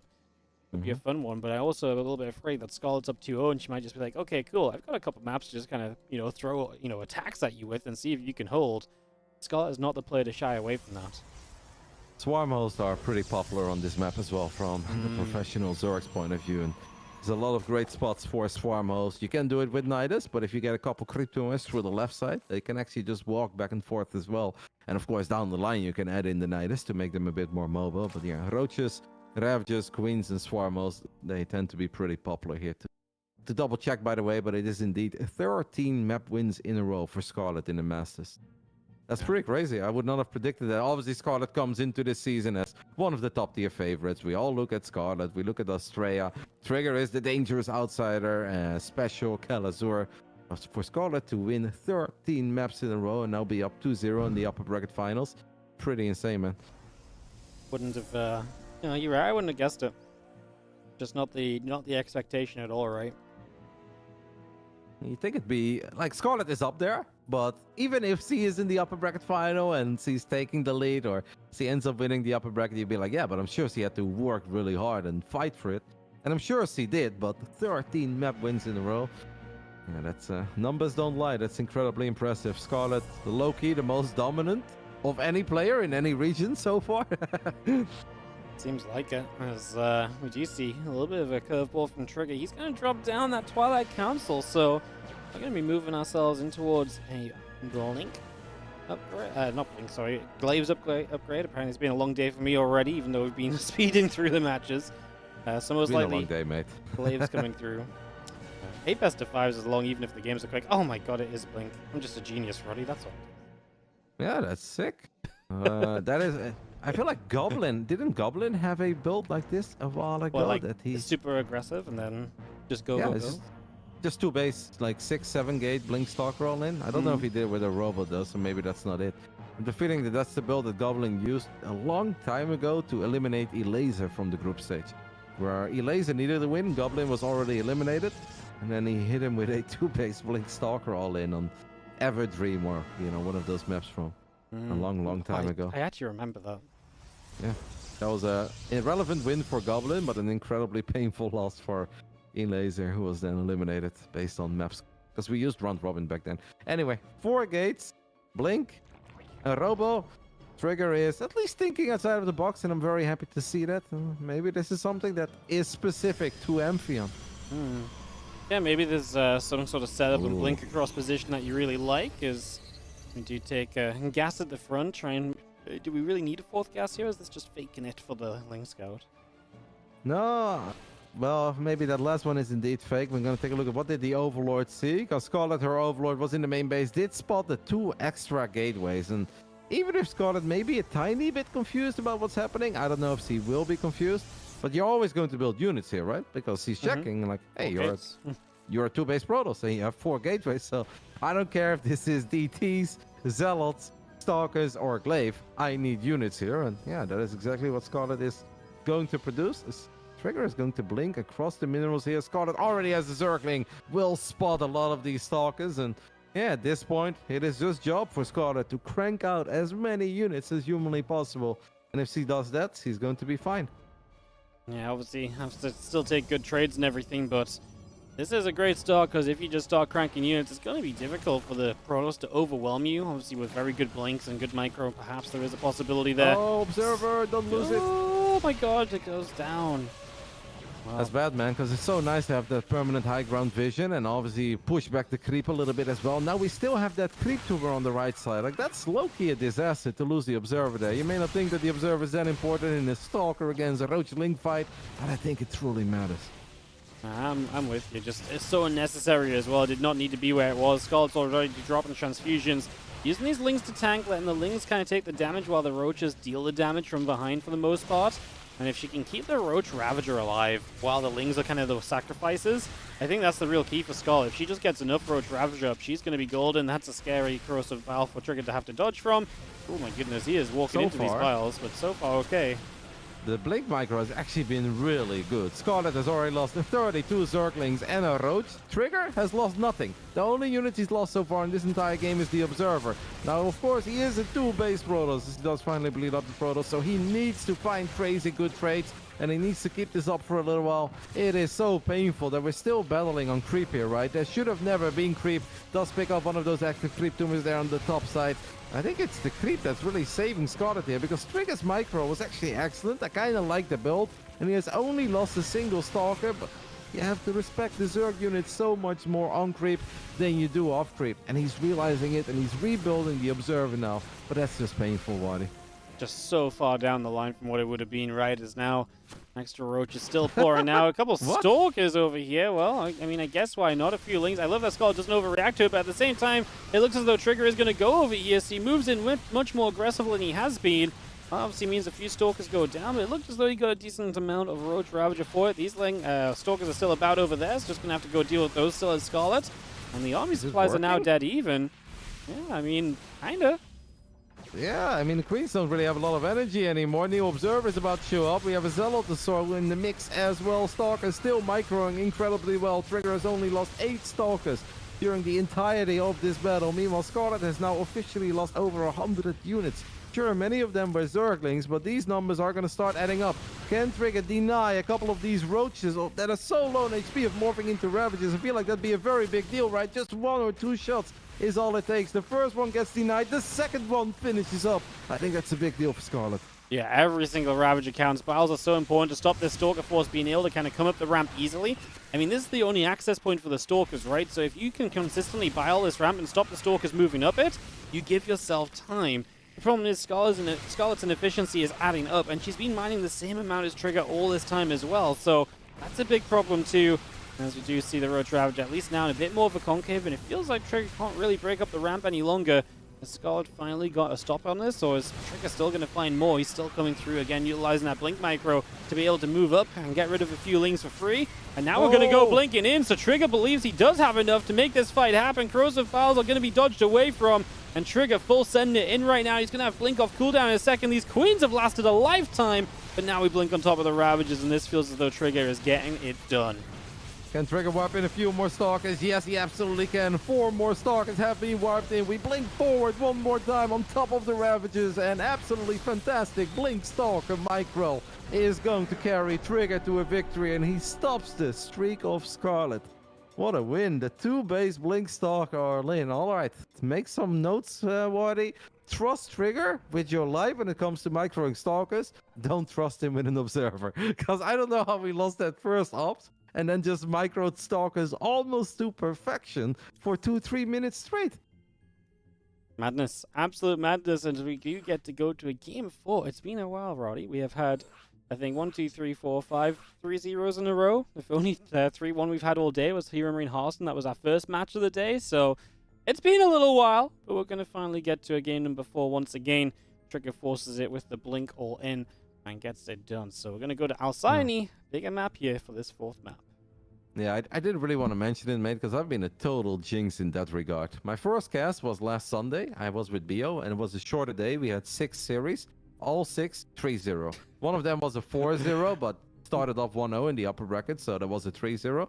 Then the second day was on Thursday with Bio Wolf, and I had a grand total of 8 series, and I think 4 of them were 3-0. So 10 out of 14 series I casted were 3-0. That's really sad, because all the other days I'm co-streaming. I'm just leaning back in my chair over here, and I'm having the time of my life, man. Like, I'm watching the craziest games, the funnest stuff, the coolest comebacks, and then I'm casting, and it's like, yeah, 3-0, 3-0, 3-0. But at least we had some fireworks. Like, that game on Oceanborn was insane, and I always love watching. I mean, it's always fun to cast StarCraft, but it's slightly more fun when you get a little more of it. Absolutely, and it's great to see an extra map here. Of course, this is our second last series of the night, Scarlet versus Trigger, and after this, Future versus Estrella, as we knock the top 4 down to the top 3 here in the Americas region, ready for tomorrow's final day. 2 best of 5s, 2 best of 7s across EU and Americas tomorrow, and crown 2 champions. Going to be a lot of fun. So is the CVP as it's heating up a little bit, because we have had a bounce back. In the bottom left, now actually losing her first map in quite a while in this event. It's going to be the Blue Zerg from the Shopify Rebellion, Scarlet. Her first map loss since the second game she played in the event. That was 5 series ago and over 14 maps ago. I was going to say like three weeks ago at this point or something as well. In the top right side of El Cyane, bringing back a classic. I do believe that build is from Goblin. I know he's good friends with Goblin, who had a fantastic run in the European regionals. So I'm sure he'll get a thank you. It is the man who's representing Basilisk, hailing from Canada as well. It's Trigger. All Canadian upper bracket final, by the way. Where are the Americans at, Waddy? Great question. Where are they at? In the lower bracket. In the lower bracket, yeah. Easy answer, really, isn't it? It's just like the map, you know? Canada on top, America below it. Well, at least we know they're very geographical, you know, if nothing else. In the round before, we lost the Latin American players. Like, they took this really serious. Like, all right, that's the assignment. Canadians on top, Americans in the middle, Latin Americans underneath. Got it. Say no more. Good scout, by the way, by Trigger. What I have seen Protoss players do, and when I say Protoss players, I think of MaxPax, is if you know that the Zerg is opening up with a expanded the gold, you go double gate. Double gate is not that hot of an opening, but opening up with a few adepts, shading them to the other side of the map, starting to just delay the mining process of the gold, find a few drones, force out a lot of links. You can absolutely justify a slightly later Nexus. Trigger, however, does not want to do that. I'm expecting oracles into something aggressive, though.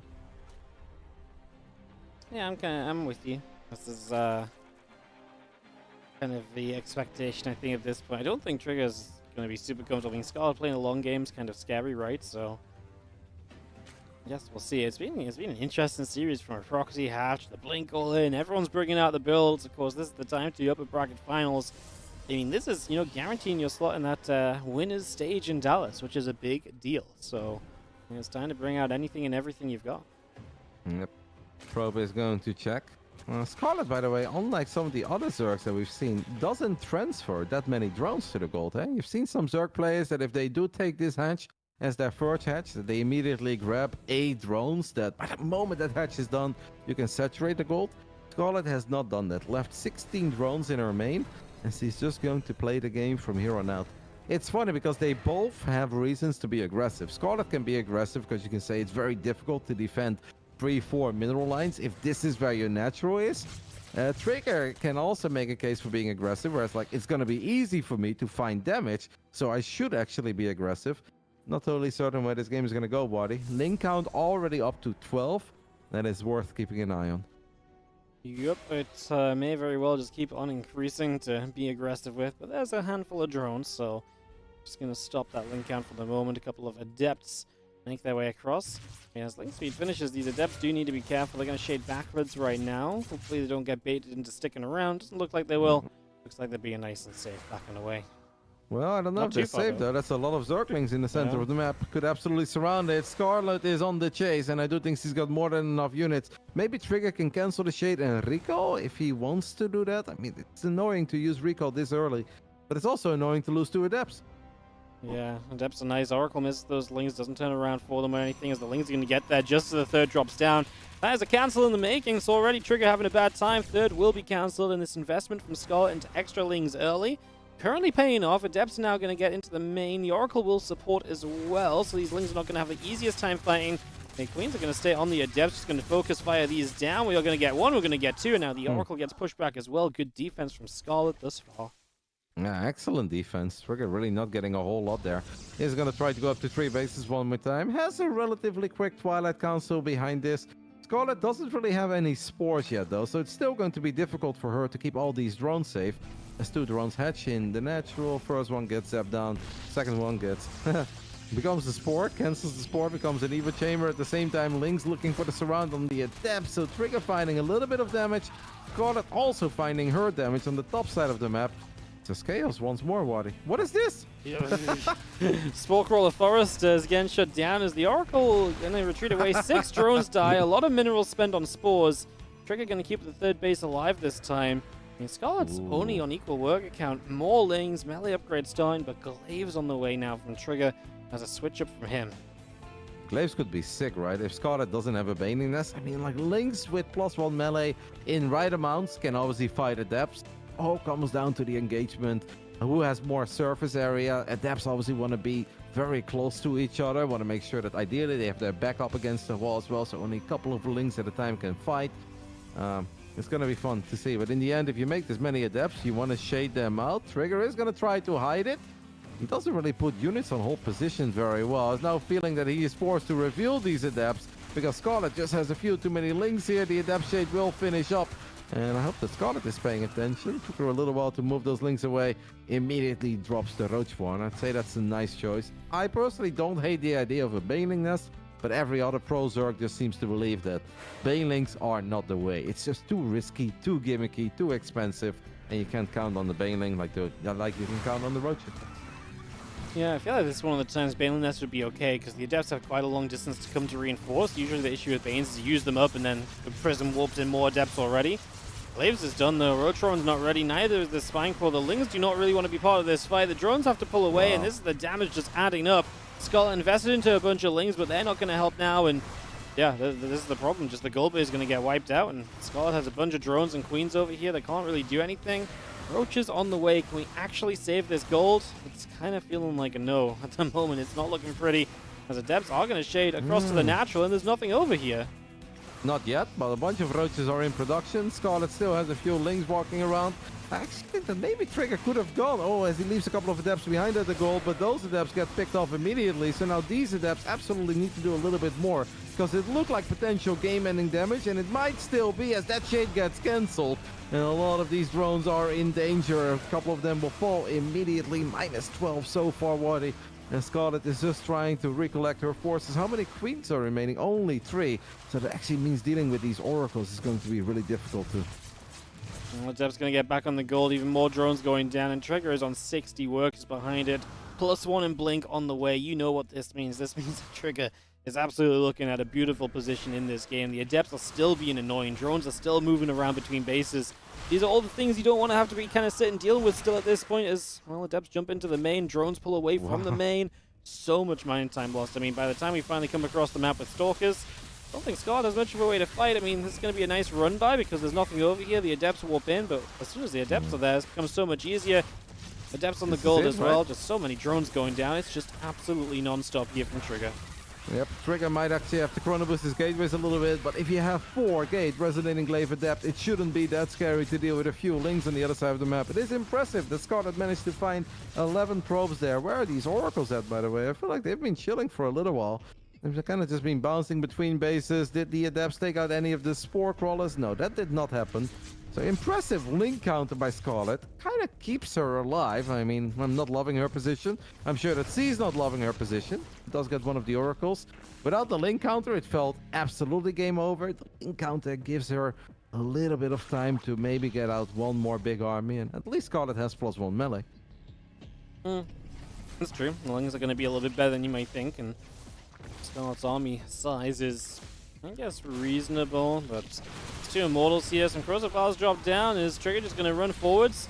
There's a few Lings here right now. Though. Like, I feel like Trigger doesn't really need to be here. I know he's done a lot of damage, and it might be alright, but it'd be so sad to lose Immortals for nothing. As Trigger still just feels that he's got the right amount of units, but the first Immortal has fallen. Reinforcements have arrived for the Protoss, and now the Stalker shows up, another Immortal.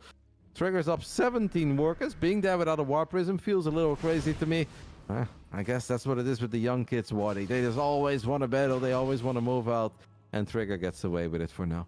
Yeah, it was a scary moment or two, but I think realistically he was fine. Maybe if you lose both Immortals, it's sad, but even then you're up so many workers. As long as you're not going to die to an immediate push through, and I just don't think Scarlet ever had the units for that. As now we see Trigger setting up in the center, ready to kind of send it. It is worth pointing out, though, that Trigger does not have a bunch of cannons and batteries. So if he would take a really bad fight, then you're actually incredibly vulnerable to a Ling Roach counterattack. Scarlet only has 43 drones, but what Scarlet does have is +1 melee and a gold. So Trigger still needs to be a bit careful. Another Ling counterattack is going to get on top of the battery, and Trigger is not going to turn around. He just wants to keep on battling. Like, I know that this game is like almost over, Waddy, but I'm starting to get a bit worried for Trigger, because this can actually get incredibly chaotic. I mean, we're fighting real deep on creep as well. Corrosive Vials are going to be an issue. Drones are pulling. Scarlet can afford to, I guess, pull the drones because she's just all or nothing on this defense. She will get rid of every single Immortal. Now it's going to be Blink Stalkers. Can they micro their little butts off to try and save the day? Well, there's now Lings in the natural expansion. Continue to hunt probes, and we're having to keep on warping in against this. We're going to run into the main recall home, and Scarlet will live for a little while longer, and will continue to deal damage here because, yeah, we've got these Lings still active. Maybe hold position on the Zerglings would be awesome with all the probes clumped up under the simulator. In the end, the Trigger is fine, but he is down a little bit in army supply, has lost his battery here, so he needs to be careful. Sometimes Trigger just needs to take a tiny moment for himself, right, and realize that he's done so many things right in this game that it's okay to slow the game down a tiny bit. Now he's got the right amount of Stalkers, though, to blink forward, and it's only Ravages and Roaches, no Zerglings to worry about. And I believe that we are going to Game 5, Waddy, for the first time today, as Queens make it to the front lines, but there really is no battle anymore. Queens show up a little too late. +2 is about to finish up. Scarlet, after winning 13 games in a row, is going to lose 2 maps in a row. And we are treated here. This is an epic best of 5.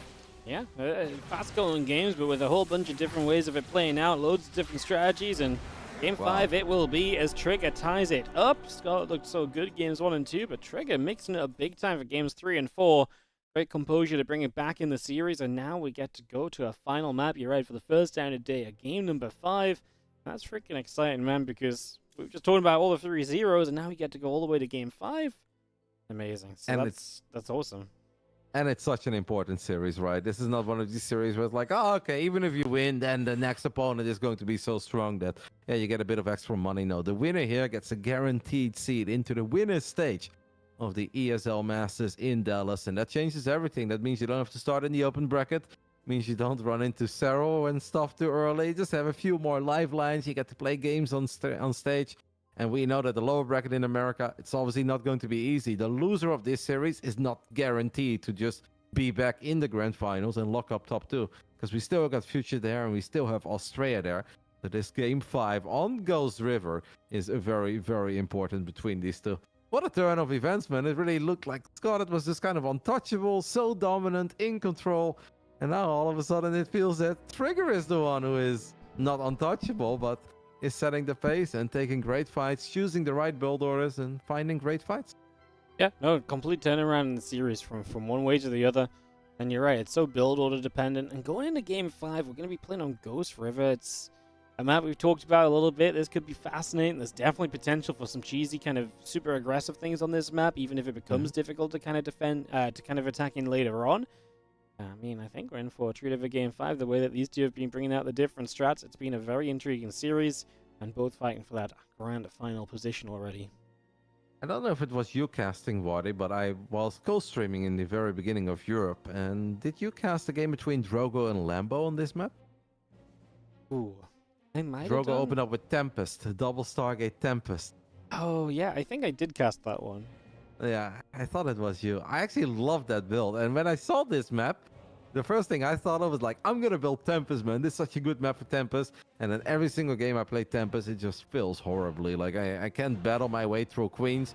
And by the time I can finally kill some Queens in the Spore Crawler, it's either Mass Hydra at my front door or Corruptors are out. And I'm like, Tempest suck, guys. And then I see Drogo do it, and I'm like, trust me, I've done this many times, guys. Tempest suck. And Drogo just gets in the sickest spot, kills drone after drone, nice recall, wins the game as the underdog against Lambo. I love that build. I thought it was a very fun game to watch. Yeah, I wasn't actually casting that. I remember watching it because I remember watching Drogo win. I was like, yeah, with the builds as well. Love it. Yeah, that was really right at the start of Europe as well, like day 2 or something. Day 1, day 2, something along those lines. Madness. All right, well, we are just waiting for players, obviously, 4 games down. They're going to take a little break before Game 5. Big match. Absolutely expected. Normal. No surprises, yeah. Yeah, I would say it's such a big moment, especially with the terrifying players that are still left in the lower bracket. It's the guaranteed money, but it's the winner stage ticket that is so incredibly important here. And after 4 wild games, a proper roller coaster of emotion. Maybe not like the longest games, but these kind of games are so mentally draining, where it's just like, what's happening? What's happening? Why are you doing this? And Trigger missing the Mutas in game 1, having to deal with the Ravages in his face in game 2, but turning it around with some, especially the game 3 build, the Goblin Classic, 2-base Blink Stalker all in. And in game 4, I was a bit worried when he shaded away from the gold, because I kind of thought he was just going to stand there. And adepts may not be known for their ability to kill buildings, but if you have 14 adepts killing a hatch, the hatch falls rather quickly. So when he decided to shade away, I was like, I mean, might work out, right? Because you still have so many adepts. But it's also risky, because it felt that going for the guaranteed kill and knocking Scarlet back to 2 bases would have been a safer call. Yeah, and if you do knock down that gold, you probably just get to go back home. He's already like building up nicely at home. It's very difficult for Scarlet to get enough units and production going right at that point, so maybe it would have been the easier way to get it done. But hey, it all worked out in the end, and now we get to go into one final game between these two. In the top right-hand corner, the Blue Zerg from the 2-0 lead to 2-2, looking to find a win once again. It is Scarlet from the Shopify Rebellion. And in the top left side, we are looking at the main base of the young Canadian Protoss, who is dreaming of the day that he can call himself a North American StarCraft 2 champion, representing Basilisk. This is Trigger. We often say that momentum is a real thing, and I do think we can say that the momentum is on Trigger's side at this point. Oh, absolutely. You win the last 2 with kind of, again, creative builds as well, so as Scarlet, you don't even get to kind of settle into this game 5. You've got to be worried from the very get-go. That's rough. Ghost River is such a weird map where you mentioned it earlier. You're kind of forced to expand in a certain way. I guess the only real option you have, besides a hidden base, of course, if you really want to be very funky, is you can take your 4th base in the center or you take it underneath your main. But pretty much 99% of the time you take it underneath your main, because going all the way to the bottom center just feels so far away. And it's been a long time that we had a StarCraft 2 1v1 map that was played on the ladder and also by professionals, where you were just forced to expand like this. Like, there's no other option. This is where your natural is. This is your 3rd. And for your 4th base, you only have one choice. Like, it's been a long time. I know. Maps have been, like, all about giving you choice for a long time now. This map's like, no, you get no choice. You expand what you meant to expand. Figure out other ways to make the map interesting. The map kind of does that to some extent. Like you say, it definitely kind of extends games, despite it not necessarily being the map where you kind of glance at it and think long games happen. So it does some weird stuff, that's for sure. What happened to our health fountain, by the way? Yeah. Well, I feel like after watching nobody use it across the course of like 45 best of 3s, the health fountains were decidedly cancelled. You know, Wings of Liberty Beta Roddy would have loved the health fountain, mate, because I came in with my Warcraft 3 mindset of every unit I make is one that I have to save, and I was taking all my Zealot fights because every game was 2-gate proxy against 2-gate proxy, so it's just a bunch of Zealots fighting each other, and I would micro all my low HP Zealots back to my main, but I would keep on losing, and I'm like, I don't get it, man. Like, I'm killing Zealots, I'm saving my own, but in the end it just got A-moved, and at one point I was like, you know what, I think like trying to save every single unit on low HP and not using it anymore is not the play. But if you would have given me the health fountain, Wardy, I would have been the king of the beta. It was so funny in the TLMC tournament, and it was like, we got to like the final day, I was like, guys, no one's used the health fountain. I was like, I showed the guys, I was like, look, I'll give you $25 whoever heals a unit with the health fountain first. I think it was Dark replies, he's like, I don't love my units that much. I was like, oh, okay, sorry. Nice save, by the way, on the Overlord here by Scarlet. Very close call. That Overlord was 1 hit away from dying. Unlucky for Trigger. Well, opened up with a very quick Twilight Council once more, and he's going to go straight into Blink. Now, this doesn't have to be the same build as Amphion. It could. It does not have to be. Would you like it if he did the same thing, or do you think Scarlet can adapt to find the answer? It's hard because you do have to worry about some of these choke points here. I don't know, man. It's been so long that I've seen that build, and I got it. If he micros half as well as he did on Amphion, yeah, I like it. But, oh, Scarlet fires up a lair 3 minutes and 48 seconds into the game. And that's feisty. The Scarlet had just... Scarlet, her alarm bells must be going off a little bit, no? Because in what normal PvZ do you see 2 Stalkers run to the other side of the map? I mean, You could be thinking like, ah, yeah, this is just Ghost River things. Or maybe Scarlet feels that all she needs to get is a road speed. And if she can just get road speed, it's going to be a whole lot easier to deal with this. I don't know. Very, very intrigued. I mean, maybe because of the roach speed, you can take much better fights against the Stalkers. You can get the roaches into range a lot more easily, chase down a low HP Stalker a little bit more than you would be able to otherwise. So that was the idea, but I mean, that's such a big investment.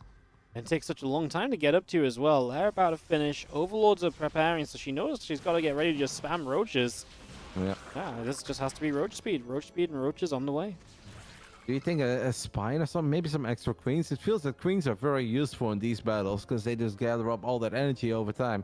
Trigger already running to the other side of the map. It is a 5-minute game. It really does feel like we're bringing some old school tactics back here in this incredibly important game 5.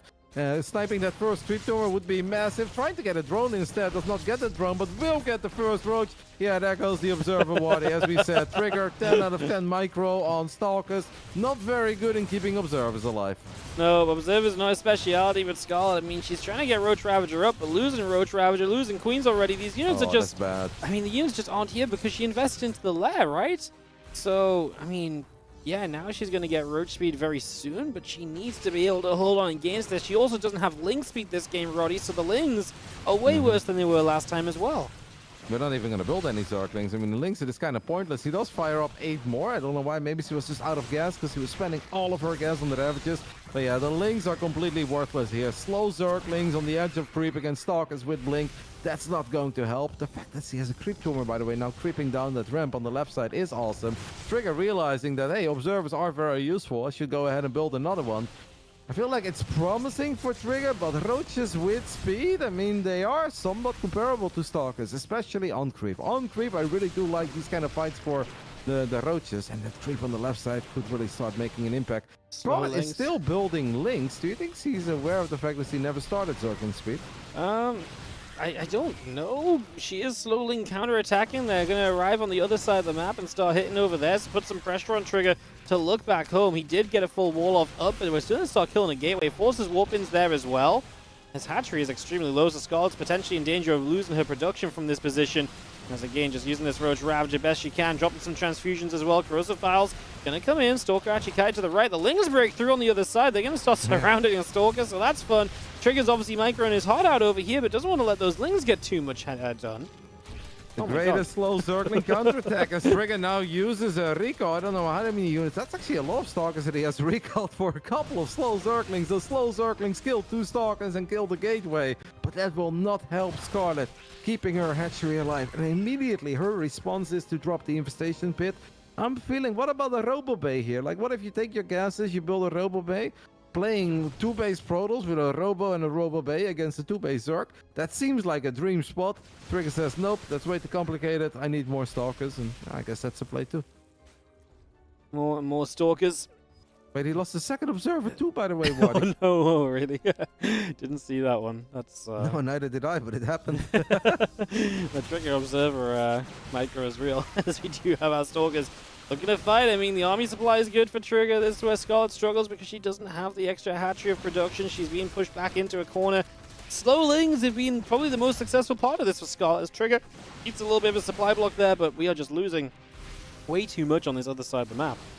So difficult for Scarlet on this specific map to get a wraparound as well. The infestation pit is online. She's going to fire up a couple of infestors. That could be cool, but will those fungals ever make it to the battlefield in time? Because it's starting to look incredibly good for the Canadian Protoss player that's representing Basilisk as he blinks forward, the ultimate sign of dominance, gets on top of the Ravages, gets on top of the Queens, and Scarlet is just running out of units here. GG gets called. The reverse sweep in the upper bracket finals of the ESL Masters America's Spring Regionals. Wow, what a turn of events, Wadi. From the first 2 games to end up with a 3-2 victory for Trigger is just bonkers, because the first 2 games did not look like there was much love, hope, or anything for Trigger as much as I was cheering him on and look for him to kind of come in and show something cool. Scarlet just looked so in control in those first couple of games. She had it completely set out. She clearly knew the builds, what she wanted to do. Trigger is able to bring it back, win it out, and Trigger moves on to the grand finals here in the Americas region, which is just such a cool result for him. I mean, Yeah, that's just absolutely awesome. So he gets to move on through the grand finals. That means Scarlet drops down to the lower bracket, and Scarlet drops into the lower bracket finals, which is obviously going to be played tomorrow. She plays against the winner of Astral versus Future, which is coming up next. I'll show you guys the bracket in 1 second. As final thoughts on this series already? Just an incredibly big win for Trigger, guaranteeing himself that 1-0 lead in the grand finals tomorrow. Guaranteeing himself at least $6,000, but obviously if you're in the grand finals, you're aiming for $9,000, and it is that winner slot. I mean, the pay trip from Canada to Dallas, maybe it's not the biggest win ever for him, but being seeded into the winner stage at the offline event in Dallas, that just changes everything. That changes your prep. That gives you a completely different outlook on the weekend. So a sick win, an amazing turn of events. Imagine how terrifying he will be if he starts keeping observers alive. Woo! If the observers stay alive, yeah, it's going to be a different Trigger, that's for sure. We have one match left tonight. It's going to be Future, it's going to be Australia, it's TVP best of 5. We're going to head on into it in just a few moments. We'll be back straight after this break.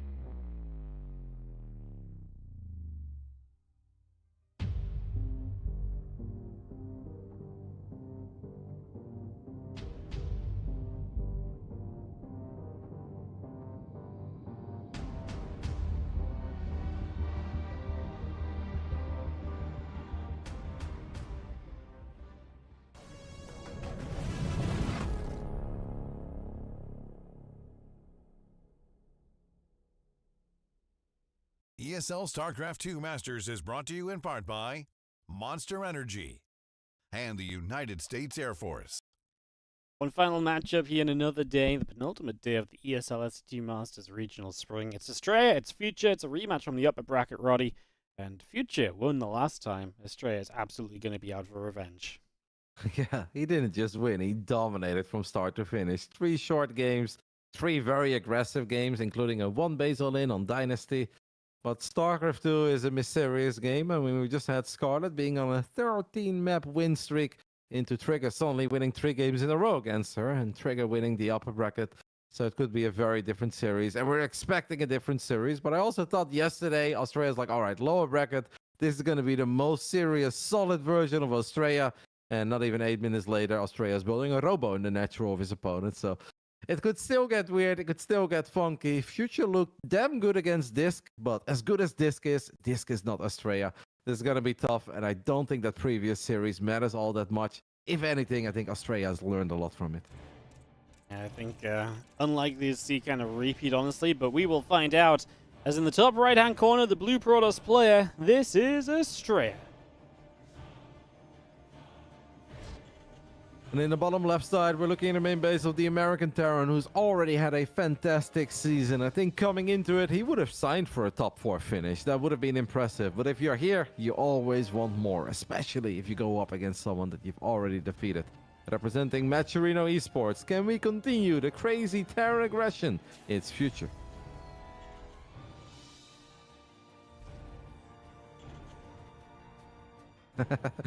His reputation precedes him. Yeah, well, he wins the mind game. Barracks is in the main base, so who's laughing now? Look at this Freya, he's checking everywhere. He's like, it's out there. It's always out there. It's always... Oh, second Rex. Okay, 2 Rex. A triple Reaper opening or something? What is this? Yeah, I would guess just like a few Reapers early, try and get some pressure going, try and get some damage done early. Seems like a reasonable guess to me. I don't like this already because Future has the reputation of being wild, crazy, incredibly unpredictable. Then if you're Australia, first you scout for a proxy, you're like, all right, there's no proxy, but now you cannot get in, and you're like, okay, he's mining something. And NA is wild, man. Like at this point, if you're Australia, you even need to think about Dolan's special build, where they just go 4 or 5 Rex Marine, don't take a gas, and they SCV pull Marine all in you on the other side of the map. Like, you have to take everything into consideration when you're playing NA StarCraft. The moment that he sees a Reaper, I think Australia will be slightly less worried and be like, all right, if it's a Reaper, it can't possibly be that crazy. I guess this could just lead into like okay, we're gonna get a factory as well. So it's 2 Rex Reaper, maybe like Reapers, Hellions into expand, and then quick stim, a lot of Marines. I don't know. Well, we'll keep an eye on it. Future is wild. Just double Reaper, by the way. He's already building his first Marine. Yeah, no, it's kind of crazy, right? 2 Reapers, single Marine, not quite the build we're expecting either. See the first Reaper going to show up, and he's going to put some damage onto some probes in this main mineral line. And start getting some HP off 1. Sentry pops out from Astray. That's going to be great for hallucinations and information very soon. As now we see the factory dropping down as well. Future is just sending it on 1 base, so whatever this is, it is going to pack one heck of a punch. And Australia is going for a second gate as he drops a forcefully. Yeah, sentries just don't have that micro potential. And sure, they got a bit of a buff in PvP, but that's not going to help you against a bunch of Reapers. Just like in the upper bracket, Future is off to a flying start. And this is once more, sometimes I ask myself, why does Australia make life so hard on himself? Where like now he used the forceful as well. That means no hallucination, means he cannot scout. Isn't this the second gate? Like, we're not gonna have a robo, we're not gonna have a Twilight Council. Am I crazy, or is Australia already in trouble?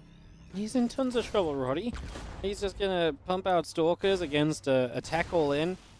I mean, Marauders, Concussive Shells. I mean, he's built Stalkers against a Concussive Shell Marauder all-in with tank support.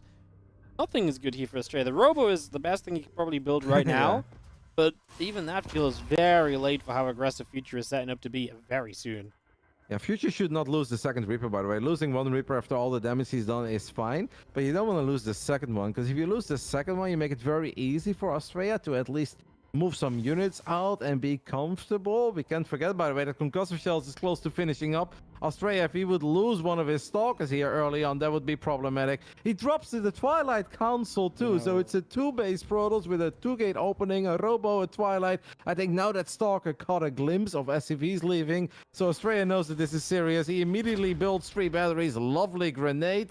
1 stock is misrally, but the Future's army is so freaking powerful compared to Australia's army, who's going to lose the sentry as well in no man's land. If Australia holds this, he's an absolute god. Yeah, we will see what he can do as the SCVs are here. The tank is siege already. Super Battery will come down. This is not really a time you want to be fighting, really, as Future. Any unit you lose right now, you're not really gaining that much for because the Super Battery is just undoing your work. So far, very good defense from Australia. This is about as good as it could have been thus far. Now it's going to get tougher because the Super Battery's gone, but you've got 3 other batteries, Immortal Chrono boosting. You know, if there's a chance, it comes with the start like this one. Yep, and maybe if there is a chance, it comes with the second overcharge as well. 1 Immortal, second overcharge. That's not the fight for Stalkers, by the way. They don't take out a tank that quickly. And where Australia had a very promising start to his defense, I think that was a mistake. Future needs to activate the barrier immediately. That's what he does. And Australia is now counting down the seconds to that second overcharge. I've heard multiple overcharges are available, Wadi. Australia could really use one right now. Yeah, I don't think he really realized the timing of the second tank. Now 2 more tanks siege up. The Immortal's going to get in range of tank number 1, but it is going to go down very quickly. No damage on this tank anymore. Oh my goodness. We are going to lose 1 tank, but the Stalkers are just getting absolutely blasted. Probes as well. And Future continues to hold on at the front. He is a new Immortal, and obviously Marauder doesn't last long against that, but this next tank pushes up a bit closer. I mean, the saving grace for Australia is that Future had to siege so far away, it's taking him a while to get into reach now. Oh, and because he used Chrono Booster, he didn't have energy to use Battery Overcharge, and because he couldn't use Battery Overcharge, he could not heal up the pylon. Not healing up the pylon means unpowered Robo. With a second Immortal, there was actually reason enough to be hopeful. Immortal is in range with the tank, by the way, that's big. That Battery Overcharge guarantees Australia a kill on the tank. He's still up 7 workers, by the way, Wadi. I don't know if that Immortal can go that far, but it has a new battery. Excuse me, new barrier, so it actually gets the second tank as well. There is a new Immortal that's going to come out in the near future. Is this turning into hold as the Immortal turns around? It's going to battle the tank. That's a really close fight. Immortal wins it. Immortal was off on a journey. Top left, he came back in, kills the tanks and probes pull. But this is a hold from Australia. He has pushed back Future, and he is going to start looking a little bit better in this game because he's 2 bases versus the 1 at the end of the day after all of this. Australia, a bunch of probes, up a base. What a defense. Did cancel his Twilight. Yeah, like, it's great, but I still think it's awkward. Do you think that Australia needs to, from here on out, build a Robo Bay? I think that's his best option, right? I mean, it's so hard for Australia to figure out what is happening. He knows a bunch of SCVs were pulled, but he didn't know if Future immediately rebuilt them. He doesn't know if Future eventually dropped the command center. He's got absolutely no way to scout on the other side of the map. He's going to build another battery, he's going to build a sentry, he's going to build an observer, and from there on out, he is going to make his decisions. When he saw the move out initially, he had a Twilight Council in the production tab. He canceled that Twilight Council. Like, I think it was a great hold, and yes, he's up a base, yes, he's up 14 workers, but the moment that Stim kicks in, there's still going to be a lot of damage in this Terran army. Stim is dangerous, just so powerful. Prism coming up, obviously some micro ability on those units would be absolutely huge in this upcoming fight. And this fight is going to happen. I believe the SCVs have just been pulled out of the base, so we are going to be full sending this across the map as the observer's going to see the army coming. The SCVs do dodge the obs, but I mean, you see the army coming, so you have a good idea here's Astray, who is meeting it up a ramp already. Pops Guardian Shield, wants to really engage in. I don't hate that. He's going to lose the sentry. Oh no, actually sentry stays alive. I don't hate this at all. So many SCVs. So for the second time in this game, Australia drops the Twilight Council. For the second time in this game, I think he absolutely needs to cancel it, because that is not going to come into play. Will this Marauder get slowed down? Yes, but the War Prism here to save it. Couple of Zealots in the front line. This is where Future needs to siege up his tanks. That's what he's going to do. Needs to time his Stim wisely. This is the moment where he stims. He guns down the War Prism immediately. It's the guy with the gun with Stim. First Immortal falls, second Immortal falls, and I think in the end it is still Future, Wardy. Oh my goodness, a few more Stalkers warping in. He wants this siege tank. He will get it, but a new tank shows up. Estrella is up 16 workers. He's got a new Immortal Roddy, and he's now got a new battery as well. The tank will not siege because he doesn't think he can, well, get away with it, and he probably couldn't. Estrella is actually going to get the win in the end. Man, when that bio stimmed, I was with you. I thought it was goodbye Protoss for the night, but, ooh, No. Wild first game. A couple of insanely good overcharges, especially the one that kept that Immortal alive forever. It allowed the Immortal to get in range of the tanks, and Future pulled all the SCVs there, but the final Immortal was one Immortal too many. What a hold by Astral, man, because initially it looked so rough for him. His army looked underwhelming. Yes, he was building batteries, and he saw the move out. It just kind of felt that the tanks, the Marines, were going to be too much to deal with. Incredibly well done. Very, very impressive hold. And even built the Twilight Council the second time around as well. Yeah, proper NA game. But Australia finally gets a win over Future, even though it came with some bumping and bruising, and it was a very bumpy adventure. He gets the job done. What a hold. I love that Twilight Council made a reappearance. That's the true NA moment of it all. Alright, game number 2, Alcyone Future. Cool build, very nearly works out. A real game of the slightest margins. But Australia, a big confidence boost, right? Because you lose a map here at the start after losing to the guy in the upper bracket as well, and I feel like you start second-guessing yourself and all sorts of trouble. Yeah, it was close, but at least you've got the point on the board, and that's got to be a big sigh of relief from Australia. So, big part of this series in that first game as we have in the bottom left, the Red Terran from Maturino, Future.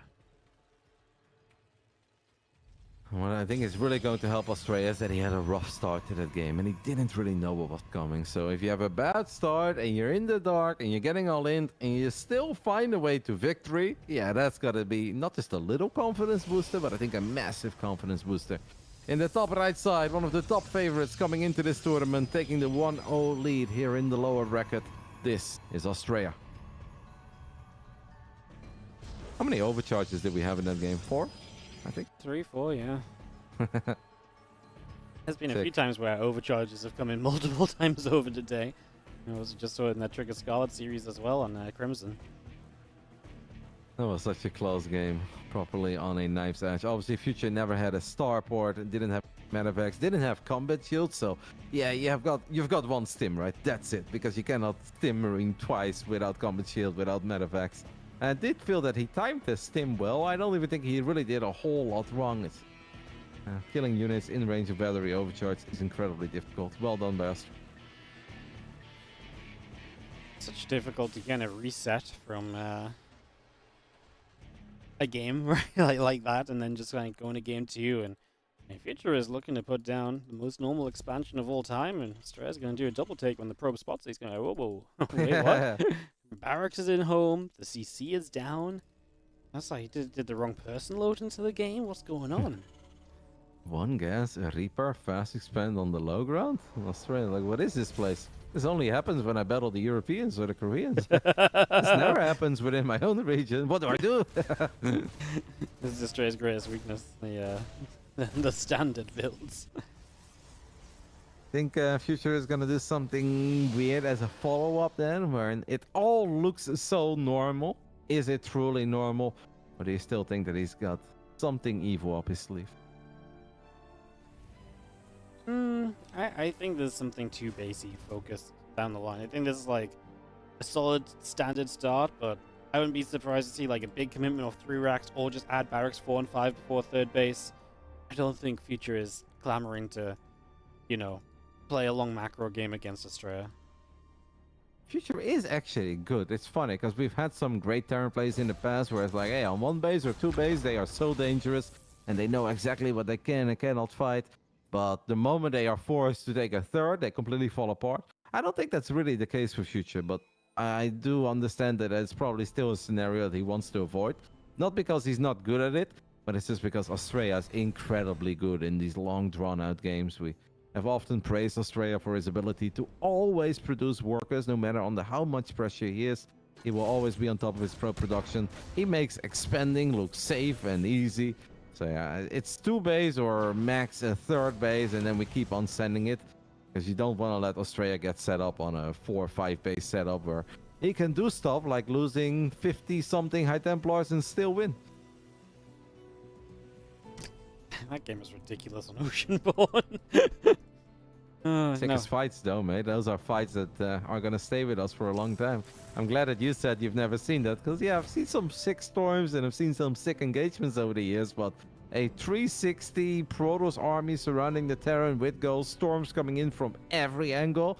I want to say that was the first for me, at least on this level. When it wasn't staged, you know, when it wasn't a setup, a real competitive game, I have not seen a fight like that. It's the fact it was not just like, oh, the Prism dropped a couple storms over here, so they were everywhere. It's like, they walked in. High Templars did their little float in slow-mo on the 360 surround. And it was just so perfect. Crazy. And then it still took a very long time to end it, but yeah, what a game that was. It was an epic game. Future opening up with a double mine drop. Had 2 mines burrowed on the edge of his main base for a little bit, maybe hoping Australia would open up with an Oracle, or even if he went Sentry first, then a hallucinated Phoenix could have potentially flown into it. That would have still been something. And that's not going to be it. Probe Scout here is good, as Australia, by the way, drops a very quick Templar Archives. Blink is done, Zealot Charge on the way. Medevac changed its course. Australia has to obviously see this. Should pull probes, will pull probes. Wait until the last second. Well, Blink, by the way, he's got so many Stalkers already. Yeah, gonna get rid of 1 Widow Mine. Unfortunately, the other Widow Mine does go for 2 probes, but this is gonna be a full cleanup. So Australia completely shutting it down compared to when Future played Disc a few hours ago. And those Widow Mines stuck around for so long, they got so much done. Well, not this time. 2 probes, shut down completely. Australia doesn't have to worry about it anymore. He has the obs in the base to see what's up, and he's on his way to that beautiful storm. And he's getting 3 more gates, by the way, so he's about to become a 6th gateway Protoss on 2 base with Blink, Charge, and Storm. And it sounds silly, but it's actually very good if Future is indeed going to do what we were expecting him to do, be very aggressive with a lot of bio units of 2 bases. It's like, if you're not going up to 3 bases as a Terran, then I guess as a Protoss, yeah, 2-base Storm could very well be the dream. Because if it's just bio that you have to worry about, Storm is amazing. Storm is real good. Storm is just going to find, I mean, I know there's Marauders in there, but it's just a bunker, and it's an attempt to salvage. That is going to get taken out as you blink away, back to the center, charging the Storm coming up. Hey, not bad to grab that already. And you have the medevac coming over here. A few Marines unloading already, getting set up. That's potential, by the way, because Australia, most of his units were in the center of the map, or first in the natural. If these Marines would stim in, they actually can deal a lot of damage very quickly. But that's not going to happen. There was an observer there to give Australia the heads up. Australia had control of the Zelnaga Watchtower, still has control of the Zelnaga Watchtower. 21 Marines, 10 Marauders against 3 High Templars with Storm. High Templar number 4 just got warped in. We don't have a Warp Prism though, Wadi. So these Storms, I mean, Future will know where they're coming from, but it's still going to be hard to deal with them. First one hits a few Marines. That's a Storm from the side though, and that's the Marines in the red hit points now. We do kill off that High Templar, but it's going to drain a lot of medevac energy really quickly. And of course, the sooner we're draining that medevac energy, the more difficult it is to stay in this, as we do have Stalkers just chasing this away. And we don't really want to stim again because those units are already low HP, so this is not ideal. We set off a Widow Mine, or we try to. Good unburrow from Future as he tries to retreat away. Army supply is still great for him, but he's got to be able to find the fight. And of course, finding the fight into Storms is extremely tough to do.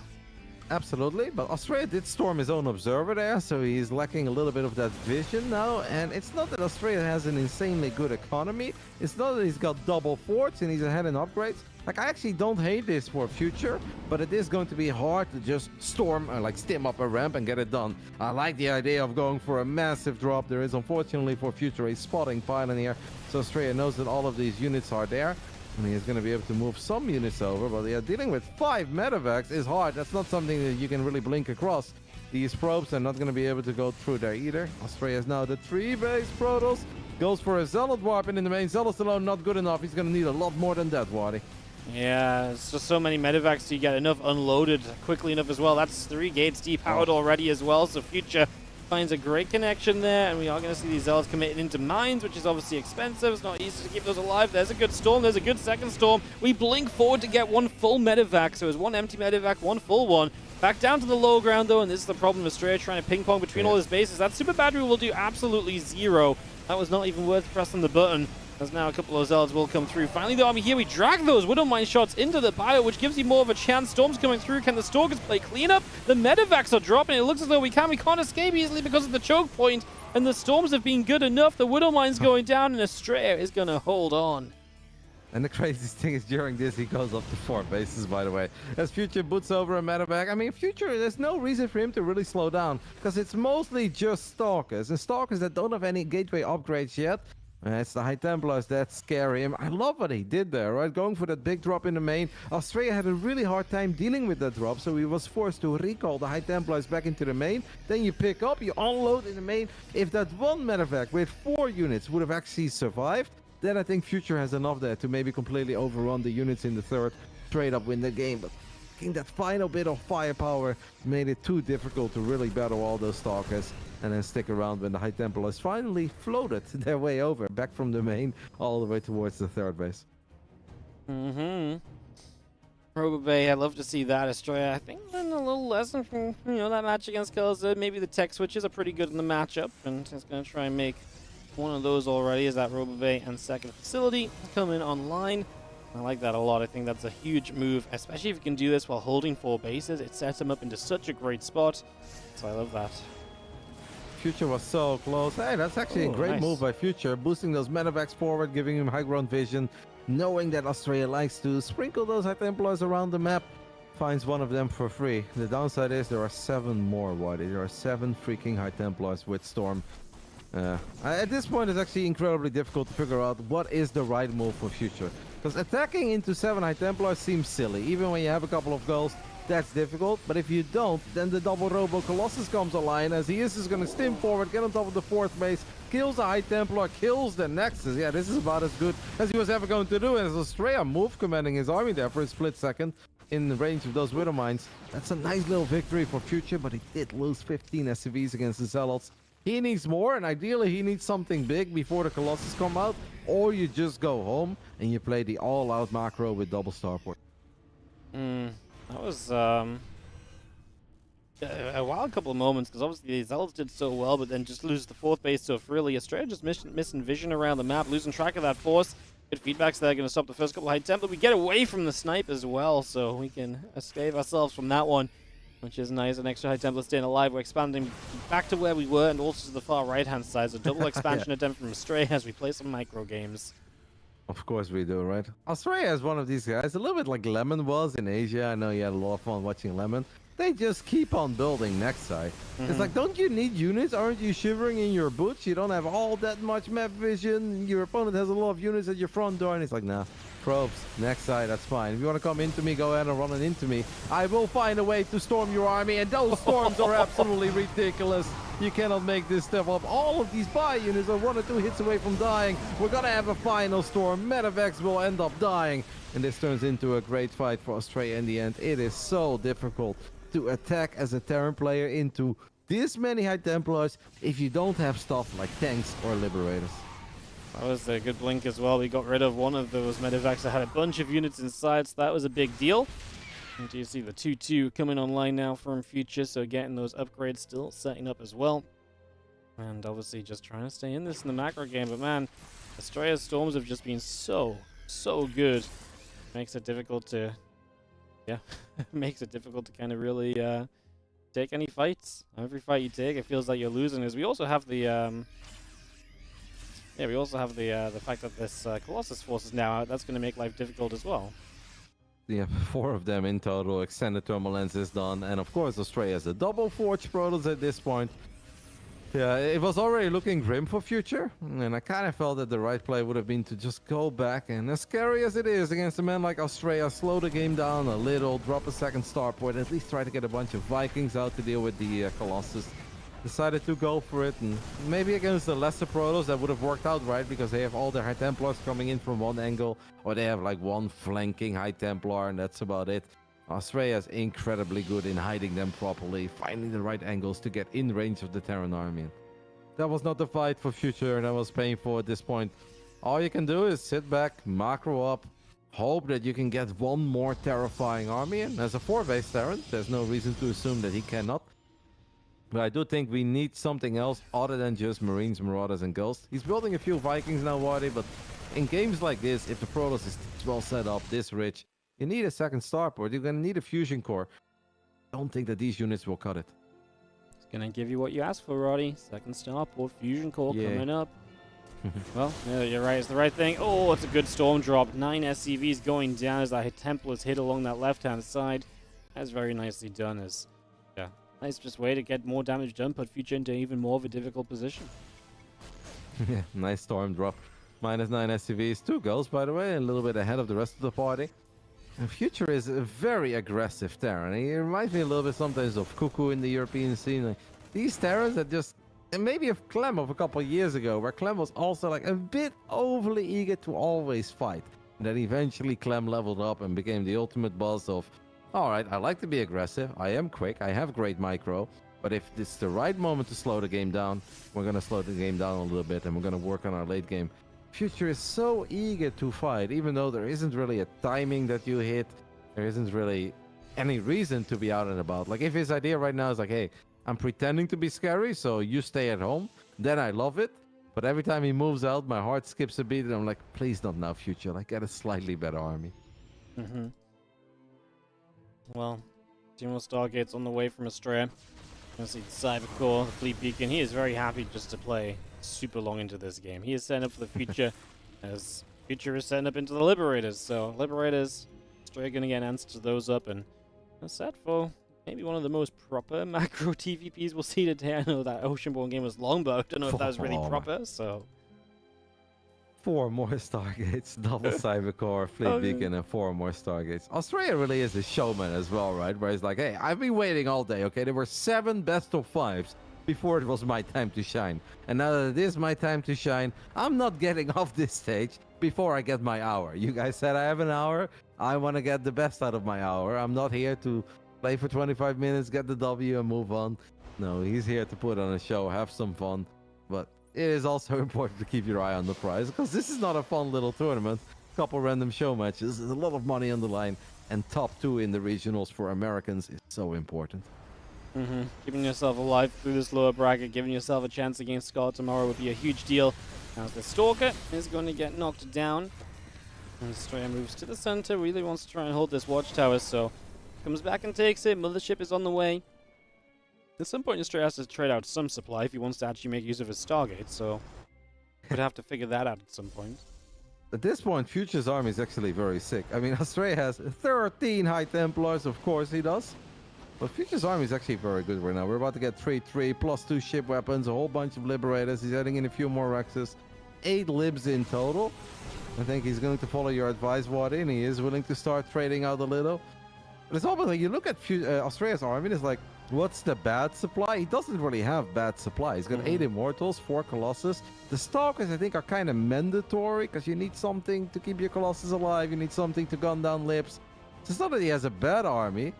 Yeah, he's obviously been investing in so much other stuff that I don't even really know what I'm looking for. Yeah, it's not that it's bad, it's just you have the potential to have even better stuff, right? As funny as that seems, those were honestly good storms and good setups onto these Libs. We're going to storm again. Those Liberators very close to going down. That was a fantastic trade. So many of the higher tech units being knocked away at here. Would love to just kind of come through and finish up a couple of those Libs because they're so low. Such great units to get rid of. As Astral apparently just going to replace with more. He kind of likes this right now, so he's just going to keep sending it. And to be fair, Future's moving up the right-hand side, so this is going to become a bit of a weird situation. As Astral and Future might enter a base trade, but Astral is much more better set up as we actually have High Templars already coming in as part of the defense here. Super Battery will not last long, this gold won't last long, but that's a base I think you can give up if you're going to get through and deal serious damage to the production lines of the Terran player. It's going to be really hard for Future to take this dance with Australia, because Australia has 9 more High Templars. He's going to recall his army into the main base of Future on top of these girls, on top of these Widow Mines. That is one of the recalls, by the way, that he loses now. He does obviously have Nexus recall. Future supply is plummeting. That army is going to have such a hard time battling its way through all the cannons, all the batteries, all those High Templars that are just waiting, hiding around every single corner. A War Prism that can still pick up High Templars as well. Australia's even firing up Flux Veins, so maybe we get the Void Ray switch mate. It feels like this is not a fair fight. They used to say never base trade a Terran. I'd say never base trade Australia, because there is a High Templar waiting around every single corner of Alcyone in this case. Yeah, it is looking very, very, very good for Australia right now. He is losing some bases, sure, but he's obviously done serious damage to the bases of his opponents, so both players have lost bases. That's one more storm coming off of that High Templar. The army of Future is just really not that large any longer. As we are going to see another storm, my goodness, it's so painful. And obviously now the cannons have a chance to clean up a few units as well. They don't last super long, but Well, I mean, at this point, we're just basically waiting for Australia to kind of come home and clean this up. More and more storms. Apparently, we're just going to deal with only storms. Nothing else needed as Australia goes up 2-0. Only storms, mate. There is a subscription model to be found in there somewhere. And I feel like Australia would be the top earner because he's had some fantastic storms today. Well done. He really, like, I've said this before. Australia is, I think, the best player out there who also just always wants to have fun. And perhaps his results could be better if he's a little bit less focused on the fun and more on getting the results that he wants. But this is just what makes him happy, and he's still so damn good. He keeps on having deep runs. He takes out some of the best players in the world from time to time. Australia's awesome, man. He truly is one of a kind. Honestly, very true. I mean, there's not really a comparable player to Astral in a lot of ways. As we have a couple minutes break here, waiting for the players a little. We'll get that sorted out. Going to be going to Side Delta for Game 3. Australia map away from moving into the top 3 of the region through this lower bracket portion. Looking for revenge from Future from the upper bracket. You sent Australia down here and through a tough route. You know, you drop to the lower bracket, you have to play Nina in PvP, Kalazer in PvT. Obviously, then you match up against the guy you lost to already as well. I mean, it's not an easy time in this lower bracket, that's for sure. No, but Australia does not belong in the lower bracket. Just like Clem earlier today, like sometimes it's almost mean, right? Where Clem has technically a sick day. Imagine any other player that would drop to the lower bracket and then go 6-0 on such an important day, the penultimate day of this tournament. Like, we'd be going crazy, right? 6-0, but then it's Clem, and we're like, oh, Clem actually lost a couple of Marines that I feel like he didn't have to lose them. Could have microed this a little bit better. It's just because they are so good that they set their own standards so freaking high, and we are getting spoiled by watching him play all the time. And we're just like, yeah, Clem, 6-0, but I've seen you play better. It's all fair. It's not right, but it's just the way it is. And perhaps almost the same goes for Australia. Like, it's an impressive run so far in the lower bracket, but we know what he's capable of. We've seen him win this tournament, the region, quite a few times, even in the era of Neep still being around, and the big three being Neep, Australia, and Scarlet. Australia was often the best performer of the three. Even if they would alternate, right? Scarlet would win a championship, Neep would win one, Australia would win one. Australia would often make finals. And he doesn't belong in the lower bracket, so it's a sick run, but we know that he's capable of it. No, he is absolutely capable of it, and again, we just saw the bracket. I'll bring it up one more time, but yes, Scarlet is waiting in that lower bracket finals. Trigger in the grand final. Trigger gets the 1-0 lead as well, which is huge because you know all these top guys in Americas. They are all so good, and they're all so close together in skill that a 1-0 lead could make all the difference in that grand final. We're pretty much ready to resume this series. Looks as though the players have readied up. We just need the race to be set from Astray. Make sure he doesn't... Yeah, I'm going as Terran, so we don't have to regame. Perfect. Well, admin's on top of it. And we get ready to go into game number 3. Let's see.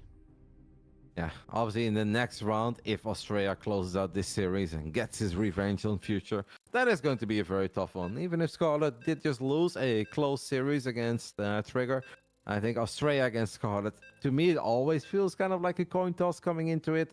Maybe on this patch where Protoss has been performing very well against Zerg, you could say that it's slightly Australia favored, but would anyone be surprised if Scarlet wins the series? I don't think so. No, I do not think so at all. As Side Delta comes up, it is time to see whether Australia will go through to that lower bracket final tomorrow, or if Future can start to mount a little bit of a comeback. We are going to be starting off in the bottom right with the Blue Protoss, who is one map away from closing out the day. It's Australia.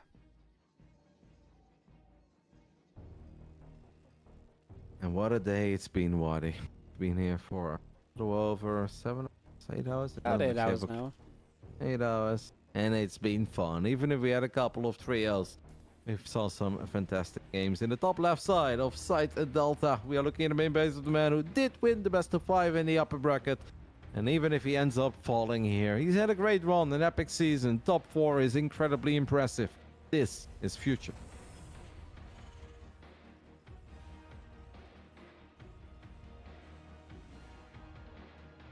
SCV out down the right side. This could just be for an engineering bay block trying to mess up Australia's game plan from the very start. Just trying to, you know, interrupt him a little bit. Could be a good way of doing it.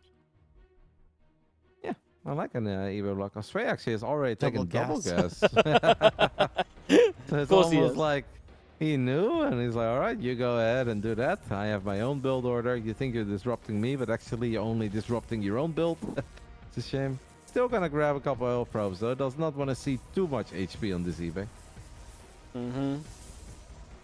I think they're just going to be getting nibbled at. You don't want to let it, like you say, get too much HP. We are going to see the SCV into the main. This is quite nice from Future because he is going to get the scout on. Oh, look, double gas. So he sees that that's being taken. Actually, did he see the other gas? No. So actually only saw one gas, unless he saw the probe delivering some gas back from that website. Yeah, that's possible, right? Sometimes you see the probes carrying gas. If they are carrying gas on that side, you know there is an assimilator, even if you haven't been able to literally see the assimilator. Curious where this game is going to go. It's always tough to predict the American games, especially after a long day, 8+ hours of StarCraft 2 and Australia. We know that he's going to put on a show again. Opens up with the Sentry. Sentry has really not done very well for him or this tournament, but I guess he did win on Crimson Court. I think we can all agree that it was not because of the Sentry first. I don't think it was the Sentry, though. Just got a feel. I feel like Sentry was not great at all. In fact, as they are going to see a forward pylon, so Astral may get a little bit funky from here still. He's going to just leave with the probe, though, so maybe not. Maybe just a forward pylon to watch things move through the center. As a CC, number 3 comes in from Future. Well, that's one way to completely switch the kind of the run-of-the-mill kind of expectation from him. Triple CC 3 racks, perhaps. I kind of like that, especially if Australia plays similar to what he did before. I mean, the idea of Quick Storm is maybe a bit intimidating if you open up with 3 barracks with a lot of ground units and your factory and your starport is a little bit later. But if you just have such an insane economy against a player who stays on 2 bases for a while, then I think you can eat a storm or 2 and still be fine. And this time around, the Sentry is actually going to be very useful because Australia should feel pretty confident in expanding quicker if he knows what he's up against. Destination going to come up to the left. The blink is just starting. Warp gate going through. A couple more probes going about.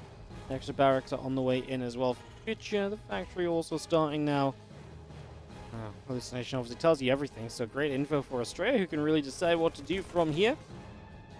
And yeah, it's going to be very long until factory units come up, so a bit of blink pressure could be nice, but you are then also committing yourself to being successful with that, because if you're not successful, you obviously end up in a tough position where you've delayed your own, further attack or expansion.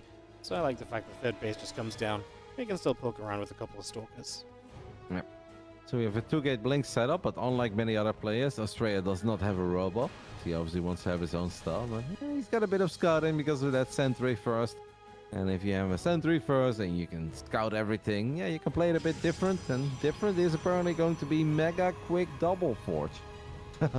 He is going to try to become the gateway man against a man with a triple CC 3 racks. It's not impossible, Waddy, but Australia is signing up for one hell of a challenge. He is indeed double forging it. Blink coming online in just a second. Our Marines moving forwards, and Stalkers do respond immediately, so good reactions from Astrea, ready to kind of deal with anything that might have arose from that interaction, so was very ready to deal with that there. Once again, his blink is not far from being done, and we do have the double upgrades now starting on those forges, so those are going to get active as well. Stimpack's already halfway done, and that means our Future is building up towards his timing here very shortly as well. Yeah, curious if we're just going to keep everything on the ground or if he feels that an immediate drop is the right play. I mean, Australia has focused a lot on his upgrades. He is cranking out a lot of workers. What he doesn't have, what is a lot of gates. So if you're out of position and you're only working with 2 gateways, actually life is going to be very hard. We are kind of used to just warping in a whole bunch of units when we need them the most.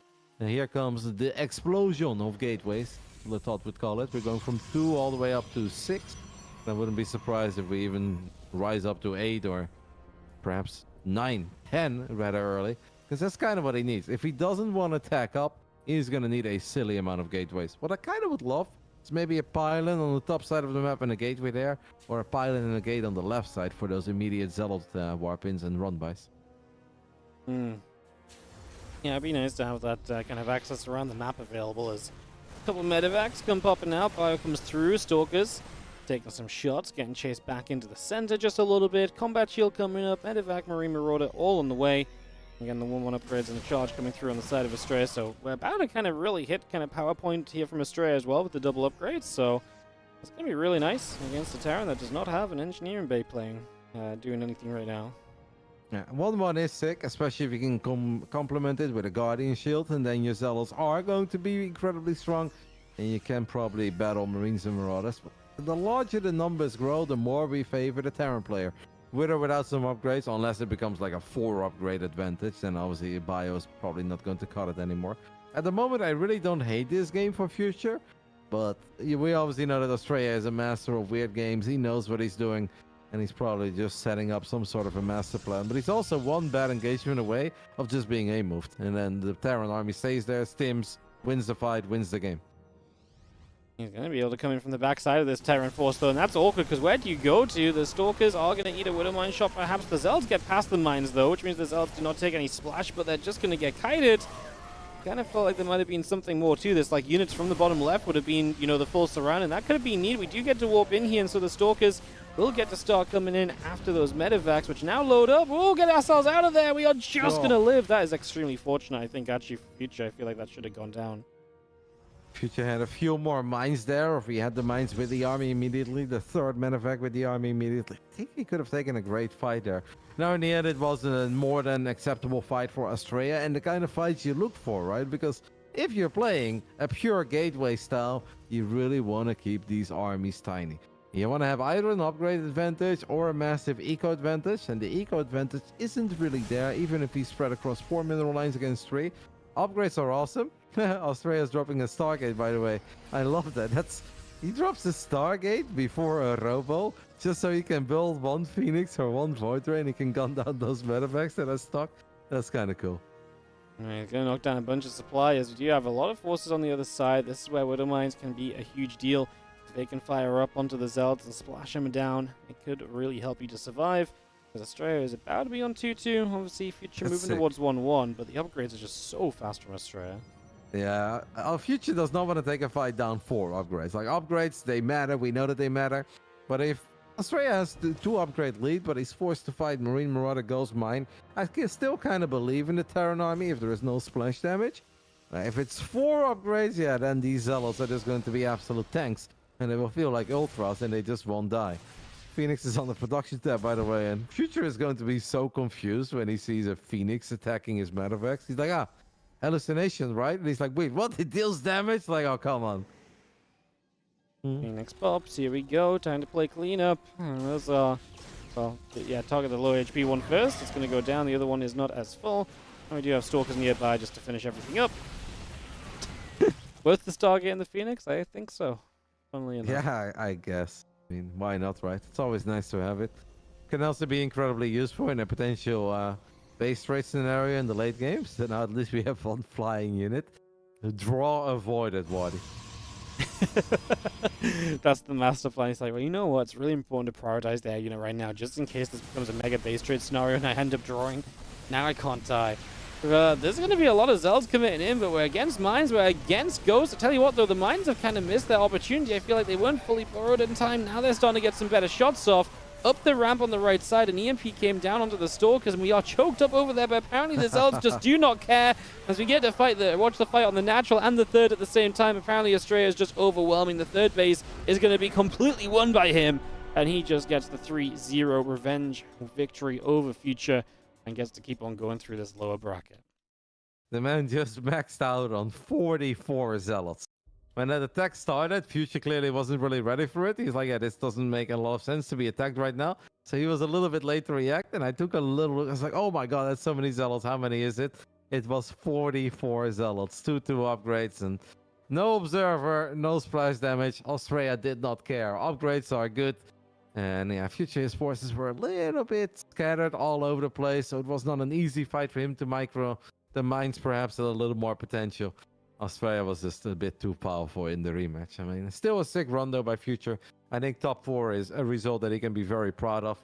He gets rewarded as well with $3,500, so excellent season for him. And Australia, Trigger, and Scarlet are the last 3 players remaining in an A. Perhaps the way it should be, Wadi, even before the regions got combined and we have the Latin American stars here as well. Yeah, well, Trigger in that grand finals is definitely the maybe the surprise factor for the moment. As obviously Scarlet Destroyer has been a final a few times in this region. That is now our lower bracket final. They fight for that spot in the winner's stage of Dallas. That will be tomorrow when we come back for Americas, Roddy. Scarlet versus Destroyer, then the winner versus Trigger in the grand finals. That will wrap up the regionals this season. We had fun today, mate. You know, it was a bunch of 3-0s perhaps, but we had some pretty crazy games along the way. I'd ask what your highlight is, but I honestly really just expect it to be the Destroyer 360 storms around, so... It's hard to beat that, mate. It is incredibly hard to beat that. But yeah, I would say that fight was the highlight. That entire game on Oceanborn was bonkers, because we kind of, or at least I did, I congratulated him. I was like, that's it. But then he kind of went back, and I was like, well, he's still fine. And in the end, he was fine, but not quite in the way that I thought he was going to win. And didn't think it would come down to 6 Immortals and a Storm after 33 minutes. Well, awesome game. I think the reverse sweep of Trigger is obviously something that we won't forget for a while. Second, I would say pretty epic reverse sweep. Like maybe coming into the series, that one is not as crazy as the one we saw yesterday between Spirit and Clem. But after the 2 games, the streak that Scarlet was on, yeah, like I'm a Trigger fan, but I was like, okay, it doesn't really seem like that's going to happen. It's cool, man. StarCraft 2, even after all these years, and we think we know these players so well, can still be unpredictable and can really go for a full 180 in the middle of a best of 5. And a good day, Wadi. What were your highlights, mate? The Storm Surround, man. I mean, yeah, I think that entire game, though, just, you know, we kind of thought it was over. Kalazar brought it back. The Storms were ridiculous from the start. Like, there were so many good Storms in that. You know, I'm a Terran player as well, right? So usually a good Storm is actually kind of painful to watch, but this was just thrilling to watch because so many of them landed. It was straight up ridiculous. I think it's hard to really argue with the Kalazar Strad match, like Game 3. Yeah, like you say, kind of made me a bit bittersweet because I'm like, man, cool game, but what if we had 5 games of this, you know, that could have been a series for the ages. Of course, guys, all of this has been building up towards Dallas. We've got one more day of regionals left tomorrow, but then you can also join us for the offline finals in Dallas end of this month, start of June.